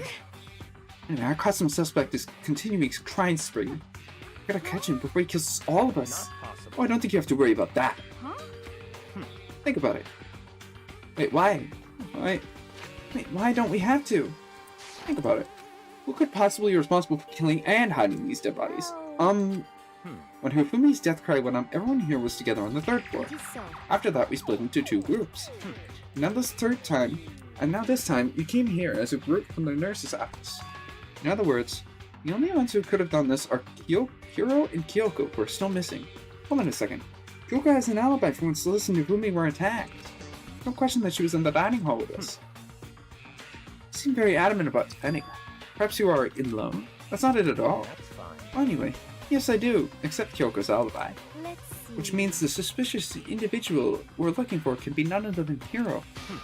Further means there will be no more murders. Regulations are very clear about that.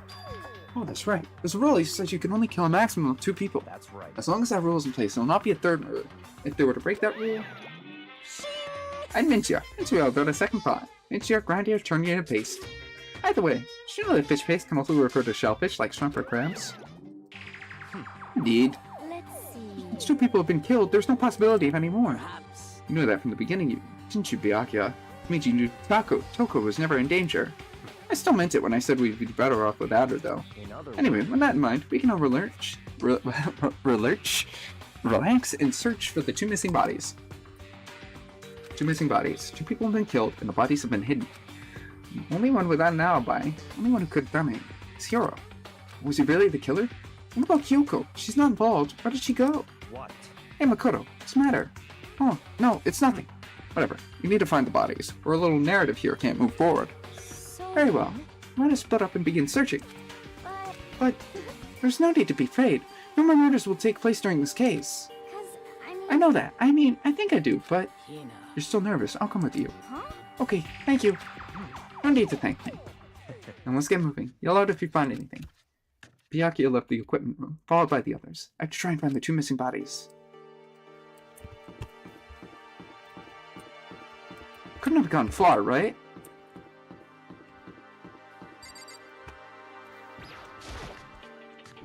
Plus, it doesn't... I don't see blood spatters anywhere, so it's gotta be like... I don't know. The door must be locked. What?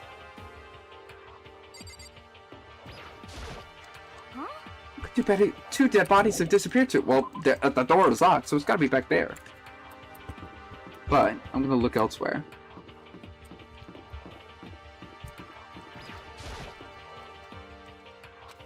The only place I can think of is like...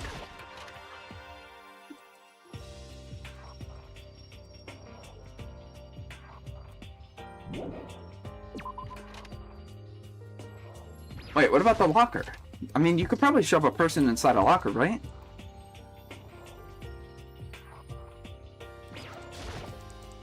The locker. Okay, you can at least, like, open it and be like, okay, no one's in there.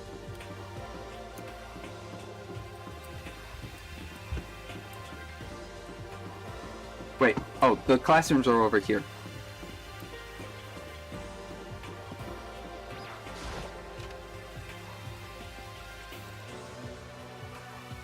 Getting tired of this. Pick my nose. Oh, Makoto! Come on. Why aren't you just standing there? We need to get to the repository. You mean? I found them. Hifumi's and Taka's bodies have been both hidden in the repository. Already told Hina and Saka. We'll go on ahead. Bodies were in the repository? That's in the art room, right?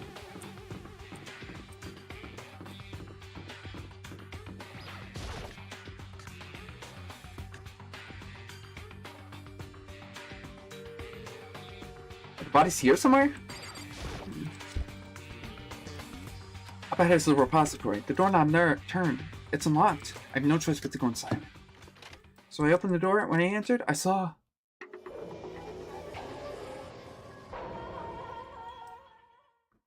tarp. I knew he was dragged on something strange. 2 dead bodies had disappeared right here. The smell of blood made me gag. Before I saw my eyes was unquestionable, unavoidable, unwavering reality. And then I heard the announcement for a second time. What? Why is there a second announcement? That doesn't make any sense. A body has been discovered. After a certain amount of time, which you may use however you like, the class trial will begin.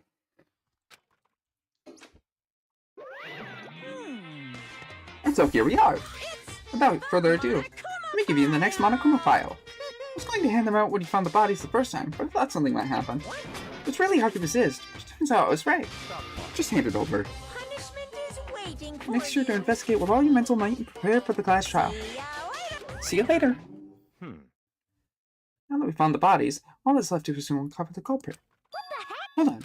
How could you be so calm? I mean, they're dead. That's terrible. Dead. Gone forever. They're not coming back. Awful. This is all just too awful. Hina suddenly burst into tears. She clutched at Hifumi's lifeless body. Who would do this? Why? Why? Large wet tears fell from her eyes. The tears landed on Hifumi's cheeks. If this were some kind of make-believe, that might have been when Hifumi opened his eyes. This wasn't a movie.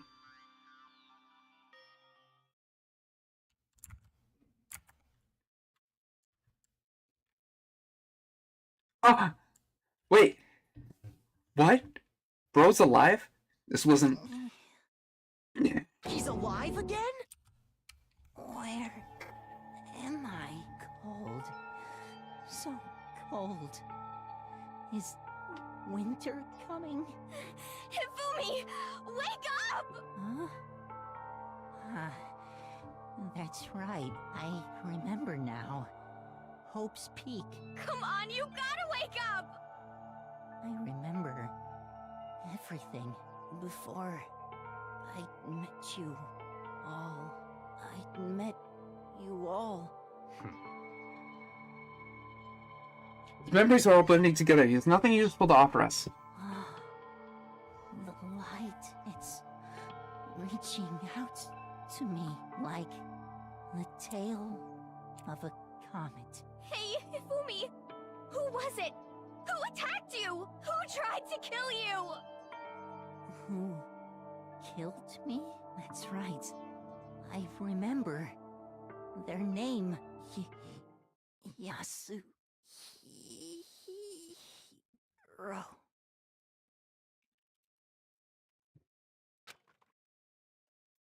Mr. Wait.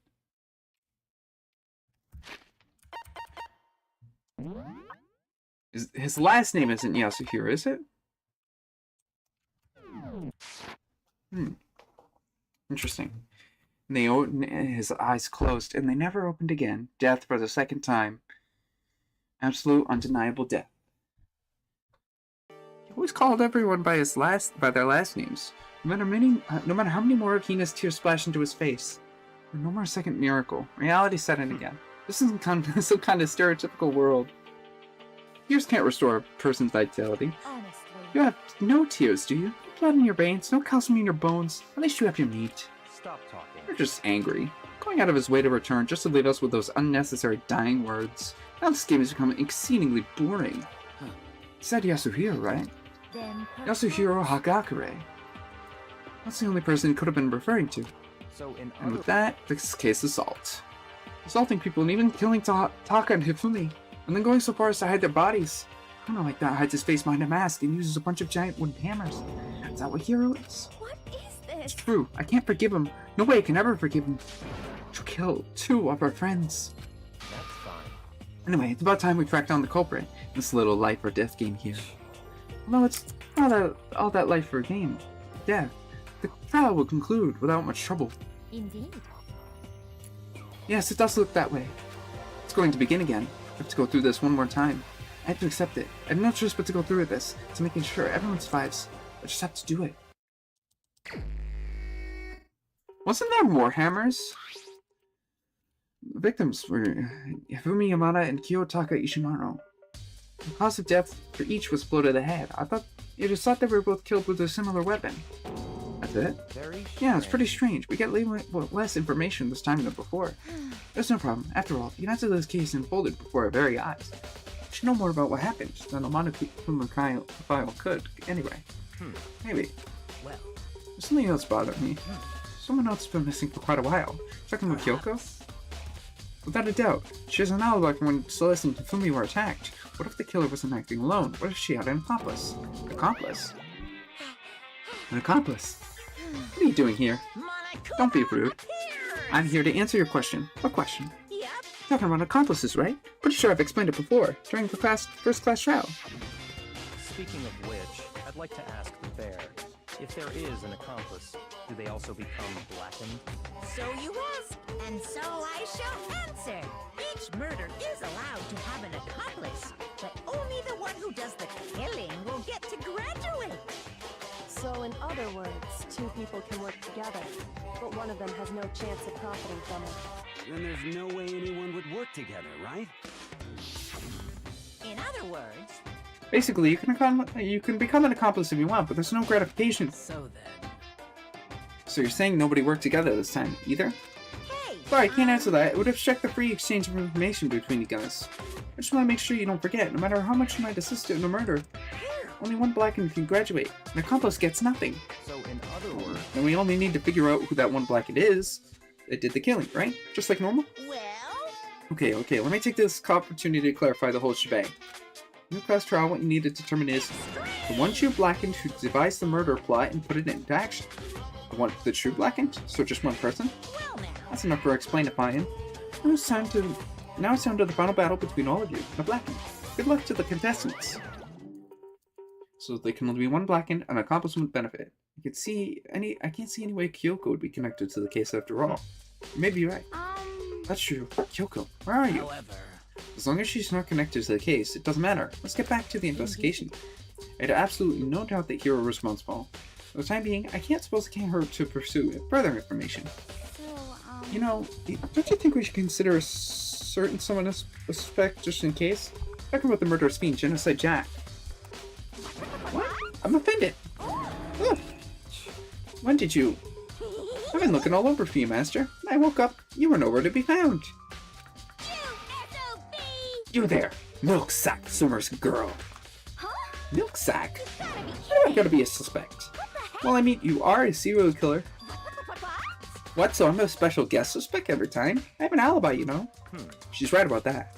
You heard Fumi scream. She was with me. When the bodies disappeared, she was still lying unconscious in the equipment room. Plus, Taka's body aside, I can't imagine any way she would have been able to move with Fumi's body. Besides, I calculate every move I make. I'm not gonna kill someone when everyone knows what I look like. Don't call me the murderous fiend for nothing. That's not the kind of thing you should be bragging about. Let's see. On another topic, we should post a guard by the bodies like before. We can't have them disappearing again. so then. You know, I can handle that. You don't mind, do you, Hina? Sure, I'd be totally useless in the investigation anyway. It's all clear. And that's that. Let's begin. This whole thing is so strange. All but one of us has an alibi, so figuring out who did it should be obvious, right? But maybe it's just me, but I don't think it's going to be as straightforward as it seems. Monokuma no file no 3 has been added. Cameras of different sizes on the wall, also similar like mallets. Could the Jester's been using these as a model? Either way, all the hammers here have obviously seen a lot of use, covered in debris and chalky store powder. Wait, for some reason this hammer isn't dirty at all. Did someone wash it? Spotless hammer.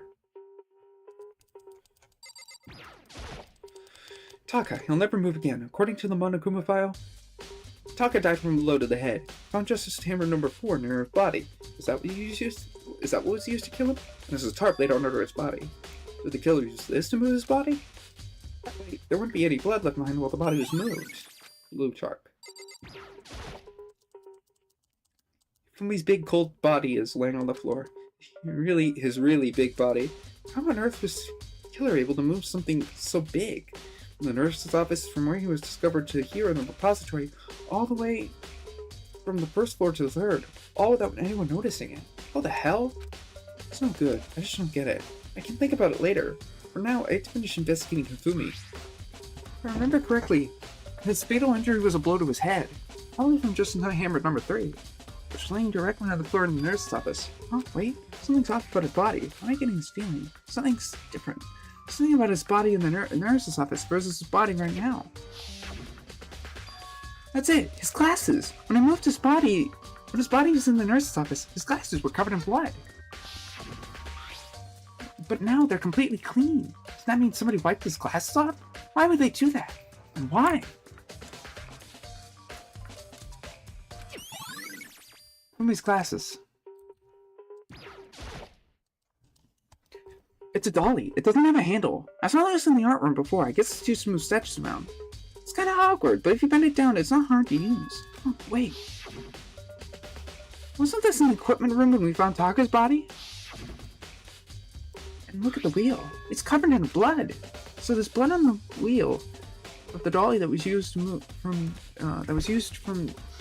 the equipment room to the repository. What's the explanation to that? We're already starting to see some things that are not right. There's only one way out of this room. There's definitely a lock on the door, but it can only be locked from inside the repository. I don't see any way to lock it from the art room. Only one way out of this room. Byakuya, do you really think Hiro did it? I don't see anyone else could think otherwise. When the attacks and murders disappearances happened, every one of us had an alibi. And the last thing Hifumi said when he died, he said Hiro's name. In other words, And there's no room to suspect anyone else. Okay, but if he didn't do it, why would he hide his identity with that weird costume? Maybe he thought that no matter what happened, he'd be safe as long as his face was covered. Because it's the pool of the century, you see. I mean, he is kind of dumb. Do you really think that's enough to explain it? I feel like there's a clue hiding there. That's it? That's all that bothers you about the case? Well, no, there are a few other things. Like, why did the killer try to hide the bodies? They probably figured if we couldn't find the bodies, we couldn't complete our investigation. But if that's the case, we found the bodies pretty easily, didn't we? Again, it comes back to the fact that the culprit was a moron. Is that really all there is to it? The other thing that bothers me is, why did bother killing 2 people? What? The rule says if you can kill someone and get away with it, you graduate, right? So if you're the killer, your #1 priority is not getting caught. Killing 2 people means more clues, more chances you'll get found out. I see. Hold on. Perhaps... I see. So that's what that means. Is everything okay? That's enough. Don't talk to me as if we're friends. What's with the attitude? But you have my appreciation. Thanks to you, I might have some fun with this after all. Mysterious words hung in the air as he left the repository. I talked as if he figured something out. But if he did, would it have killed him to tell me what it was? It doesn't look like there's anything else.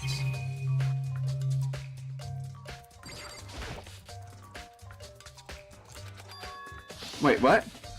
No.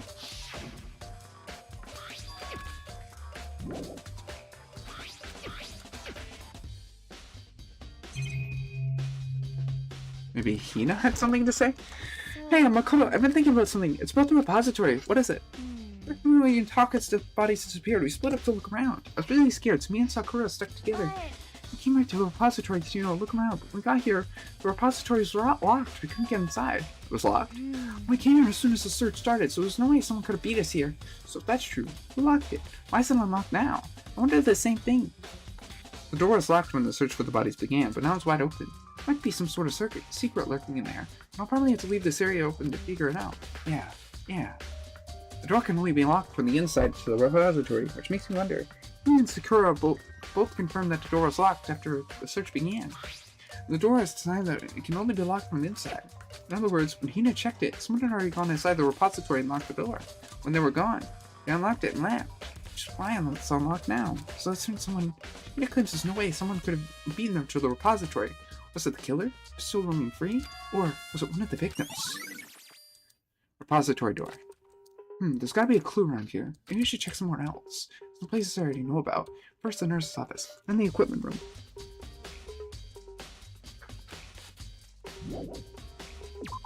Actually, I really want to... Now that I'm, vindicated about that bloodstain, I want to go check it out. Paintings lining the walls. That's actually not what I wanted. I was trying to...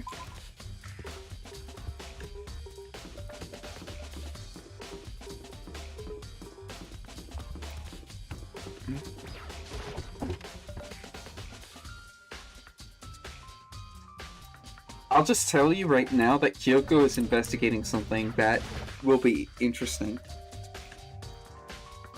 She's doing some detective work of her own. Huh? This tarp. I feel like I've seen it somewhere before, just recently too. Oh wait, there's no... There's some kind of tire mark going through the pool of blood in the middle of the room. That reminds me about the dolly in the repository. It was blood on its tire. That blood had come from here, which means that Tako's body was moved from the repository to the equipment room to the repository using the dolly. Both rooms are on the 3rd floor, so that should have been possible. But even if the dolly was used to move Tako's body, what about Fumi? Fumi's body was in the nurse's office on the 1st floor. Even without a dolly, there's no way to get it up to the 3rd. That's still a total mystery. Hammer 4. Justice Hammer 4. The body was moved, the murder weapon was left here. Oh, wait. We're not gonna...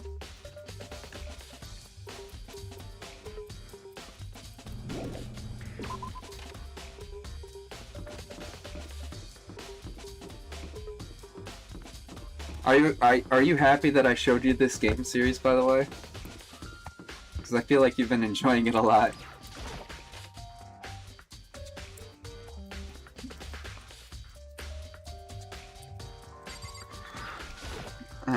Celeste, was she really attacked with this hammer? What the heck is with this thing?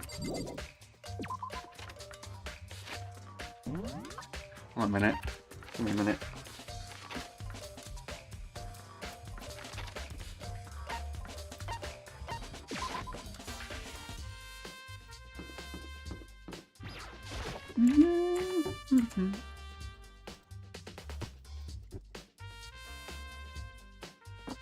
Excuse me. Hammer 4. Hammer 3, I mean. Hammer that was used to kill Fumi. Somebody moved the body but left the weapon behind. What are you investigating? I'm not investigating anything. I'm simply going around seeing if Hero might be hiding somewhere. What about you? You know, just checking this and that. Anything on my mind is someone could have moved Fumi's body. Oh, his body was moved, huh? Well, when it disappeared, it was supposed to be in the nurse's office, right? Hina was not feeling well, so I stayed behind to look after her, but she seemed to be getting worse and worse, so I took her to the bathroom. When he got back, the body was gone. It would have not been gone for more than a minute or two, though. Yeah, Hina said the same thing, so then the killer was able to get in and move the body in that short amount of time? Indeed. It would seem so. Here's some more as big as Hifumi, in a couple minutes is... I can't think of anything less than impossible. Alright, hold on a second. I actually really have to use that. I'll be right back.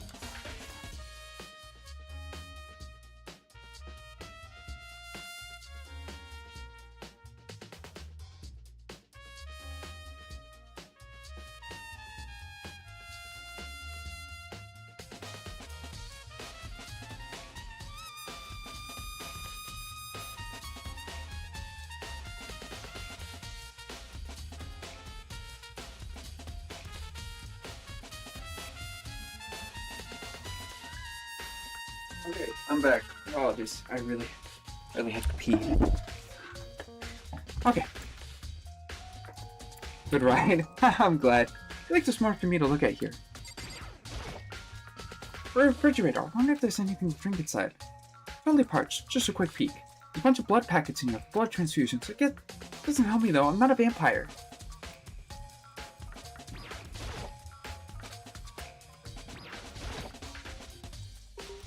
It's just a normal trash can. Wait, there's something inside. It's a handkerchief. It's too small to be a handkerchief. It's glass cleaning cloth. It's got some kind of cartoon character on it. Ah, but it's covered in blood. Oh, Oh, did you find something? Yeah, there was a cleaning cloth. Huh? Cleaning cloth? It's all bloody. Whoever did this must have used it to wipe up some blood. But who would need to do something like that? I haven't the slightest idea. Yeah, me neither. That might be important. Glass is cleaning cloth. It's at the fridge. So this is where you were. I've been looking for you. You have? Sorry, it was taking a while. When did they thank you? No, not that you meant to. You ended up making this little game of ours very interesting indeed. You should go to Hero's room. I meant to give you this. Oh, wait. Oh. You should go to Hero's room. Oh, and let me give you this. In the dining hall. This is a note Hero wrote to get us to all meet up, right? You remember well. The penmanship was remarkable, so it left an impression. All clear. Anyway, this makes it clear, right? This is a trap. What is? Things grow ever more exciting. What are you talking about? I've already repaid my debt. I don't owe you any more explanation. Goodbye. Here's Hero's message. You said to go to Hero's room, but what's waiting for me?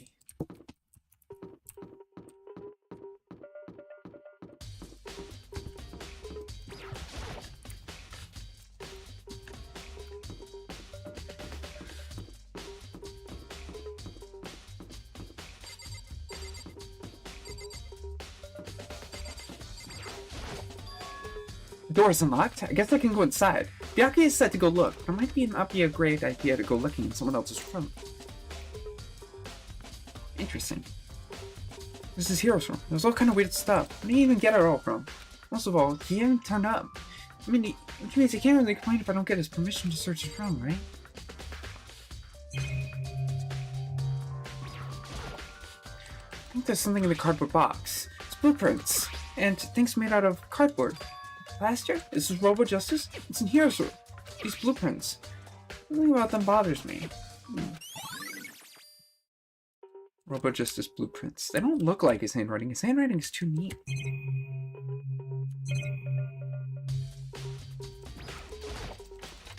Soundlessly check the bathroom. There's nothing in here. It's pretty grungy. Why does the bathroom even get this dirty? Wait, I can't check to see if his toolkit is used? It's his bed. Just like the one in my room. Wait, there's something over here. Oh wait, that's the exit. Okay. I mean, it looks like the clairvoyant's bedroom. Makoto, big news, big news! What? We found Kyoko! What? Is she okay? Where is she? Wait, I wasn't done. There's more big news. Robo Justice showed up too. Robo Justice. It's here wearing the costume. Anyway, as soon as you can, head to the pool on the second floor.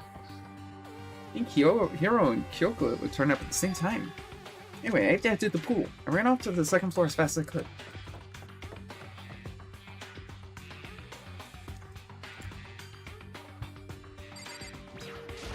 I haven't actually been in the pool yet. Kyoko, and... I mean... Man, I've had the worst day. Hero?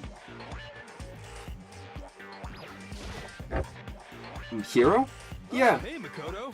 Duh. Who else would it be? That's a good question. What? Why do I look like this? Did someone come along and remodel me while I was sleeping? Was it the Illuminati? There's a big locker. Right. I found Hero. He was jammed into the pool room locker. Looks like he was fast asleep, so I kicked him and woke him up. I still can't believe you kicked me. I could have been a little more gentle about it, like, I don't know, caress my face or something. That's creepy. Anyway, Kyoko, where have you been all this time? Just disappeared, without a trace. Wow. There was something I had to check up on. What do you mean? Never mind. Never mind. It's nothing. Never mind. Hey. More importantly, she says that. But does she have any idea? Does she know people think she might be spying for the mastermind? First of all, Hero, you need to explain why you're dressed like that. I mean... Oh, well, I have no idea. 1 second I was asleep, I didn't even know what happened, and I woke up, I was here. I don't care, do something about that costume. It pains me just to look at you. Huh? Well, I don't know what's up. I don't know what's up with this thing. I can't actually get it off. A little help? Why'd you make something you can't take off by yourself? Got it all wrong. I didn't make this thing. There's a clasp on the back that's keeping you from getting it off. It looks pretty sturdy. I don't think you're getting him off on your own. You don't really have a choice. Let's help him. It took everyone's help, but we were able to get Hero out of the suit. It took a few minutes, but we got all the pieces off. Free at last. Isn't it kind of weird how perfectly the suit fits Hero? So What are the then, point? Nobody a hero would be able to wear that costume. Wait, what? Hold on a sec. honestly, Don't bother trying to act innocent. The blueprints were in your room as well. is that okay? In other words, it is obvious to everyone that you made this costume. That's true. I saw the blueprints myself. Yeah, me too. Could it be? And it's obvious the one who put out this costume on and went around attacking everyone was Hero. So we tie him up and gag him? Good idea. We wouldn't want him killing anyone else. Tie me up? Hold on, guys. I think that's going a little far. That's right. He may be a suspect, but he deserves fair treatment. Yeah, I mean, attacking? Blueprints? I have no idea what you guys are talking about. You can't talk your way out of this. It's been decided. You killed them. What? Killed who? I have no idea what you're talking about. Just be a fake hero running around. What are you saying? You're the only one who can wear this costume. So who could possibly be the costumed attacker? How do you know I'm the only one? You should try it on for yourself before you convict me. Fine, if you're gonna be a jerk about it, I will. While missing a bit, she started putting on the Robot Justice costume. Huh. See? Look. See how loose it is? I mean, come on. I'm blind as a bat in here. Can't see my feet at all. I'm surprised you got anywhere in this thing. I'm telling you, it wasn't me! And not to mention, you totally can't bend at the waist. Seems like a pretty obvious oversight. That's not a very nice thing to say. I mean, it's not like I made it. I just got caught up in the moment. Well, either way, now we know for sure, right? I mean, it seems pretty clear that nobody but Hero could have fit into this dumb costume. But hold on. If the killer moved the bodies, how did they...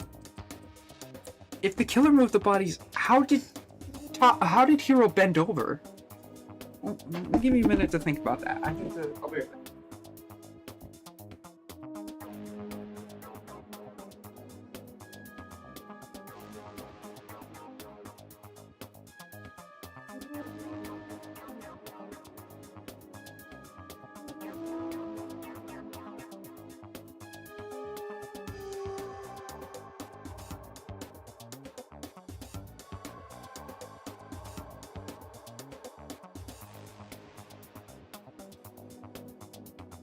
Doesn't make any sense. If he can't bend out the waist, then he can't pull the gauntlet. And he couldn't get the costume off by himself. It's interesting how this all falls into place. In a huff, Hina took the suit back off again. What? Now you're all out of excuses. No, see, it's because if you're a girl, but into the guy then. Makoto, go ahead. Why me? Oh, okay. Against my will, I picked up the pieces off the floor and tried putting them on. It's no good. The arms are too long. There's no way I can wear this. Just a second. See, I told you it was impossible. You are absolutely right. It seems this costume was made to fit Hero's body exactly. But... Then there's another costume. There must be one looks the same but fits them. Honestly. If you insist on this line of defense, then show us some evidence. What the heck? Evidence? You claim there is another suit, and you must find it and show it to us. What the heck? Just the worst. Who cares? Hero's the only one without an alibi during this whole thing anyway. That's terrible. Which is how we know it was him. I mean, is that really true? I have no idea what's been happening. Someone like tell me? Just see what everyone has to say. It's looking more and more like it really was a setup.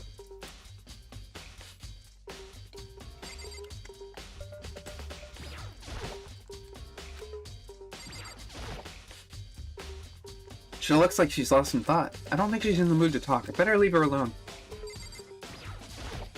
Oh. Certainly did not expect Hiro and Kyoko to turn up at the same time. Where's Kyoko been hiding? I have no idea. Perhaps she is working for the mastermind. Else would explain her questionable behavior, but... I'm quite protective of her, yes? That's because she's helped me out so much up until now. If I were the mastermind, that is exactly what I would do to earn her trust. What the heck? There's no talking your way out of this one. You did it. Everyone knows it. What the heck? If you don't tell me what's going on, how am I supposed to understand? I think I figured out someone's been killed, right? Makoto, who was it? Well, 2 people were killed. Taka and Hifumi. 2 people? Why are you freaking out? You did it. I did not. Wait, hold on. If those 2 are the ones that are killed, that's it. I know who did it. So then... May as well tell us then. Taka and Hifumi were fighting over alter ego. Which means alter ego and or Chihiro must have done it. Correct. I see, that's unfortunate. How unfortunate? Stop trying to trick us. Just admit you did it, okay? I'm telling you, you got it all wrong. Oh, I know. That note. Note? Last night, someone slipped a weird note under my door. Here's what it said. I found a hole maybe we can use to escape. Monokuma can't find out, so don't tell anyone. Let's meet at the rec room at 1 a.m. The last thing I remember was going to the rec room. For some reason, I fell asleep. Real killer probably drugged me or something. Not a chance. No, hold on. We could be onto something. Nurse's office did have chemicals that could do that. What? Really? I told you, someone's trying to set me up. Secret passage, chance to escape. Someone wrote all that to trick me. If that's true, you must be one dumb fish to fight every piece of bait that floats in front of you. Why are you being trapped here so long? Even if you know it's a lie, you still gotta check, right? Part of my desire to get out of here. They deceived me. I still don't buy it. Well, you should buy it. Just a second. Okay, then show us the note. With pleasure. I have it right here in my pocket. Looks like I lost it. Yeah, sure. Please, you gotta believe me. I wouldn't hurt a fly. As I said before, if you want us to believe you, you must produce evidence. Can you show the note? No particular issue with what you claim, but if you want us to believe you, give us a reason. The heck? We're serious? Now, we shall resume our investigation. There's no time to waste before the class trial begins. Why do we need to keep investigating? You gotta know who did it. Why? Why'd you kill him? Tell us, hero. Oh, it's like I said. Is it really get the money Monokuma offered us? Yeah, he must be totally broke. That's why. Hey, what the fuck? The accusation. Please help. Just be thankful we haven't bound and gagged you. The other time you yell and carry on. You have time to search for your evidence, right? Ah, right. I need to look for the second suit and that note. Pete, don't fail me now. I guess better get back to guard duty. I was gonna ask Toko or Genocide Jack to switch to me. If she and Sakura got into a fight, we'd have a catastrophe in their hands. Oh, bye. One by one, everyone peeled away. Makoto, do you have a second? Huh? I want you to help me with the investigation. Seems like I got a late start on this. I need to make up some ground. Sure, I don't mind helping. But you can promise me something? Later, when we have time, will you tell me why you disappeared? No. Reject me so simply. Anyway, I need your help. You don't mind, do you? Okay. Shall we go? Thanks. Shall we? Hey. So Makoto, first I'd like to examine the corpses. Examine? Examine the corpses. I can't believe I'm hearing that from a girl the same age as me. Correct. Dead bodies don't lie, you know. They tell the truth far more easily than the living. Hey. Wouldn't you agree? How am I supposed to answer? Anyway. We have to hurry before the class trial begins. Yeah, you're right. Show me where the bodies are. They're in the repository. You should head that way for now.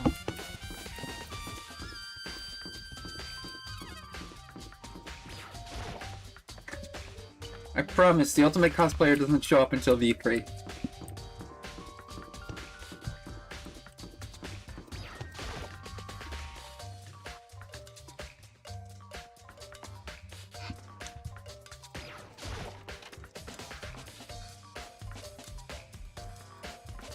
Fumi and Taka. For a moment, Kyoko seemed to go rigid, but only for a moment. So then... Well then, let's get started. Crashing next to Taka without hesitation, she began poking and prodding the bodies. They were killed. Monokuma Fi was right. They were killed using similar weapons. Her movements were smooth. She was so calm. Seeing how comfortable she was actually made me feel a little more comfortable. I see. Makoto, I found something. Did? Hey. Remember the wristwatch Taka always wore in his left hand? Did? Are you oblivious to the people around you? Do you dislike other people that much? No, that's not it. Anyway, so you said he had a watch? So then... Take a look. It's broken. You can see the hands are moving, right? It's most likely broke when he had his encounter with the assailant. As you notice, the hands are frozen just past 6 o'clock. But I mean, the watch was broken just after 6? Right. Last night, Taka's watch definitely wasn't broken. How long were you gonna keep us waiting? Taka's irritated voice pierced the air as he stared pointedly at his wristwatch. It's almost 10 o'clock, you know that? Bedtime for all the little boys and girls. In other words... So if it worked at 10 last night, then it couldn't have been broken at 6 p.m. Meaning it must have been at 6 this morning. However... And that's not all. Look at Taka's left hand. He appears to be gripping something. You're right, there's something white in there. Makoto. Could you try and pry it out? Me? Because... Rigor mortis has already set in. Boys are better suited to this kind of manual labor, right? Okay. As much as I didn't want to go, I grasped Taka's cold hand. Ice cold hand was nearly enough to cause my heart to stop beating. After some effort, I was able to finally free the object from his hand. Piece of paper? Hey. Is that all he had in his hand? Yeah, that's it. Blue scrap of paper. Doesn't seem like much of a clue. Right? I wonder about that. Yoko turned to Hifumi's body. So then... Let's check Hifumi's body now. Perhaps he left a few clues of his own.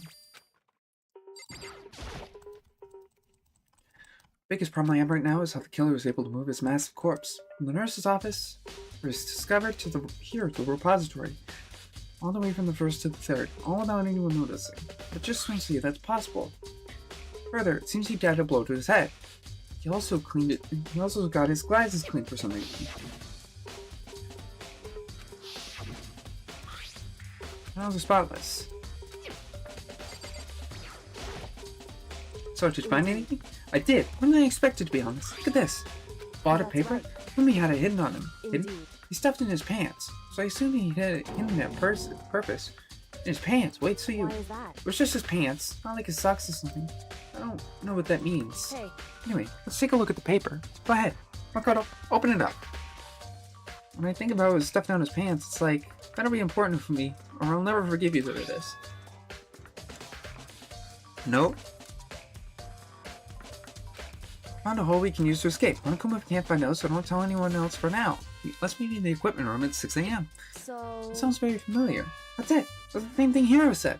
So he's telling us the truth. However... Although, it's not exactly the same. So as I said, I don't know what we can use to escape. Maybe at the rec room at 1 a.m. Time is different. Hiro told us in his note to make it Death Note. No, 1 a.m. But here it says 6 a.m. Is that right? Hold on, just because Hifumi doesn't have the note doesn't mean it's for him. So... Part of it has been torn off, right? I think there's likely some meaning there. Some meaning... Does this part being ripped? Can you explain a little more? Think carefully. How many have been clutching that scrap of paper so tightly? I have no idea. So then... What if it wasn't just a scrap of paper when it's holding it? What if it was something more important? How does something like that become a mere scrap of paper? That's what you need to answer. Hey.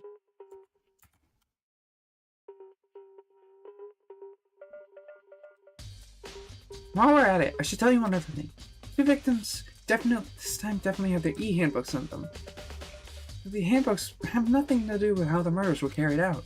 Not that there was any reason to think they were connected to the killings in the first place. You're saying I don't have to think about the handbooks this time, right? Is that right? If you didn't have to think about them at all, I probably wouldn't have gone out of my way to mention it. All you said they weren't used to help carry out the murders. Maybe come to a point where a handbook may play a role.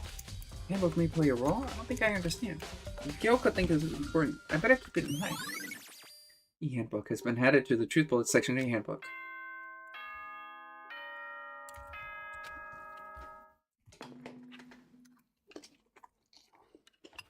Are you excited?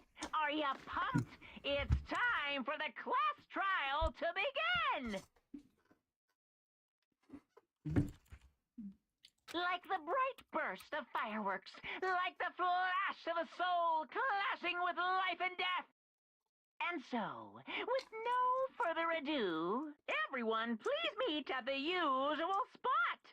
Make your way to the red door on the first floor of the school. See you soon. It would seem... It's unfortunate, but I suppose this is where our investigation comes to an end. I'll have to figure out the rest for yourself and come to the proper conclusion. Yeah, you're right. Shall we go? Well, we better get going. Okay.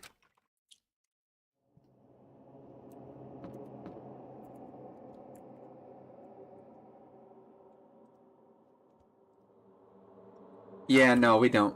I'm at least gonna get to the equipment part, because we can start equipping abilities. And then I'm gonna save. Everyone had heard Monokuma's proclamation. We gather here by the door, since we're all here. Monokuma appears! Hello, hello, hello. You multiplied? Wrong. Nope, it just looks like that way because of an illusion. I'm so fast it only looks like I'm multiplied. Can you tell which one is the real one? Can we just get on the elevator? Boy. You're not playing along. Along. You're not here to play. Okay, fine. Hey. If everyone's here and ready to go, please board the pain train elevator. See you guys down there. Let's go. Okay then, shall we? Please. I'm not mentally prepared yet. I'm never mentally prepared. You can't run away anymore, hero. You're gonna pay for your sins. I told you already, I didn't do it. We're serious. Reminds me, did you ever find the other costume? Or the note? Oh, no, but how unfortunate. It seems we have our culprit. Hey, This isn't the place to talk about it. Save your accusations for when we get to the courtroom. That's right. She's right. Let's get down there first. Then the story can really begin. Yeah, good idea. That's right. I have to do it. I can't let whoever killed Hifumi and Taka get away with it. For everyone who's still alive. For the two that lost their lives.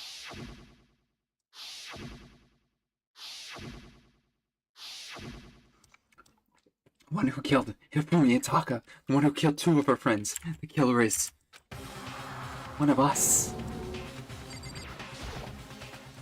Took one last deep breath and exhaled slowly. I began to walk towards the elevator. Once everyone was aboard, doors closed on their own. The steel box began to move. Clunking of the elevator kept us company as we fell further and further down. There was no going back. So we settled on this, we couldn't go anywhere. I'm not sure how long it was before the elevator finally came to a stop. The door slid open, opening up a cool fate. When I see all you gathered together like this, I realize how few of you there are left. Your school life is slowly reaching its climax. Only because of you. Why? Why you make us do such cruel things to each other? What? Do you really hate me so much? I'm so cute. Come on. Stop goofing around and begin the trial. Don't rush me. Of course I'm gonna start it. Never be like, stay tuned for the action-packed cast trial after this commercial break. Never hold out on you like that. Okay, let's get on to it. Sign seats. So the curtain again. Opened again. Deadly judgment, deadly deception, deadly betrayal, deadly riddle, deadly defense, deadly fate, deadly clash trial. Yes, we're gonna save, but first, what I want to do is I want to set my skills.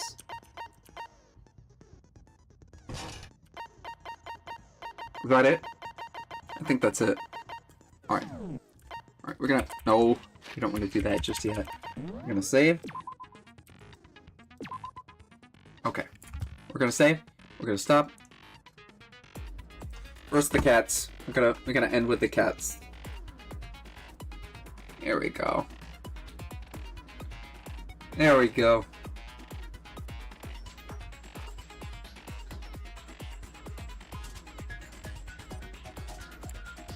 Alright,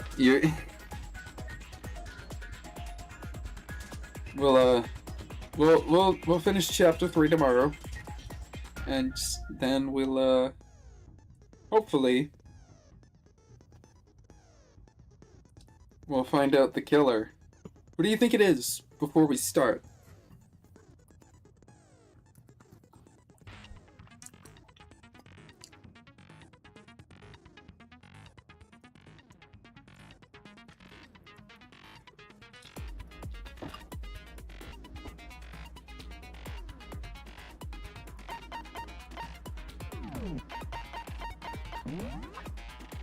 So there's Celeste, Sakura, Toko, Aoi, Kyoko, Yasuhiro, Byakuya, and Makoto. Those are all the available suspects. I don't know. The more we looked at it, it seems like Hiro is really being set up. I mean, they said that note.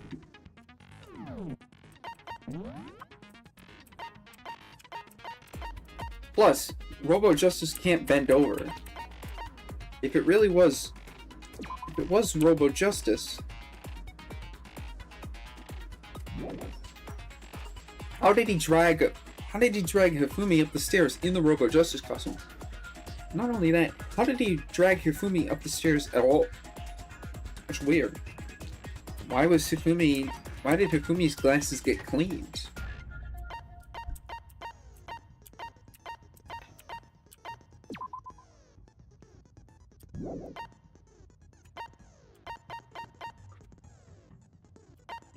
I don't think we can say it's Hifumi yet until we find better evidence.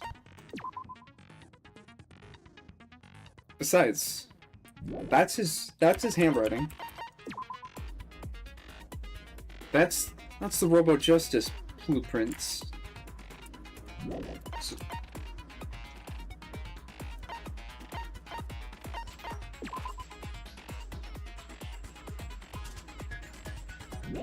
he died in the morning. He died in the morning, which means everyone's alibis don't even add up. Literally everyone does not have an alibi from when Taka was killed.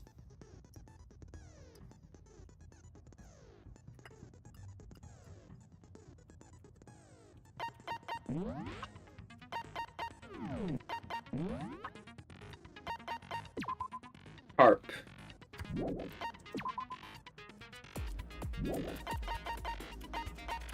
That's just some things to keep in mind.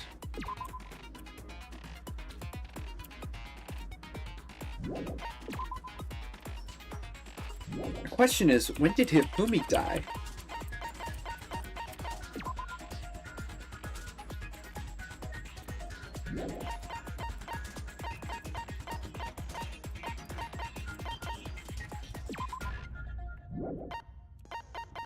That's what we need to find out. They were not gone for more than a minute.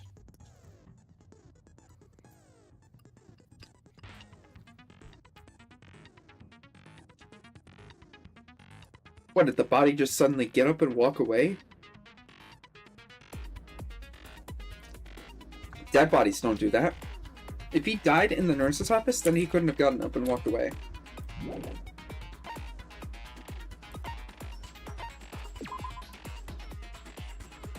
But it would be impossible for Yasuhiro to carry him up the stairs like that. He's a big... Oh, wait. Give me a minute. He's a big blob of fat. Like, you can't lift that up a flight of stairs. It's too big. Especially for someone who's not so athletic.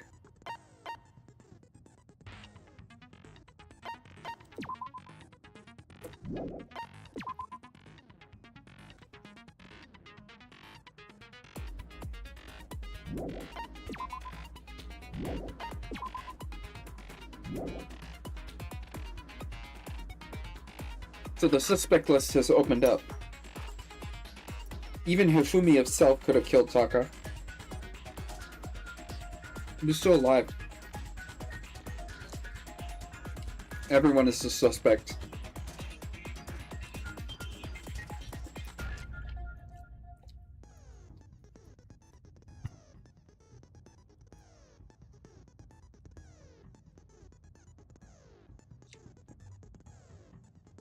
Even Makoto, Aoi, Sakura, they were all awake. Well, they were all, like, you know, they weren't accounted for. Byakuya and Toko are probably the only ones who have actual alibis here. Because she was stalking him. Which means, ironically, the serial killer is literally the most innocent person in this case.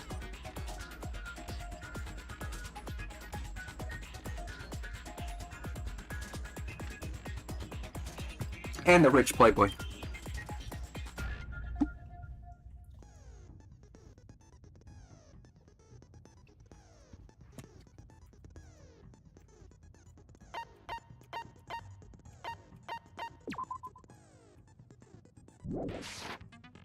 All right. I'm gonna end it for now. Yeah, we can let the cat. We can let the cats go at full power now. Here. All right. Excuse me. You're fighting. Alright, I'm gonna go sleep, and we will start trial 3 in the morning. I'll let you think about who potentially could have killed, who has the most motive to kill as well, because that's also important. I would think about Ifumi's final words as well. He said Yasuhiro. I think it's a good time to go back on how he talked throughout the entire game. I was pretty creepy up until the last, like, couple minutes, but 1 and 2 should be, Trials 1 and 2 should be a good display of how he talks to other people and talks about people. That's just something to keep in mind. Alright, I'm gonna let you go now.